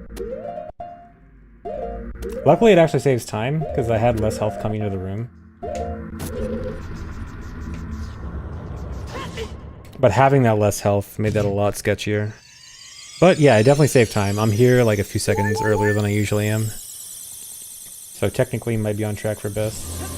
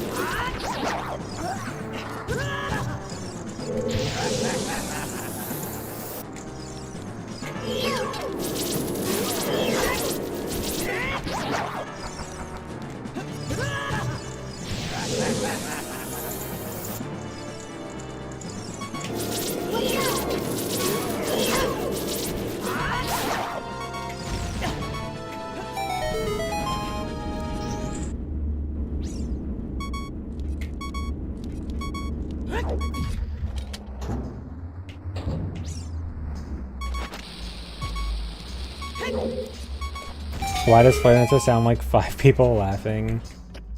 Isn't it? I think it's just like a generic laugh that just has reverb added to it, right? Like, I think it's the same laugh as like Ganondorf's and Poe's and stuff.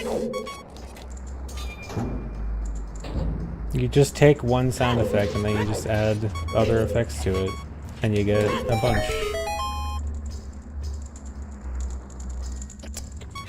Yeah, all the damage I took in that fight got me to 1/16.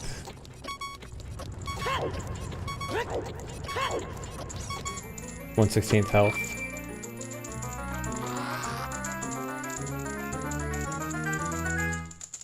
Yep, best split.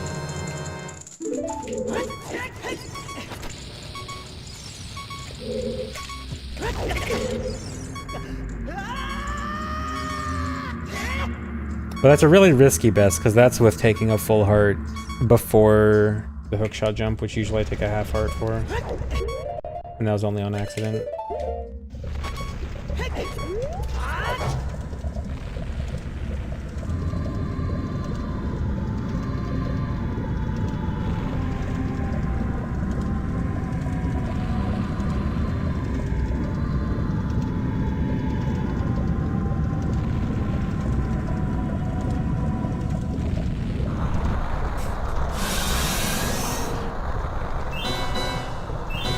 Yeah, that was about 2 seconds from some of the best. 1.9, yeah.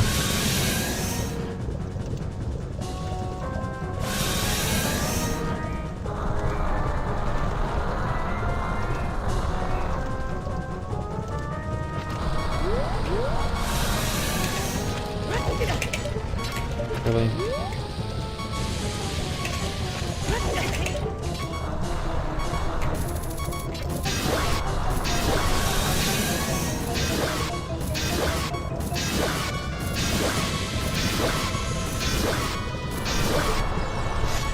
Okay, I did mess up a little bit there, but actually probably didn't cost any time. What? I didn't... Oh my god. I forgot that I slashed when I failed the first weird shot. That was almost terrible. Because, like, even if I got the first weird shot, I likely would not have made it to the back hole in time to hit Volvagia on the second phase, so I likely would have needed to wait for the third phase no matter what.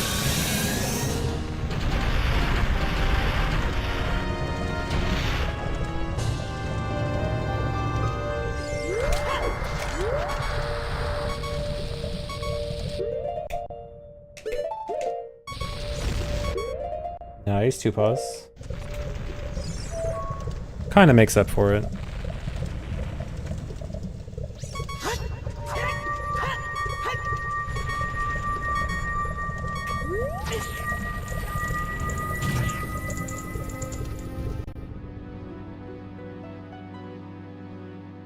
Rainbow? No, there's no way I get a rainbow on that. My best split on Volvagia is really good. I think it gets the best luck and only 1 extra pause on the Bomb-O-Eye.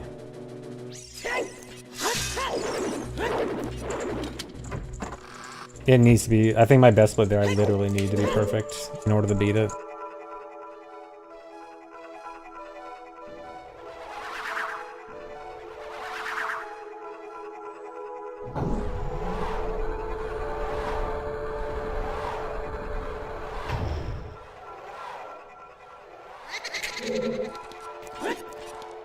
Bad angle.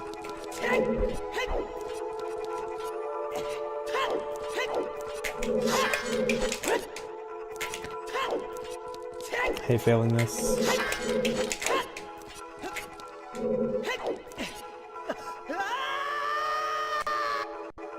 You did QPA for the first time. It only took 1 try, plus or minus 100. Nice. Good job getting it first try.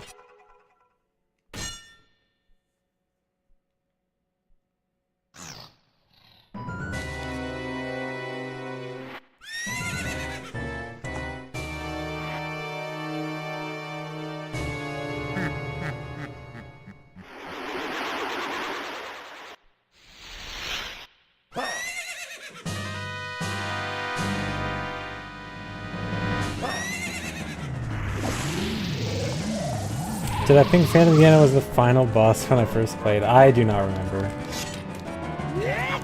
I don't remember a whole lot from my first playthrough because I got my friends to beat most of the game for me. I couldn't tell there because I was so late. I was so late that I couldn't use the Navi Q properly. That's really bad.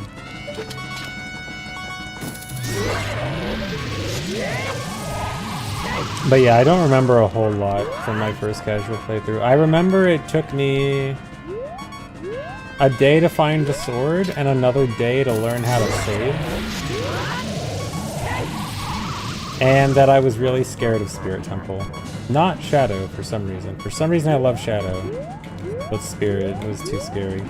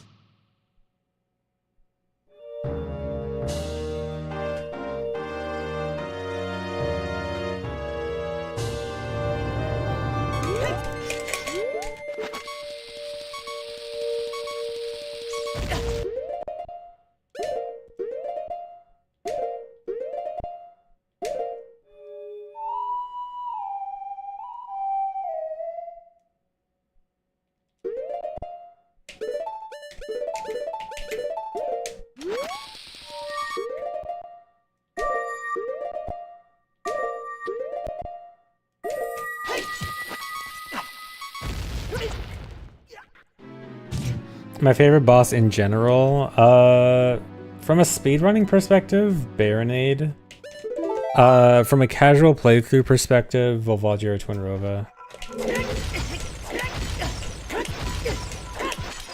Really? Oh, that's really bad.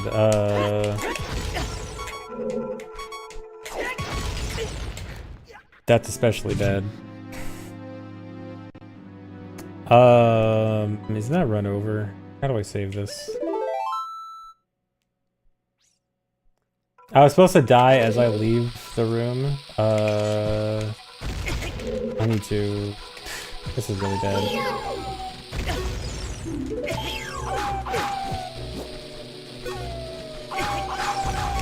Wait, no, okay. I almost extra killed myself. Okay, this run's super over. That was a gigantic mess.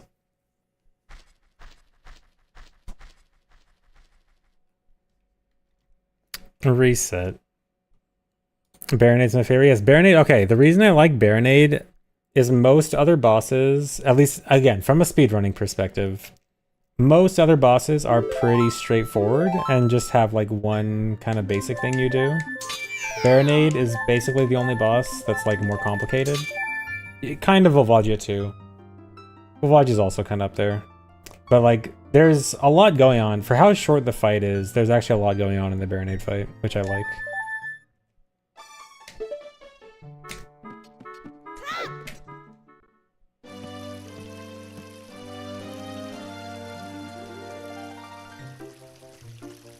Volvagia 2. Volvagia's so good they made a sequel. But yeah, like Goma, KD, they're very basic, very straightforward. Phantom Ganon, fairly straightforward, also a lot of waiting. Volvagia, like I said, Volvagia's actually pretty good. Morpha, very straightforward. Don't say it, don't say it. Bongo, pretty straightforward. Twinrova, just RNG and waiting.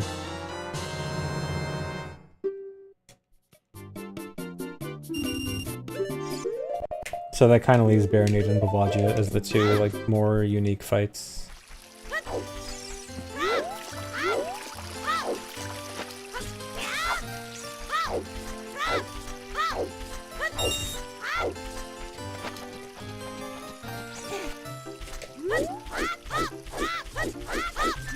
Phantom Ganon with no ISG actually is pretty interesting.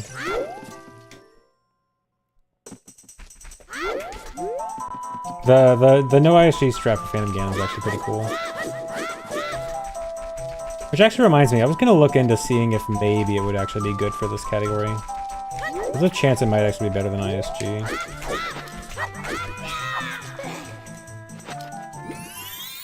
I need to look into it again. Oh, nice. Best. But yeah, Phantom Ganon, it's like kind of a cool... Well, again, this is all from a speedrun perspective. The thing is just like Phantom Ganon's a lot of waiting, which sucks. Minus the waiting, I mean minus the waiting, the rest of the fight is pretty quick. But like, it's kind of a cool fight, it's just, you know, speedrun perspective, a lot of waiting.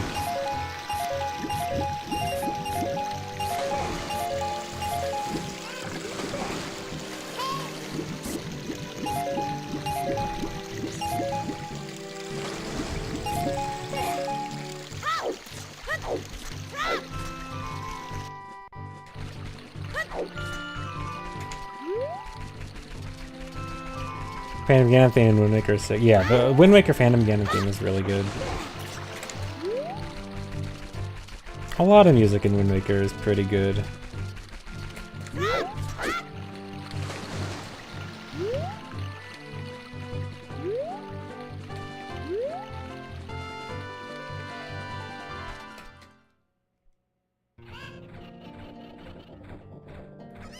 Yeah, maybe Wind Waker as a whole is kind of good.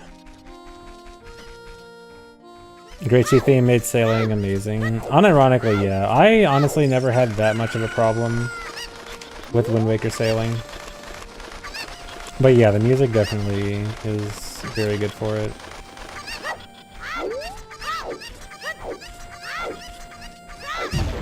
Wind Temple OST greater than Moldura OST. I understand liking the Wind Waker or Wind Temple OST, but yeah, putting it over Moldura is definitely a hot take.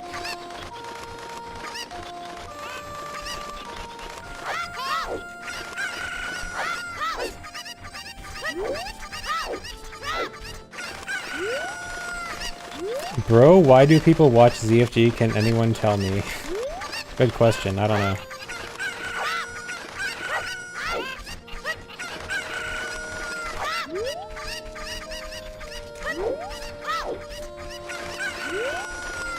No one else knows? No one knows why you're here?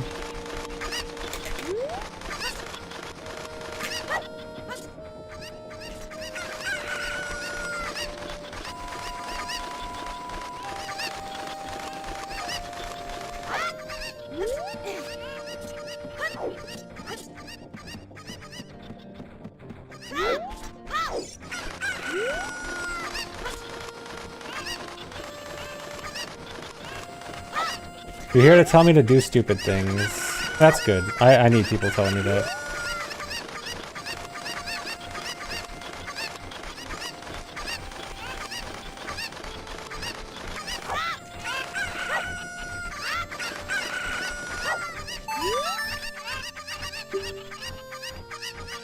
Yeah, like the fairy actor glitch. I need people telling me to do stupid stuff like that. That's the best part. That's the best part of playing OOT, is doing stupid stuff.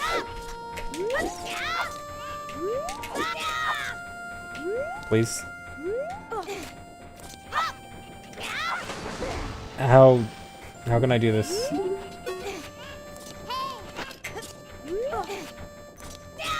There we go. Hardest trick, Navi Dive.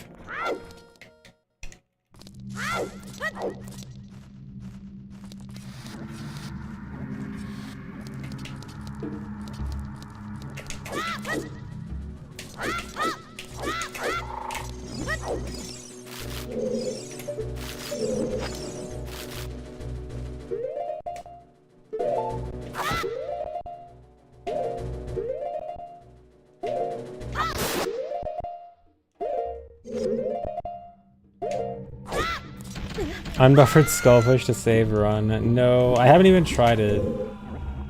If I at least had some experience trying it, maybe.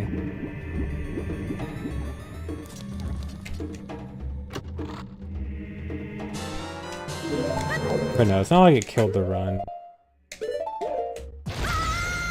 It's fine.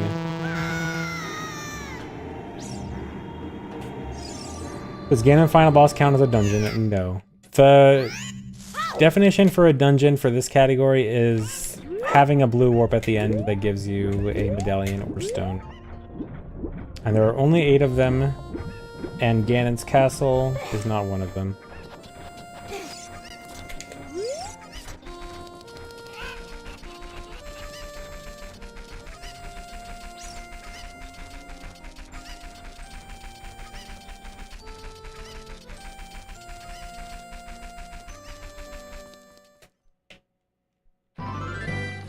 Yeah, like, I'm sure I could get unbuffered corpse push with practice, but there's a difference between getting it and getting it consistently. And in a run like this, in an hour-long run, you don't want a low consistency trick at the beginning of the run. That's a good way to never get runs going.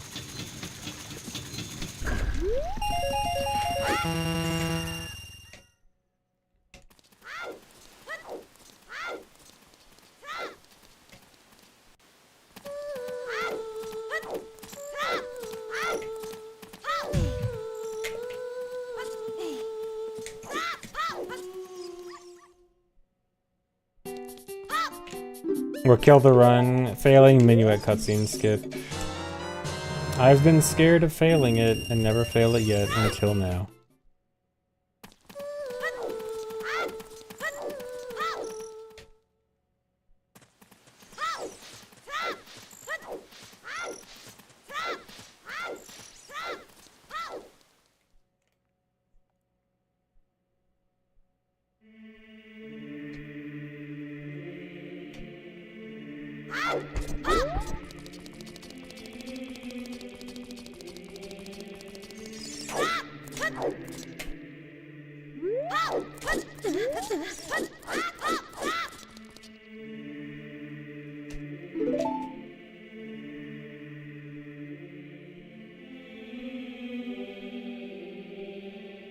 I feel like it would be good for the start, Easy reset. Well, okay, so yes, it would be early on, so you could reset quickly, but if there's one thing I've learned from all my years of speedrunning, it's that lots of unnecessary early resets don't help. It is much better to have more experience over the entire game than resetting over a few seconds early on all the time. Unbuffered corpse push is gonna save you, what, like 6 seconds, maybe? It's just not worth resetting over a ton early on for a few seconds. It is much more important to have more runs going the distance and getting experience over the whole thing. Depends on how, yeah, it does depend on how optimized the run is. Like, for example, it is used in Defeat Ganon No SRM, which is a 10-minute run. In a 10-minute run, absolutely, you should be doing that unbuffered if you want a super good time. But for longer runs, for any more significant length of a run, you can't be resetting a ton over a trick that only saves a few seconds. In this game, consistency is by far the most important thing.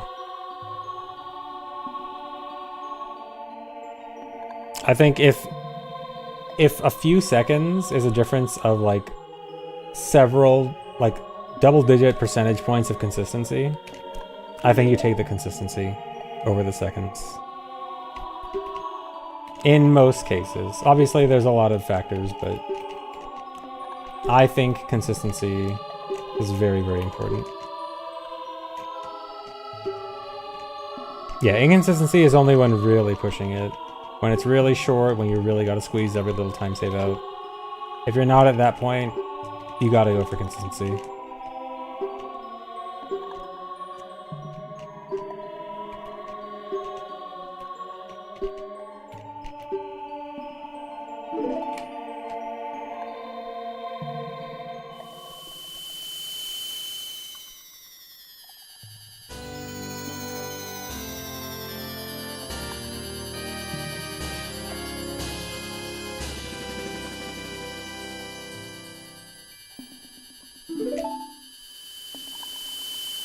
Yeah, we're nowhere near SMB1, where we're looking for the last few frames possible.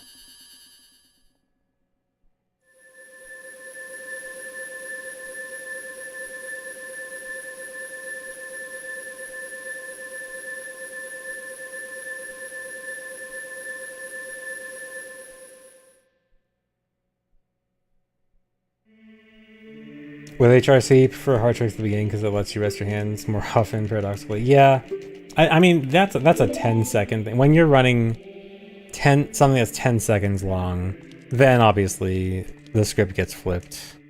But yeah.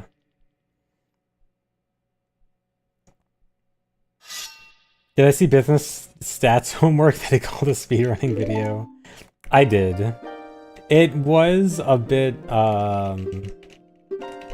forcing the math, I guess it felt like.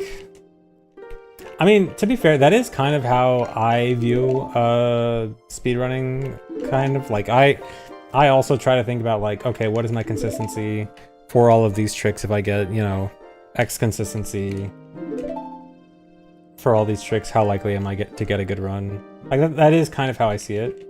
But it was a bit overdone, maybe.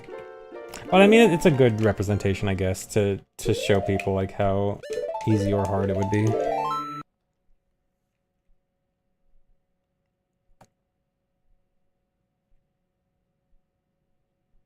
But yeah, stats homework.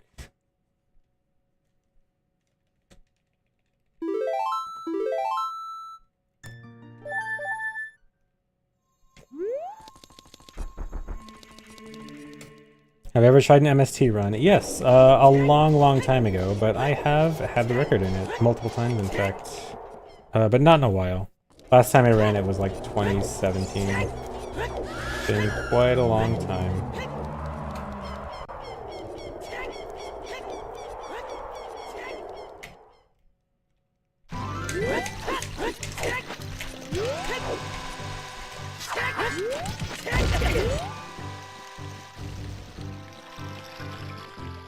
Surely the average YouTube watcher understands stats more than video game glitches? Surely. If there's one thing YouTube watchers know, it's math.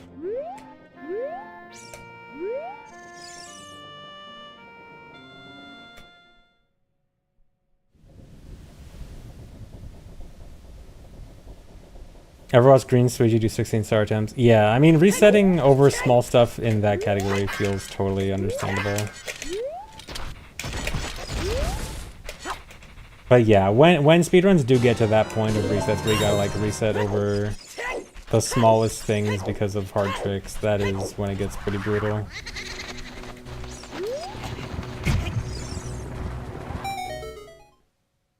I mean, that's also kind of why I like longer runs. Because longer runs are more consistency valued over, like, the tiny time saves valued.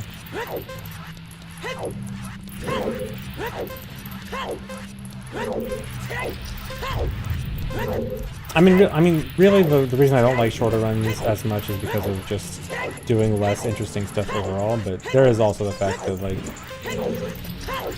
consistency is more highly valued for longer runs.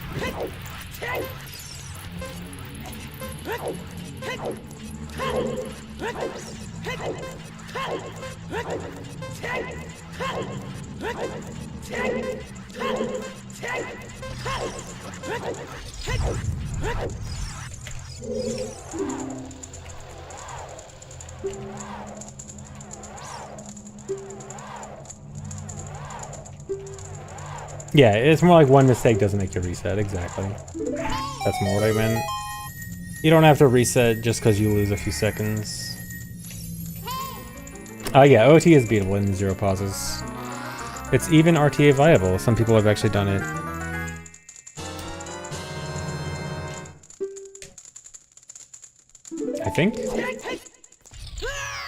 I think I'm thinking of 0 pause.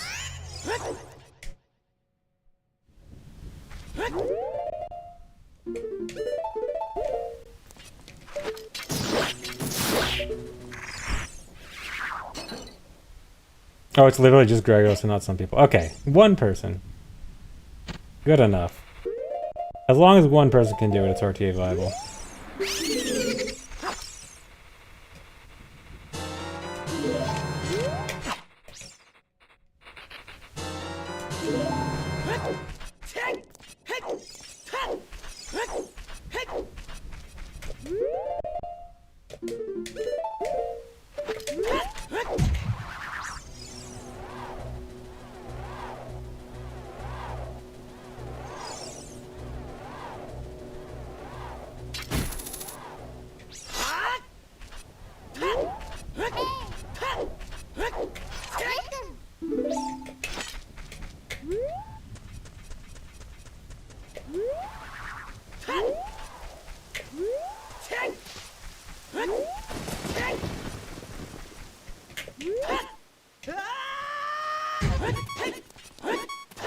Do I think 107 is viable today? Absolutely. I've had literally 2 runs today that had 107 potential late game.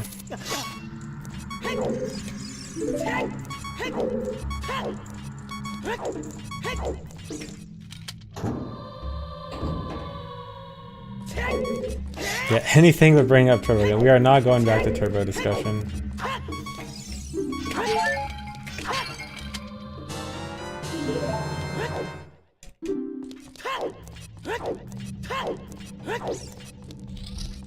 Do I think 108 is viable? No, 108's impossible. No one will ever get a 108.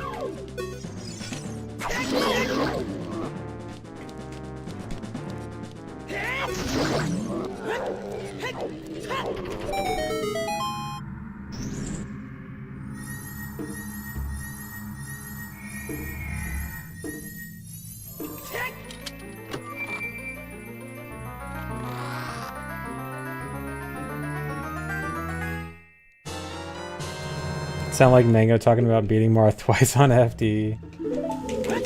Maybe.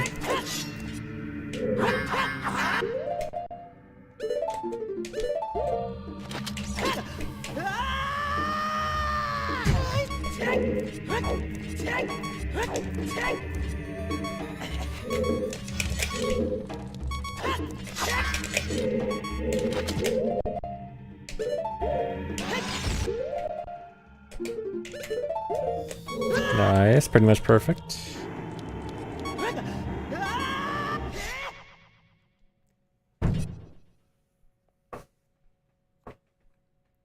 Is 106 possible? 106 is going to be very hard, but I think it is my goal now.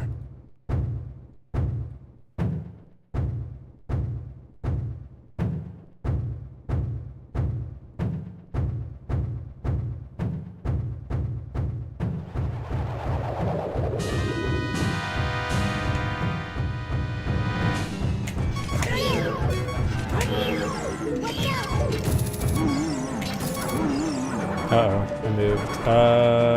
This is gonna be sketchy.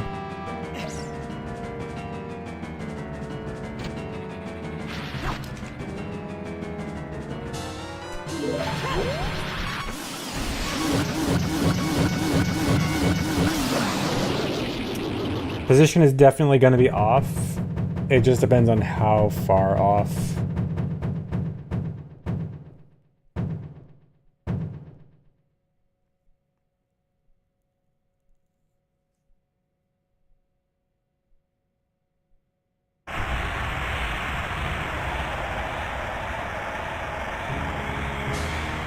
A lot of the time, if it's only off by a little bit, it won't be a big deal.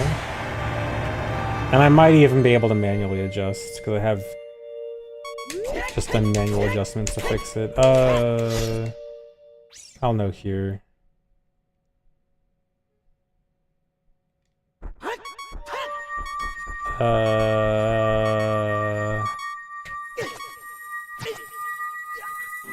Sketchy. Nope, that's failed. Rip. Yeah, it happened because the hand moved me. I need to kill Bongo in a specific place, and I was too slow hitting one of the hands, so it moved me before I got a chance to hit it, which then made it hard to get Bongo in the right position.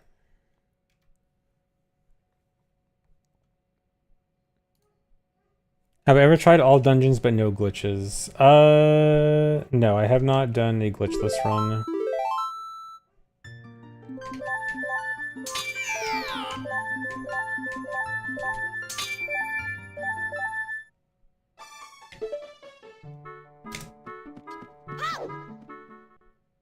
Why not try one sometime? I am not opposed to it. I might try glitchless someday, but there's just a lot of other stuff I want to do. No, it's not playing the game vanilla. A glitchless run still has many tricks.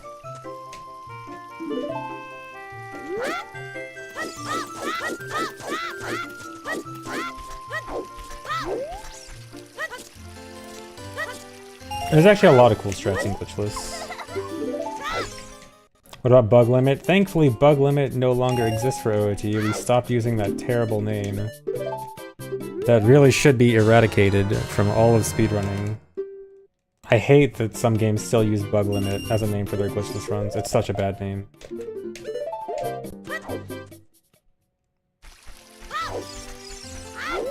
Bug limit.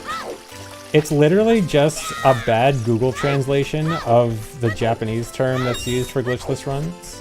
But then people act like it's a better name because, oh, it's limiting the glitches or limiting the bugs instead of saying glitchless, which is just like terrible. It's like just a really bad excuse for it. I don't know how a bad Google translation made it into a speedrun term that's widely used. It should not be used.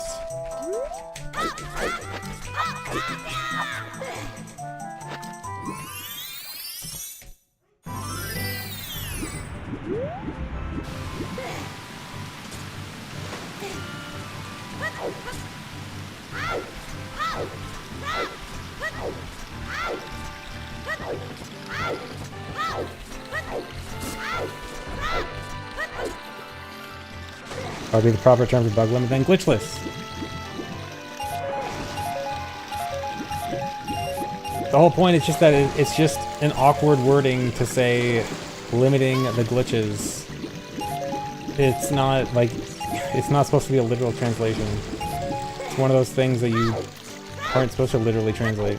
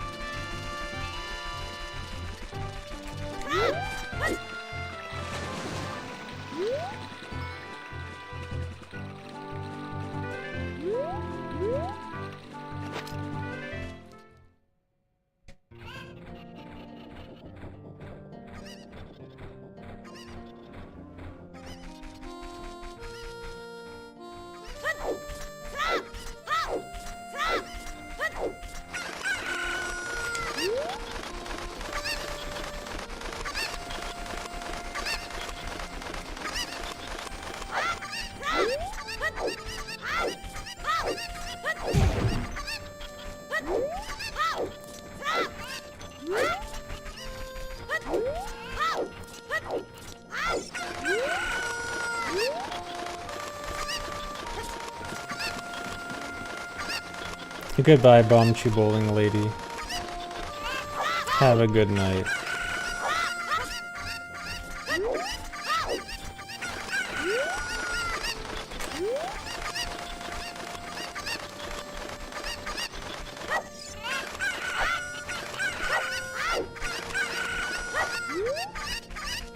Nice, good first half.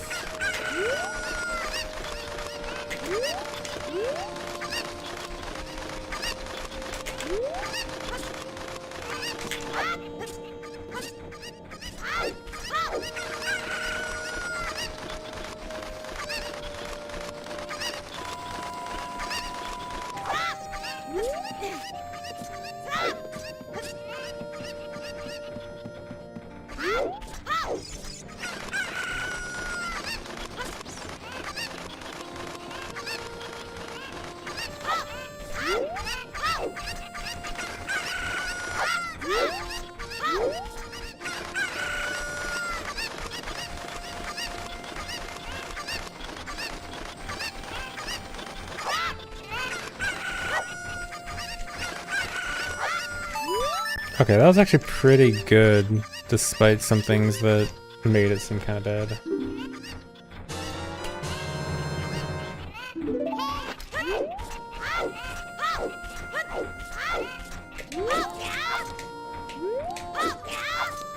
Dude, I can't...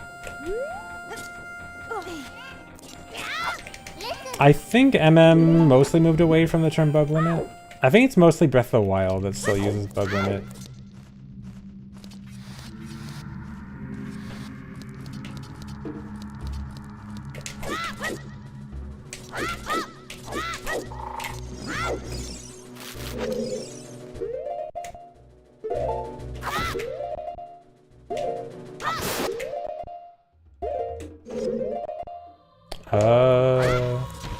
Okay. That was another ambiguous frame. Kind of hard to tell.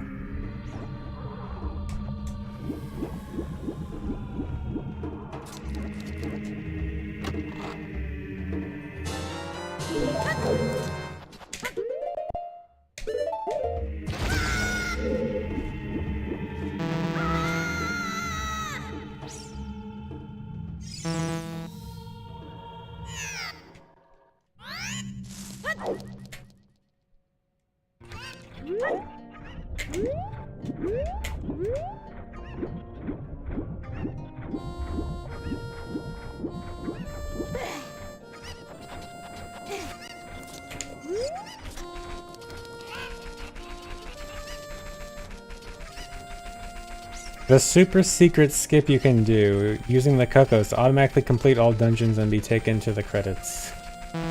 I am not aware of that. Can you please explain?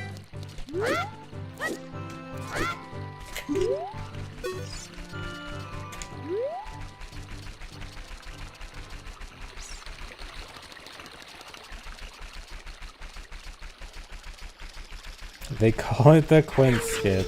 Another one called Quint Skip, huh? A lot of tricks have the same name, huh?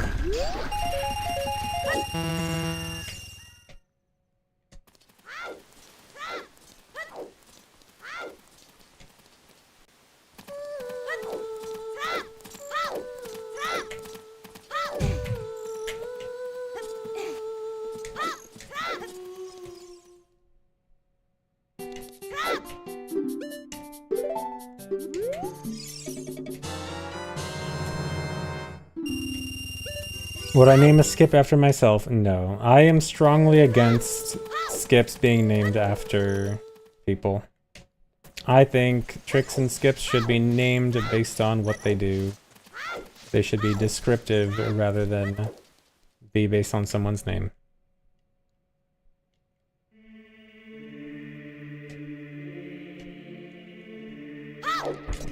Yeah, like ass chest. That's a nice descriptive name. Also, what is this angle? How did that even happen?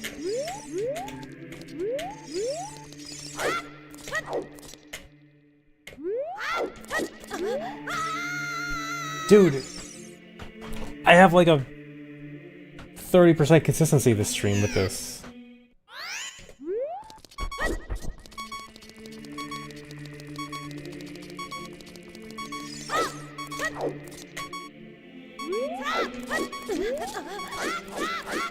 Whatever, I'm going. I'm keeping it.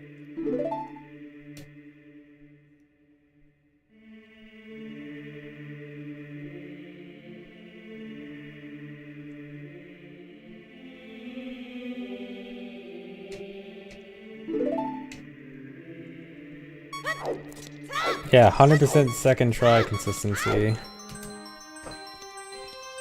With my whole consistency rant earlier, maybe I should go back to buffering that.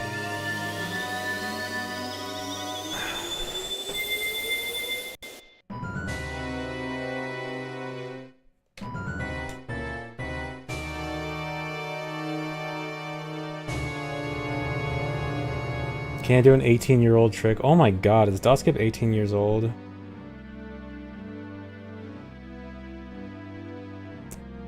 Man, I remember the day Dotskip was uploaded.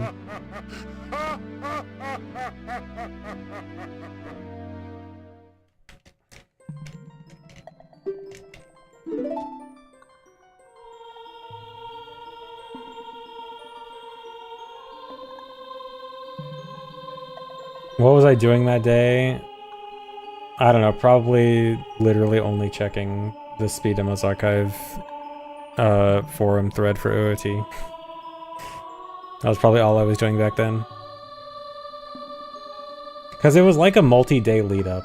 Because like a few days before it, someone posted a video of just clipping through the crack with just a regular side hop. And then that's what made people start looking for it.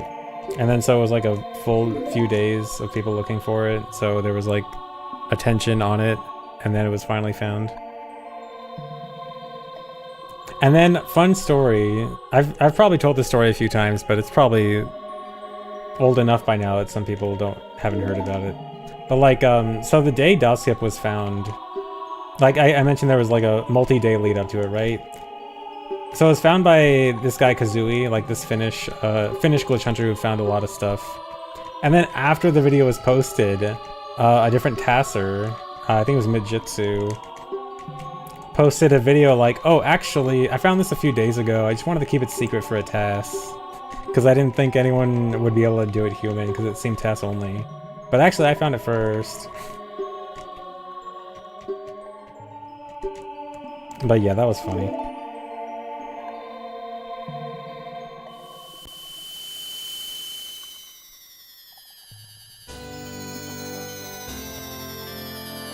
Classic, yeah.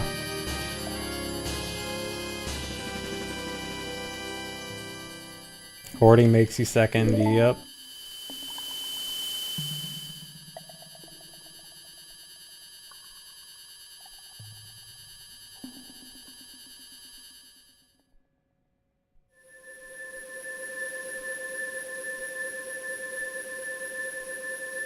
Oh yeah, like he was definitely telling the truth, because the setup was also completely different, and it definitely looked harder than the method that Kazooie found. So like, it's fully believable that he found it first. It's just, you can't You can't just say that.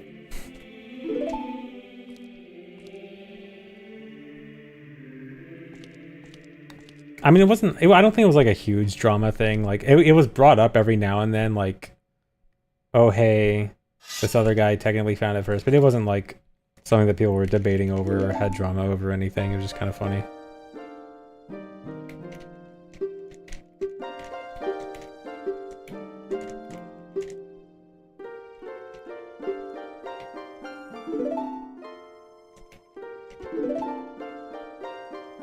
He found something in Metroid Prime and some rando said he was doing that in offline runs. Nice.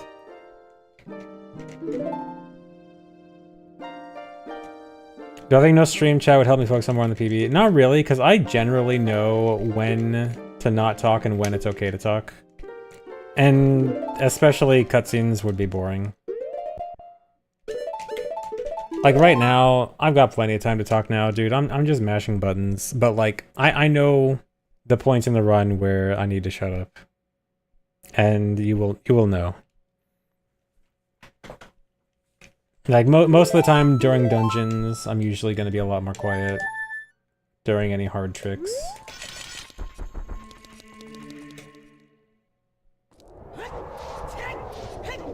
Anything that requires pause buffering, I'm probably not talking during pause buffering.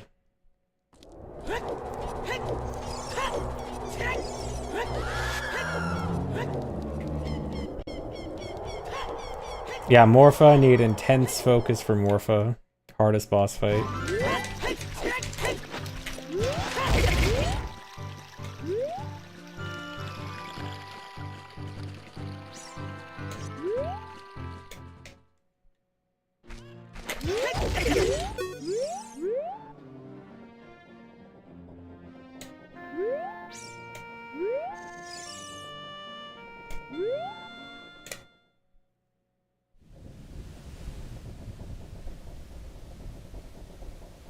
Feel like I've been more focused lately, tend to watch YouTube VODs.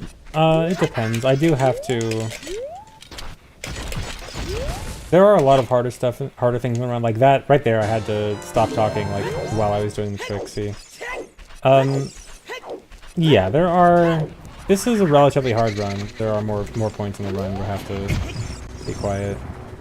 But again, I generally know, like, when to talk, when to shut up.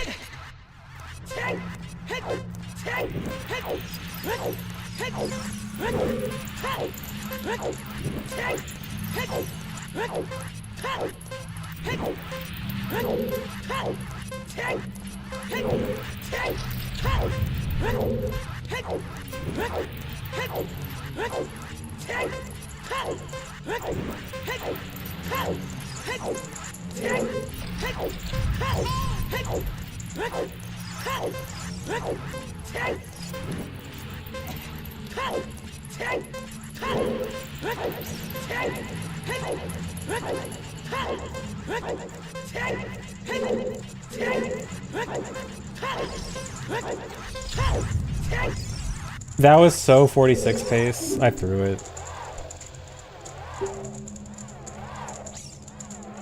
That was the best 46 pace. Like, that was a very solid 46 pace up to the ledge grab. So I just kind of threw it at the end. I mean, it's fine. It doesn't really matter.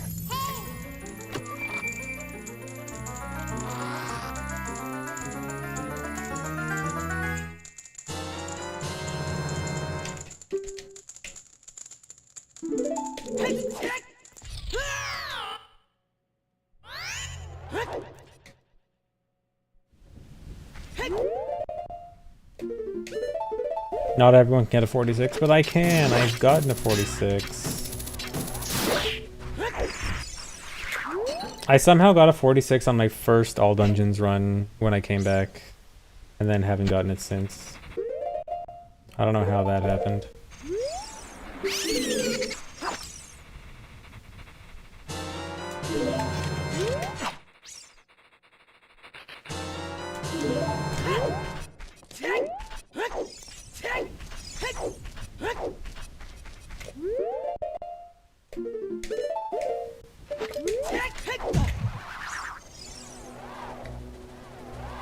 If you taught an AI strats, would it be able to machine learn a bot into a task?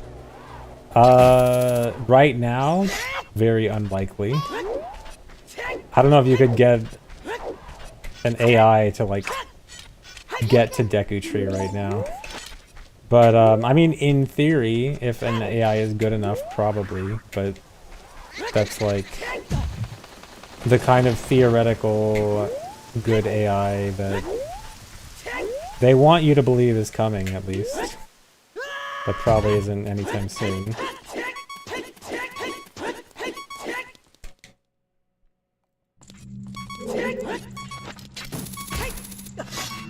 But, I mean, I wouldn't consider it impossible in the future. We'll see. AI struggles even route a speedrun, yeah. I mean, AI still struggles with, like, Pokemon. Like, that, apparently that's a benchmark they're using, which I think is kind of interesting. But, like, I know there were, what, 2 AI models that could beat Pokemon, but it took, like, 800 hours. And obviously OOT is a far more complex game. But it would be very interesting if that could ever be done. I'd be very interested.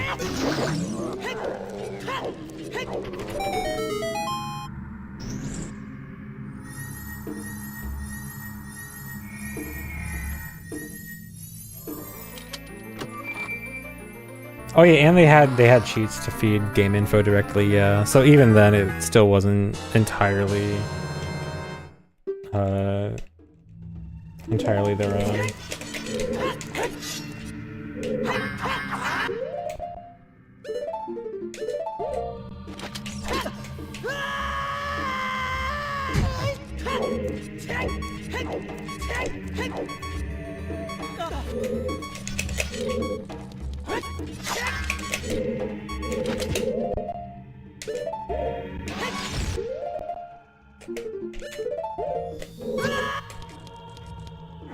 But I mean, yeah, it is so interesting that they were able to do it at all, even with the caveats.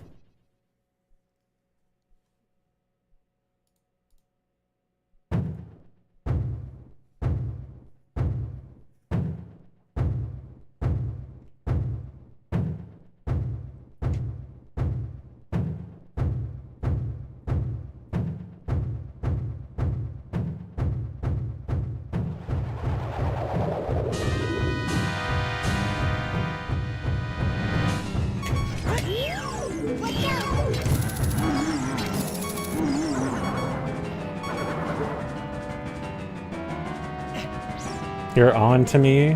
Oh no. Or were you saying that to someone else in chat? Am I gonna get exposed? Caught.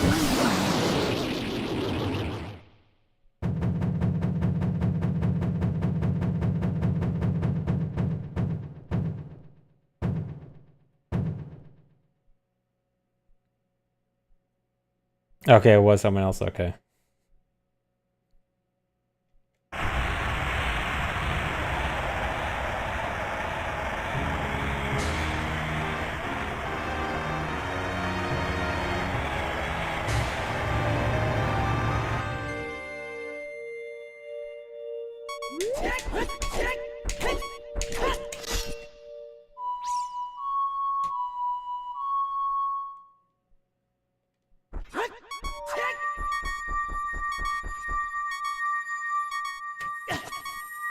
Alright, nice and smooth, just like, or unlike last run. Say it ain't so, I wouldn't. Unfortunately, it's true. The rumors are all true.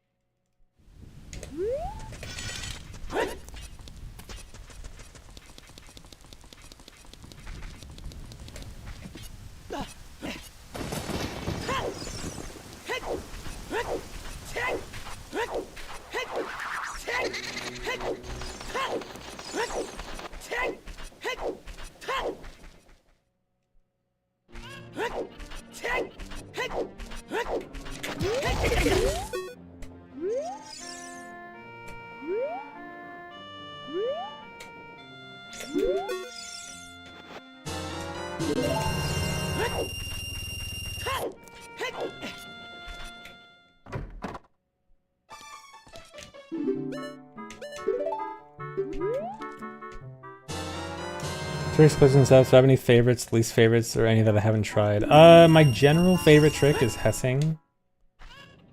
If it's something more specific rather than like a general use trick, probably recency bias, but the Fire Temple hook shot jump I really like. Least favorites is probably just like inconsistent ones, which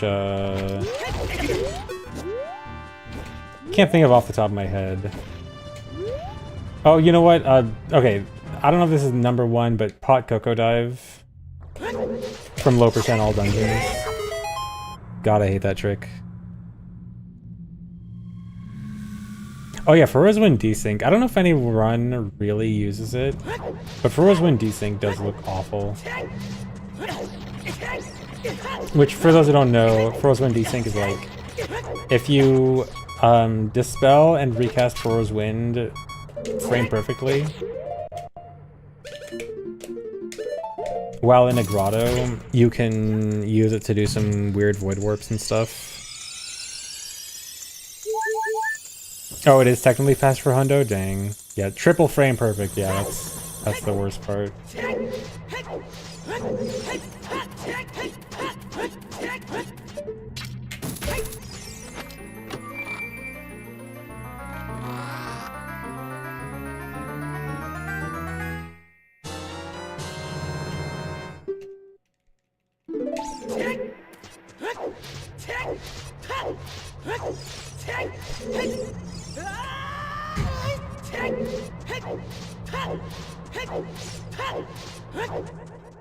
But aren't I a master of the frames?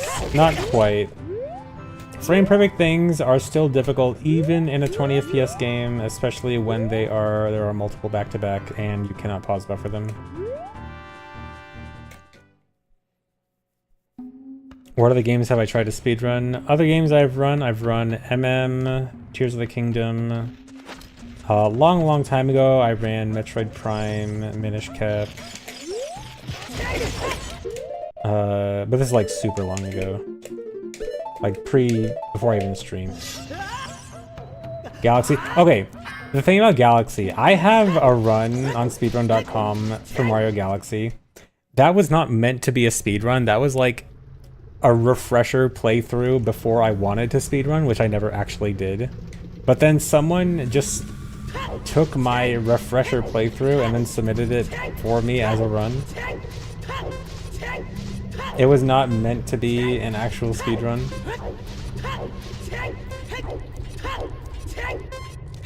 It was streamed, the VOD is long gone.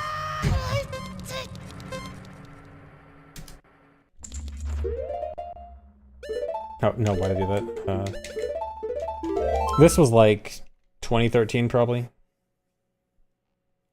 Yep, lost media. I unfortunately have quite a bit of lost media. Turns out when you stream for over 10 years and the platform you stream on doesn't care about archiving your stuff, a lot gets lost.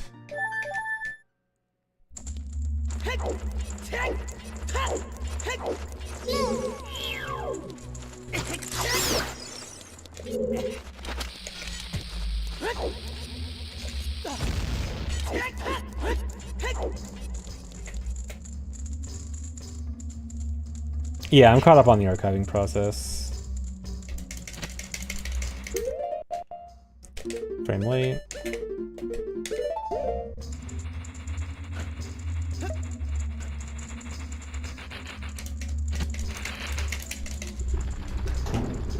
But yeah, I've got everything that I can have archived. I have archived now on YouTube, on an external hard drive. I've got lots of backups now. I intend to never lose a piece of streaming again.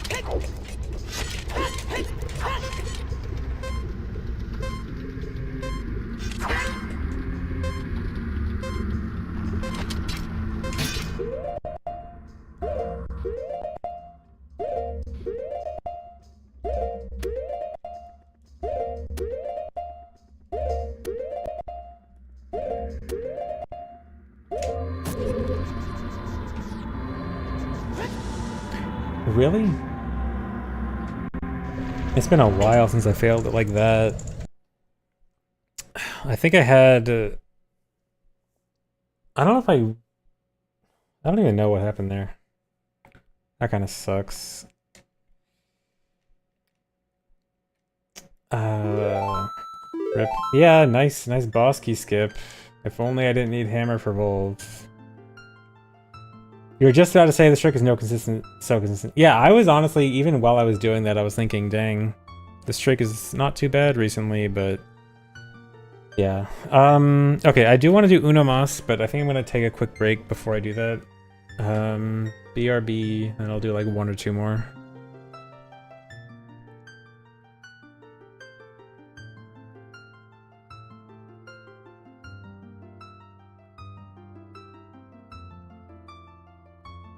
Can I BRB in Comic Sans? You know what, just for you?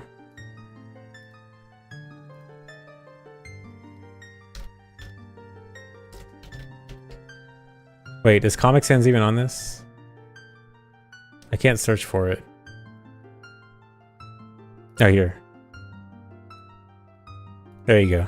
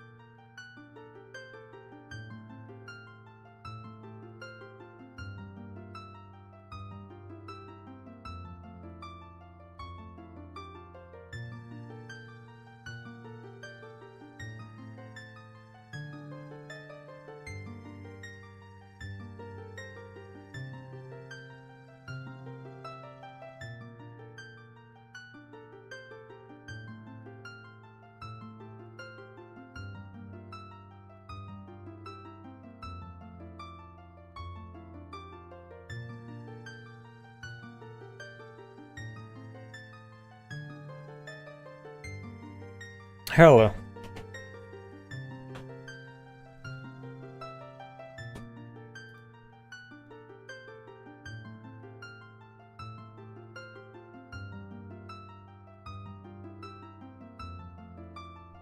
Scram?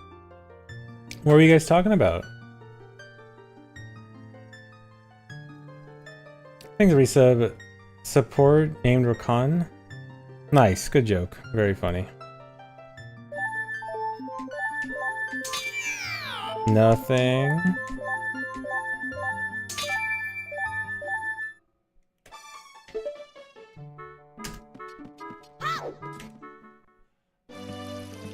Can I name the next file A for the fans? No, because that would actually require me to go through the intro and make another save file directly past the intro. And I don't want to do that.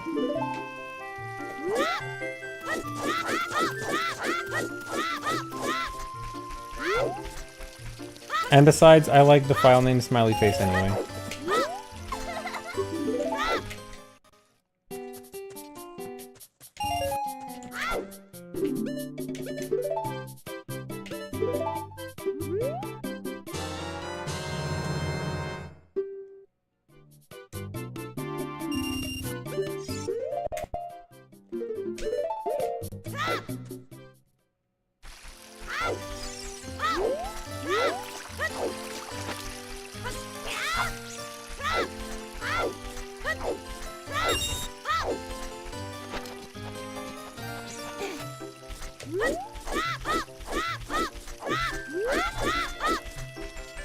Bad angle.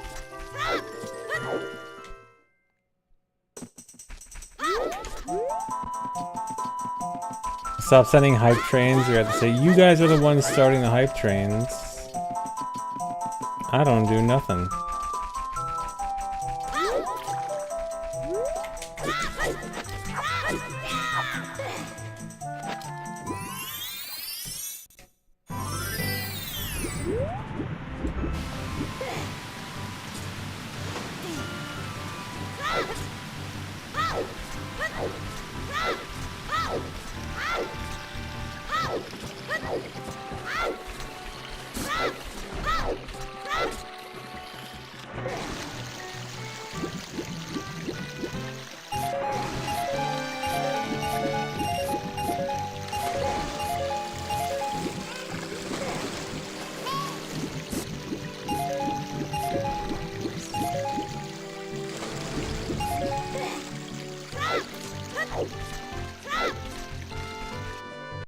Those trains are far from being the hype, you are the hype. Thank you, paid chatter. You're so nice. But really, thank you.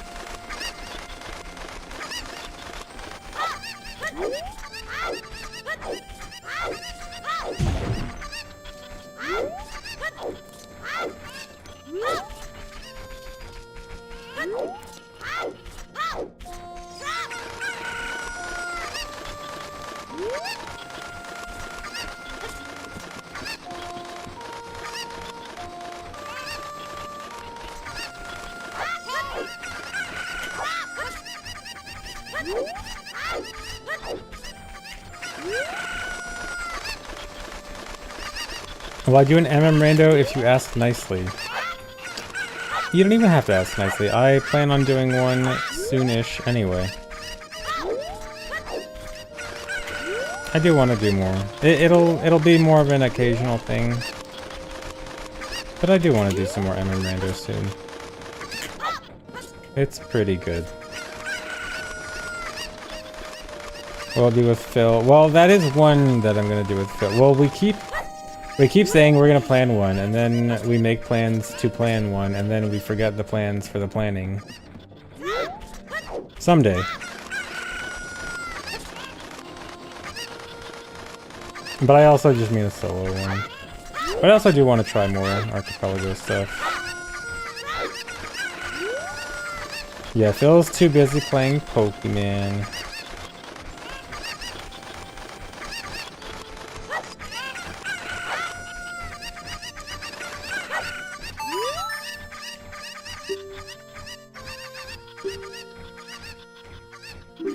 Yeah, and I said more Wind Waker rando soon several months ago. I do want to do more Wind Waker rando, but again, when I want to do speedruns just have a very high priority. I need to... When I'm doing speedruns, I feel like, you know, if I'm not doing runs, I need to be doing practice. And so it's hard to tell myself, hey, it's okay to not do practice for one day and just do a rando. So I feel like I need to be practicing all the time.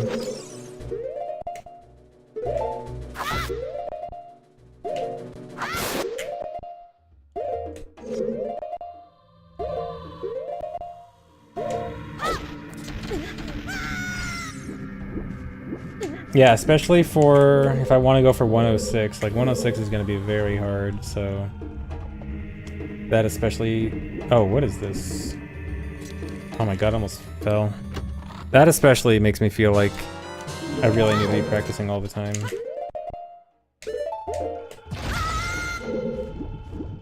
I think I should play a Sonic game, ew.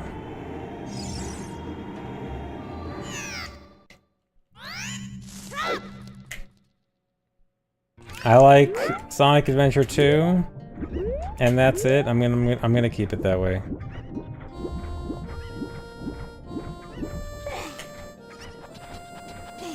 Play 06. I kind of want to play 06 at some point for the experience. That's it, though. Oh, I was trying to do an angle backwalk. No, yeah, I loved SA. SA2 was one of my favorite games as a kid. I spent hours and I was a Chow Garden kid, spending hours in there. And then my memory card got corrupted, my file got erased, and I was sad.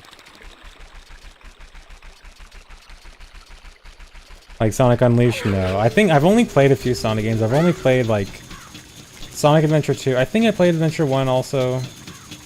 And Sonic Heroes and Shadow the Hedgehog. Oh, and I guess I did have Sonic Mega Collection. Okay, I had like a year when I was a kid where I guess I was a Sonic fan, but only for like a year. And then I think I stopped after Sonic the Shadow the Hedgehog. After Shadow the Hedgehog, I thought the game was super mid, and I'm like, I don't care about this anymore. But I did like Sonic Spinball and Mega Collection. That game was goated. I think that was the only game I liked on that, actually. Okay, the two good Sonic games, Sonic Spinball and Sonic Adventure 2.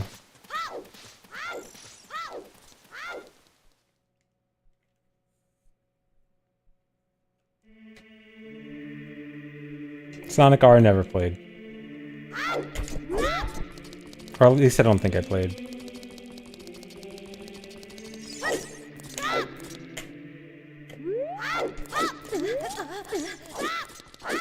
Look at me get dot skip like a pro.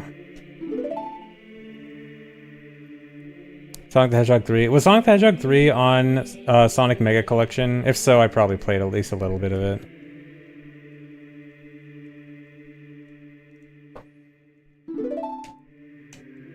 Thanks, Mere Skull.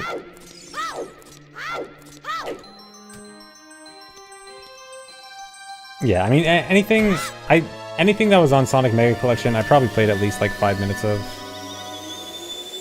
But probably don't remember much. Because again, I think all I played was Spinball on it.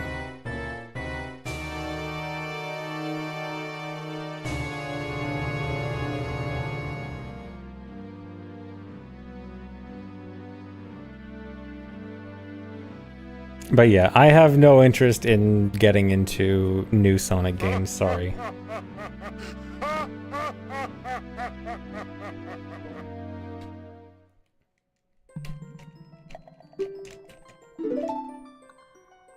He hates Sonic. Hate is a strong word.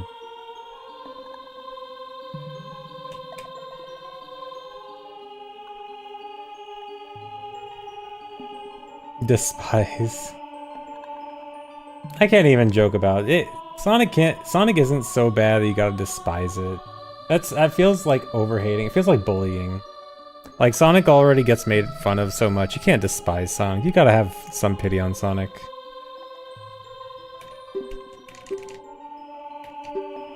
Sonic fans get stuck with mid-games for decades, and everyone makes fun of them. You can't hate him that much.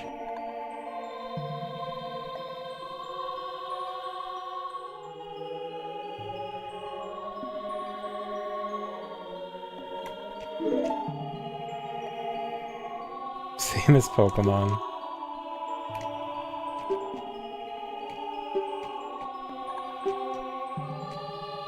But yeah, if there's one other Sonic game, I would play 06 purely for the jank experience.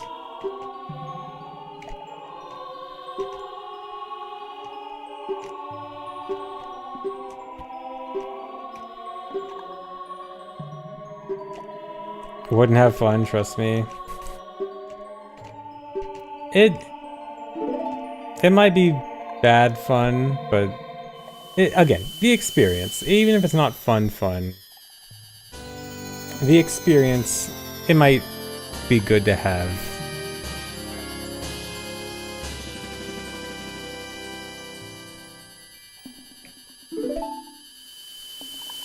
Sonic's not that bad. I mean, I'm sure Sonic games aren't actually that bad. It's just kind of fun to make fun of.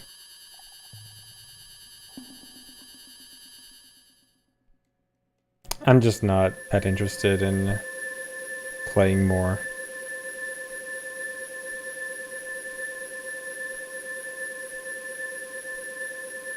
Having played the game is kind of cool, playing isn't. I think that's a good way to put it.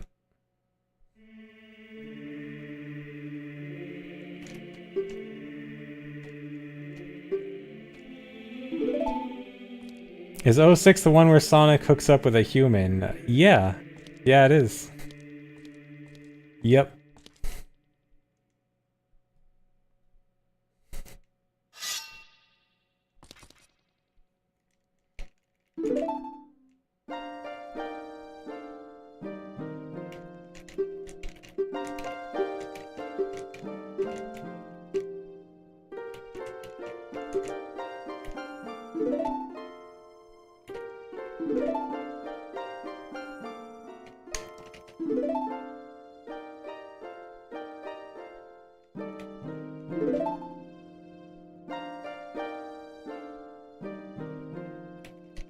How did I know? I wasn't born yesterday. Just because I haven't played it doesn't mean I don't know about it, because it's been talked about on the internet a lot. Oh yeah, I'm deep in the Sonic lore. You can know stuff about games without having played them. The internet talks a lot about video games.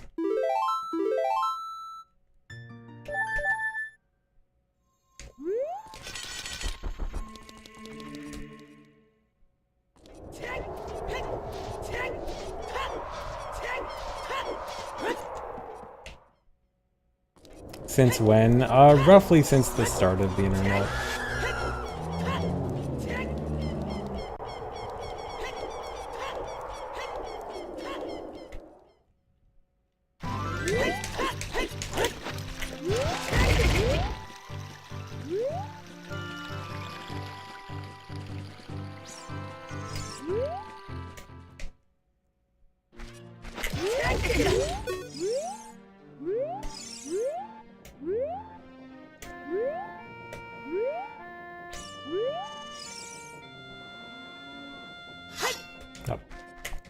I like to try to pull sword right before I hit the loading zone,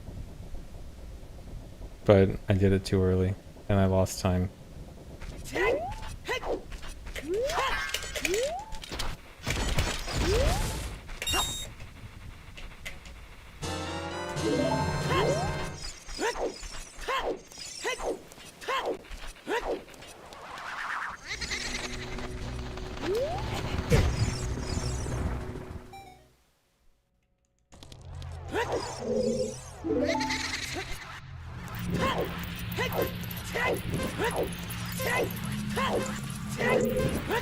Sonic 06 is like Other M. I've actually played Other M and I haven't played 06, so I don't know how accurate or inaccurate this is, but honestly, I don't know if Other M is really an experience worth experiencing. I think Other M just kind of sucks overall. It's not really fun, and the story isn't like fun bad, it's just bad bad. I don't know.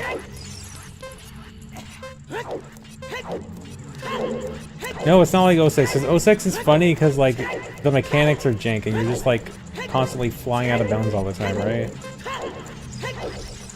Other M isn't like broken jank, it's just unfun.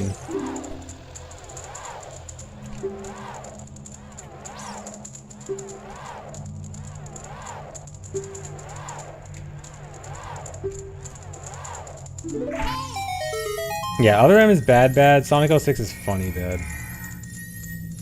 At least from what I've seen. Because like, okay, there's this one moment in Other M that I will always remember for being so terrible. Like even in my first playthrough I realized like, dude, this is rough. So there are some points in the game where the game wants you to go into first person and look for some like specific hidden things. And I remember that there's this one part where it wants you to look around and you're supposed to look for something. And I forget exactly what it says, but I know I remember it was like hard to piece together like what you're supposed to be looking for. And you're supposed to be looking for like this one little tiny thing in the grass that's really easy to miss. And you can't like back out of it, like you're stuck in this position until you find what you need. And I remember I was stuck there for like 10 minutes and I'm like, dude, I don't know what to look for. I'm just like waggling the Wiimote all over the screen until I find it. Because I had like no idea what I'm supposed to be looking for, and it was just so bad.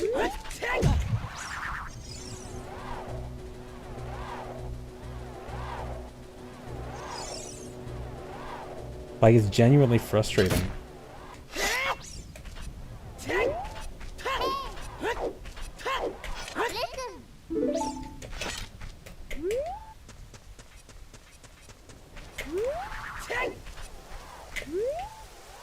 No, come on. Don't do this. Don't do this. Okay.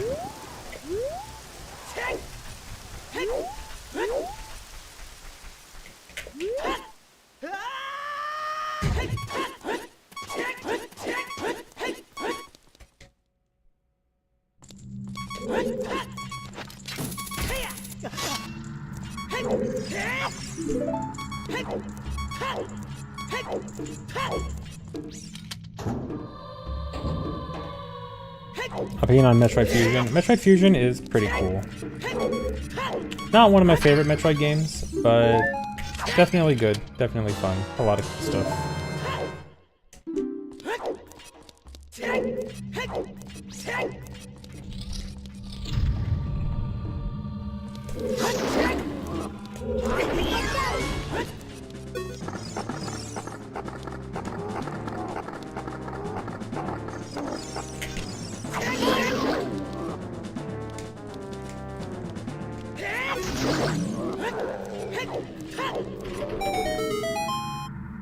I mean, I have a generally positive opinion on most Metroid games.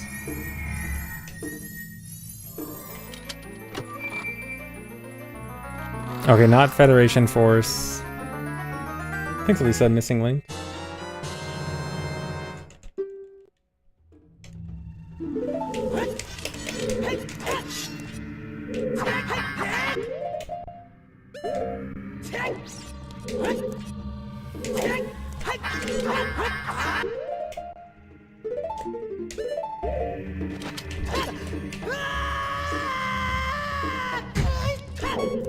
Oh, I messed up.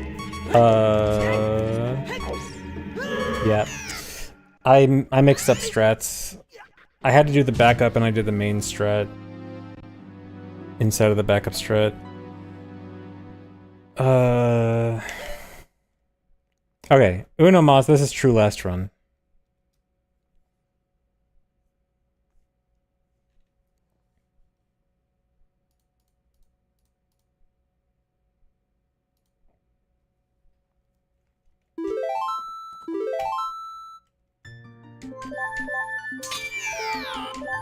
No matter what happens.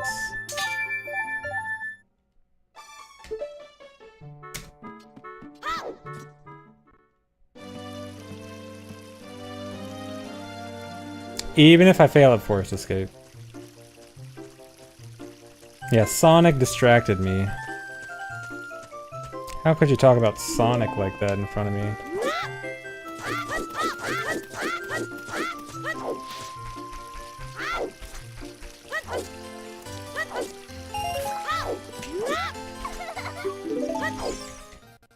I think they'll reset Die Hard Zelda.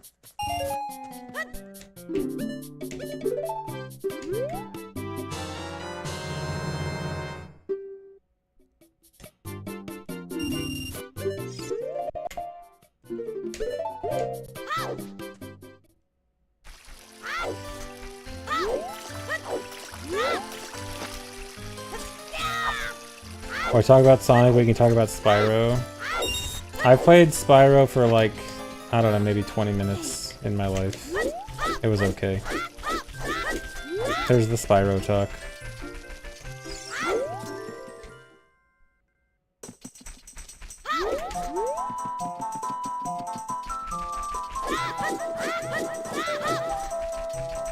Which one? I don't know, some GameCube one.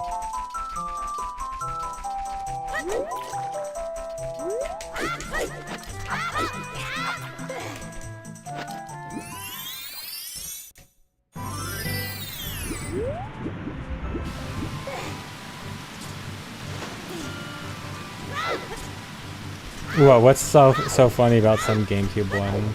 Are they really bad on GameCube? Was there only one? Kinda, yeah. The only good ones are on PS1, I see.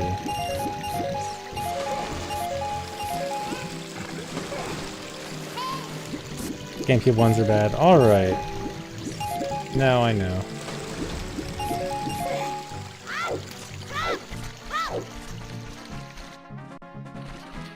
How do I feel about Legend of Zelda? Pretty mid.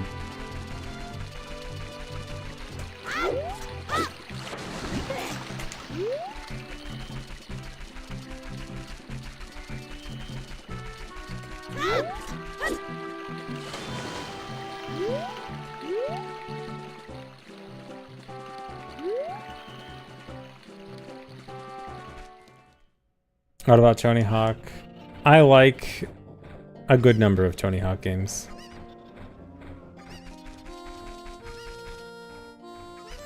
I like most of the Tony Hawk games I've played. And most of the ones I haven't played I've stayed away from because I hear nothing about bad things about them. I did not try Skate 4. I never played any of the Skate games. I'm Tony Hawk only. I saw a bunch of clips. I think it was Skate 4. I assume that's a new Skate that came out. I saw a bunch of clips on Twitter about extremely janky stuff happening, and it looked really funny. But I also think I saw nothing relevant to like actual skating. I have seen tons of jank clips. Almost none of them did actual skating stuff.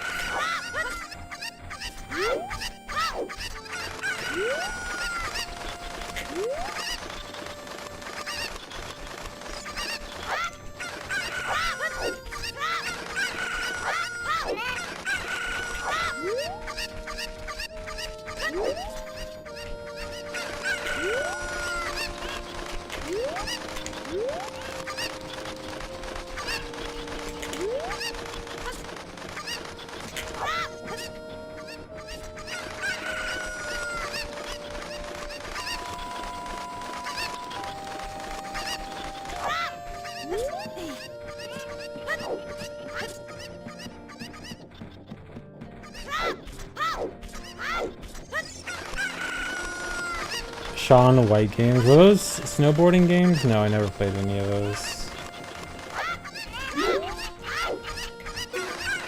Like, I wasn't really into sports game genre in general. It was just Tony Hawk. It was specifically Tony Hawk stuff.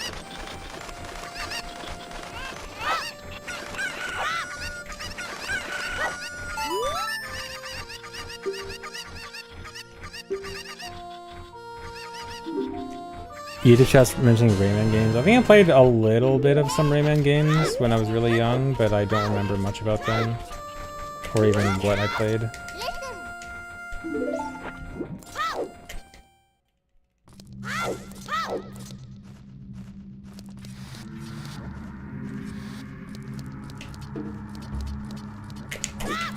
You never played the GameCube Tony Hawks only after PS1? Oh, you missed out. The GameCube Tony Hawks were the best. You probably only played like Tony Hawk 1 and 2 then, which are fine, but like super dated.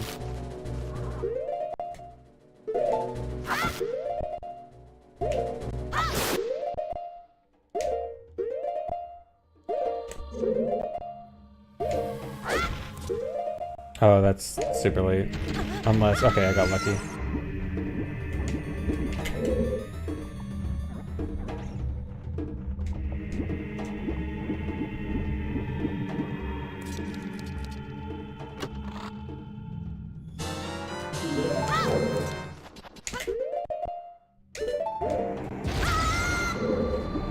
If you're on a nostalgia price, you could probably grab them someday. Really? I actually went to the basement? I mean, so there's a remake of Tony Hawk 1 plus 2. It's super good. It is probably still full price. But the Tony Hawk 1 plus 2 remake is super good. It's like one of those gold standard remakes. That actually includes a lot of stuff, a lot of like mechanics from the later games too. So that mechanically it feels like one of the better ones, despite having like the maps of the older ones.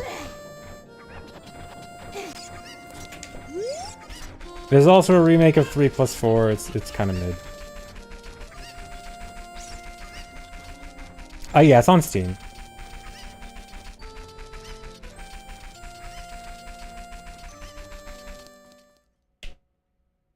It's a recent remake. It was like from 3 or 4 years ago? 4 years ago.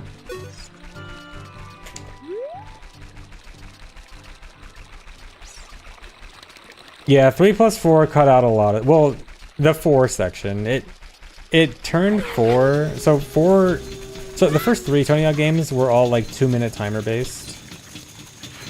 And the game was like designed around that. And then 4 cut out the timer for longer missions. And then the remake turned 4 into the 2-minute timer base, and then made missions shorter / cut out longer ones, and so all the stuff in 4 feels not right. 4 just feels wrong, missing a lot.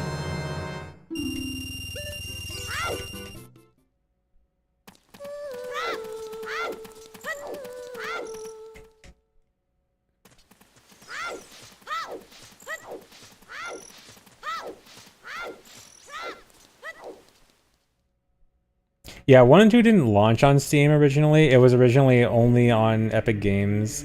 I have one single game on the Epic Games Store, and it's Tony Hawk 1 plus 2 because I got it on release. And it wasn't on Steam on release because money. Really?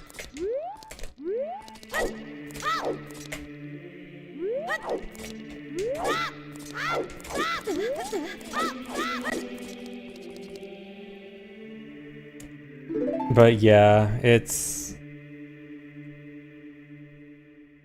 I mean, it's fine. Didn't know I was a FOMO gamer. I am when it's stuff that I am excited for. Which, Tony Hawk, I mean, you know, I loved the Tony Hawk games as a kid, so I wanted it day one. I mean, it didn't come to Steam until like 2 years later. It's not like it was on Steam like a week later. Then maybe I would have waited, but no, it's like they had no plans to release it on Steam at the time it came out. Thanks, Reset 13 Omens. How did he go through the wall? So there's actually a small gap in between the door and the wall. And if you have high enough speed, it'll actually clip you through. And luckily, you can get enough speed with just a side hop.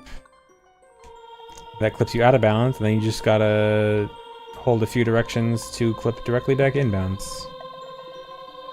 Music from Tony Hawk games was hella good. True. Tony Hawk soundtracks were great.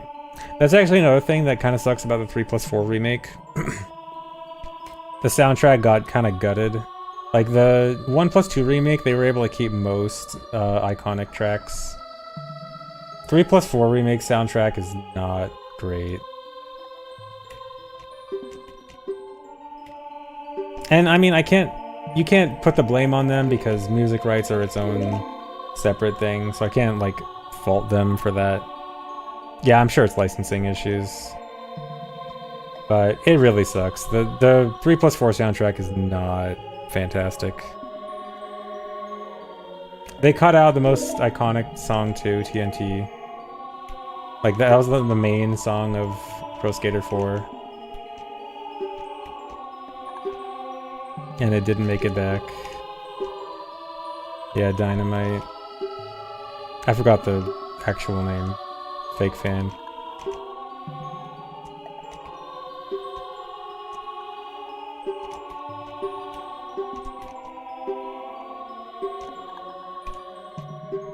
Yeah, Superman was the main hit song on Pro Skater 1. That one got into the remake fine. I think there's no way that song would not go to the remake. Too important.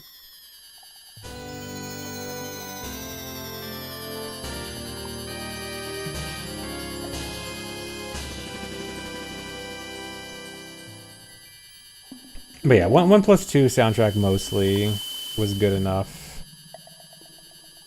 3+4 soundtrack, eh.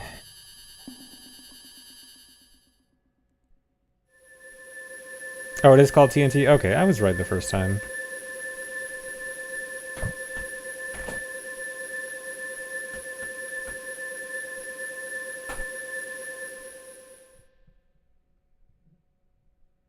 So if you ask the band members, they want you to put their shit back in the remake. Probably, but obviously there's more to music licensing than just...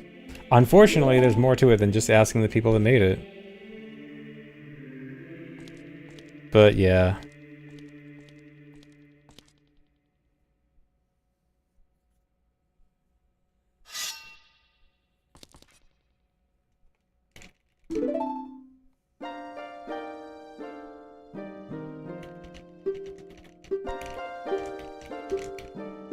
Think of the shareholders.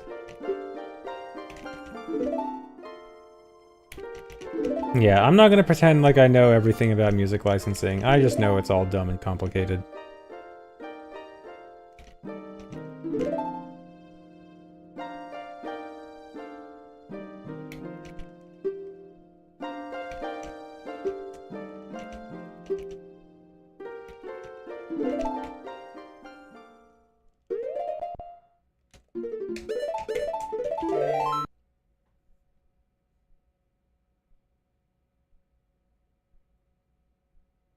How's my day been? My day is okay.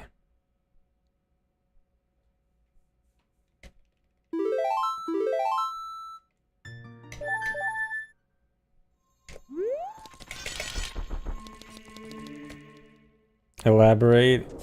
I woke up and then streamed. It's been okay.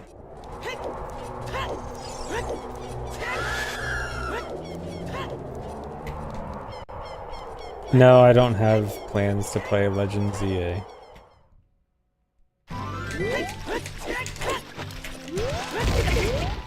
You're glad I woke up. Thanks.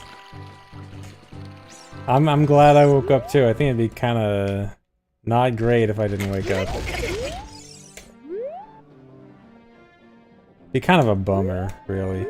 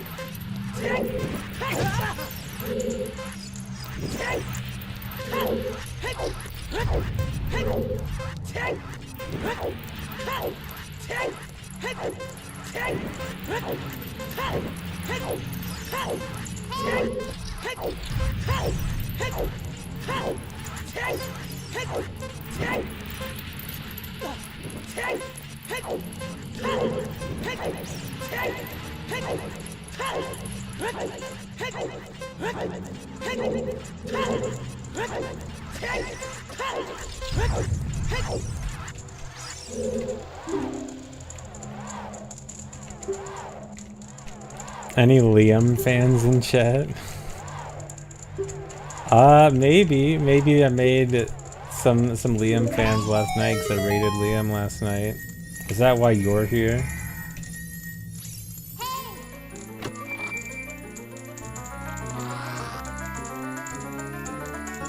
Yes, wow.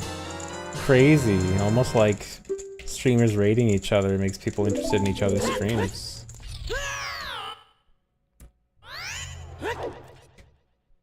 That's why you woke up to Liam at 2 a.m.? Yeah.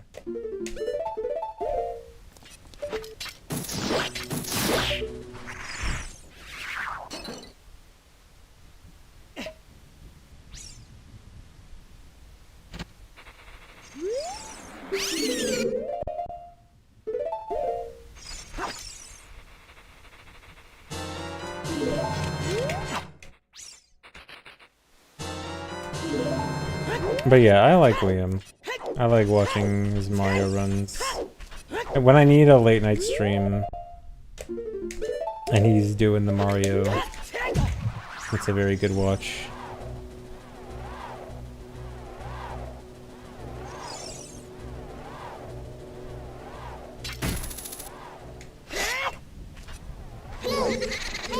Dude.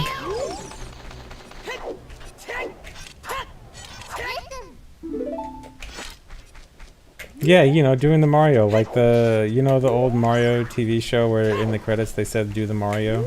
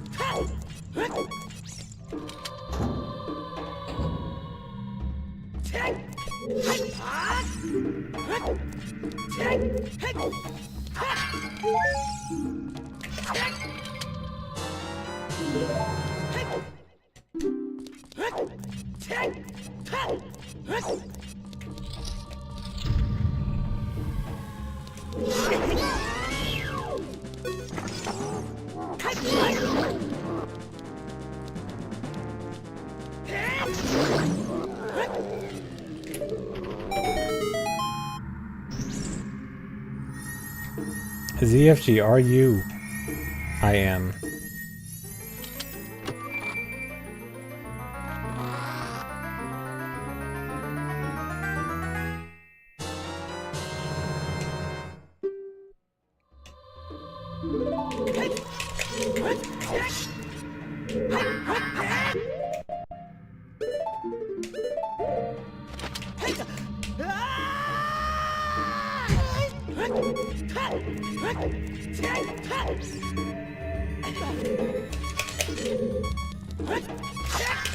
I'm worried this might fail.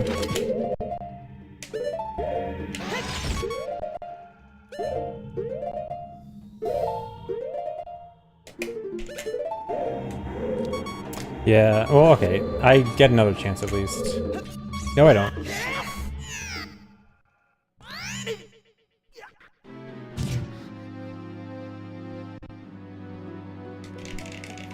Well, that's rip. Yeah, good throw. I got disoriented. Gee, who would have thought that when I can't see anything around me, I can't tell what direction I'm facing. Do I play baseball by any chance? No, but you would think so, considering how good I am at throwing, but no. I see the joke you were going for.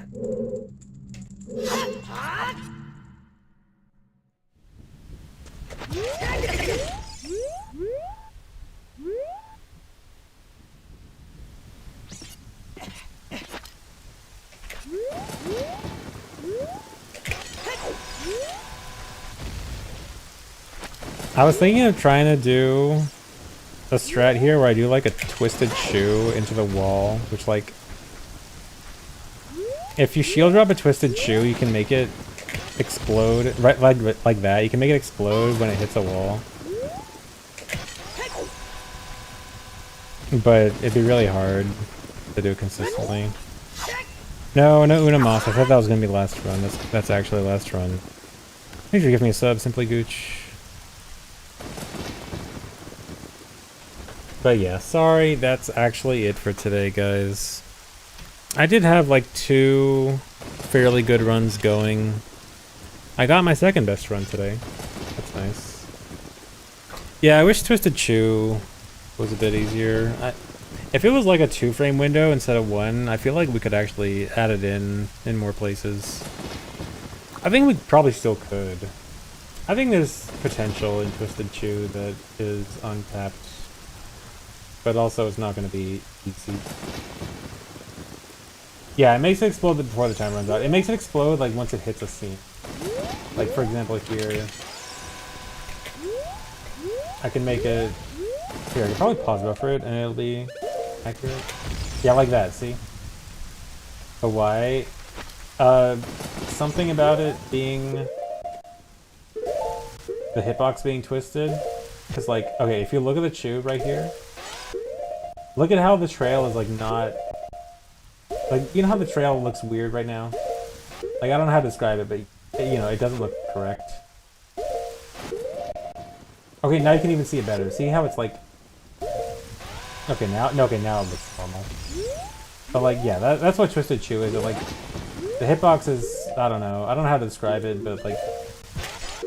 Twisted. It's literally twisted. That's why it's called a Twisted Shoe. The Castle, thanks for 70 months.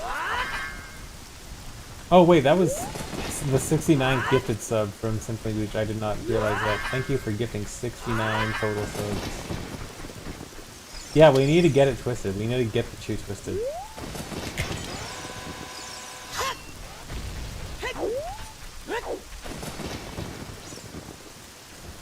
Oh, my audio's... Okay, I moved the mic away a little bit. That probably is why it sounded weird. But yeah, I think there could be untapped potential in Twisted Shoes, but there's also not that many places where it could be useful. But like, maybe some. Anyway, I'm done for now, guys. Thanks for watching. Hope you enjoyed. Gonna go raid.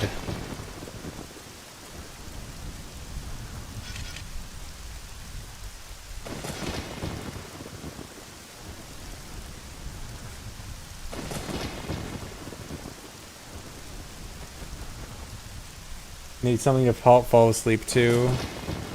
Let's see, is Pope Squidward on? That's a good stream to fall asleep to. No, I don't think he's on. No, I wouldn't send someone that needs to go to sleep to Pope. Off to YouTube.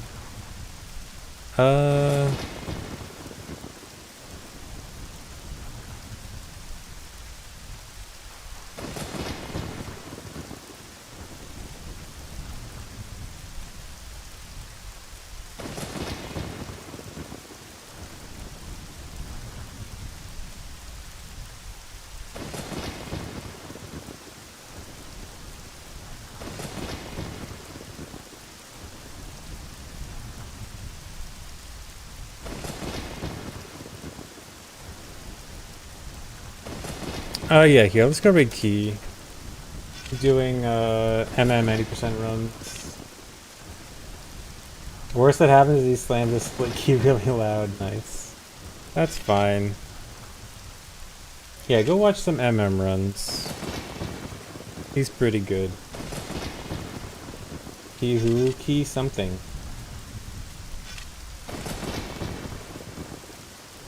Alright, thanks for watching, guys. Hope you enjoyed. I'll see you later.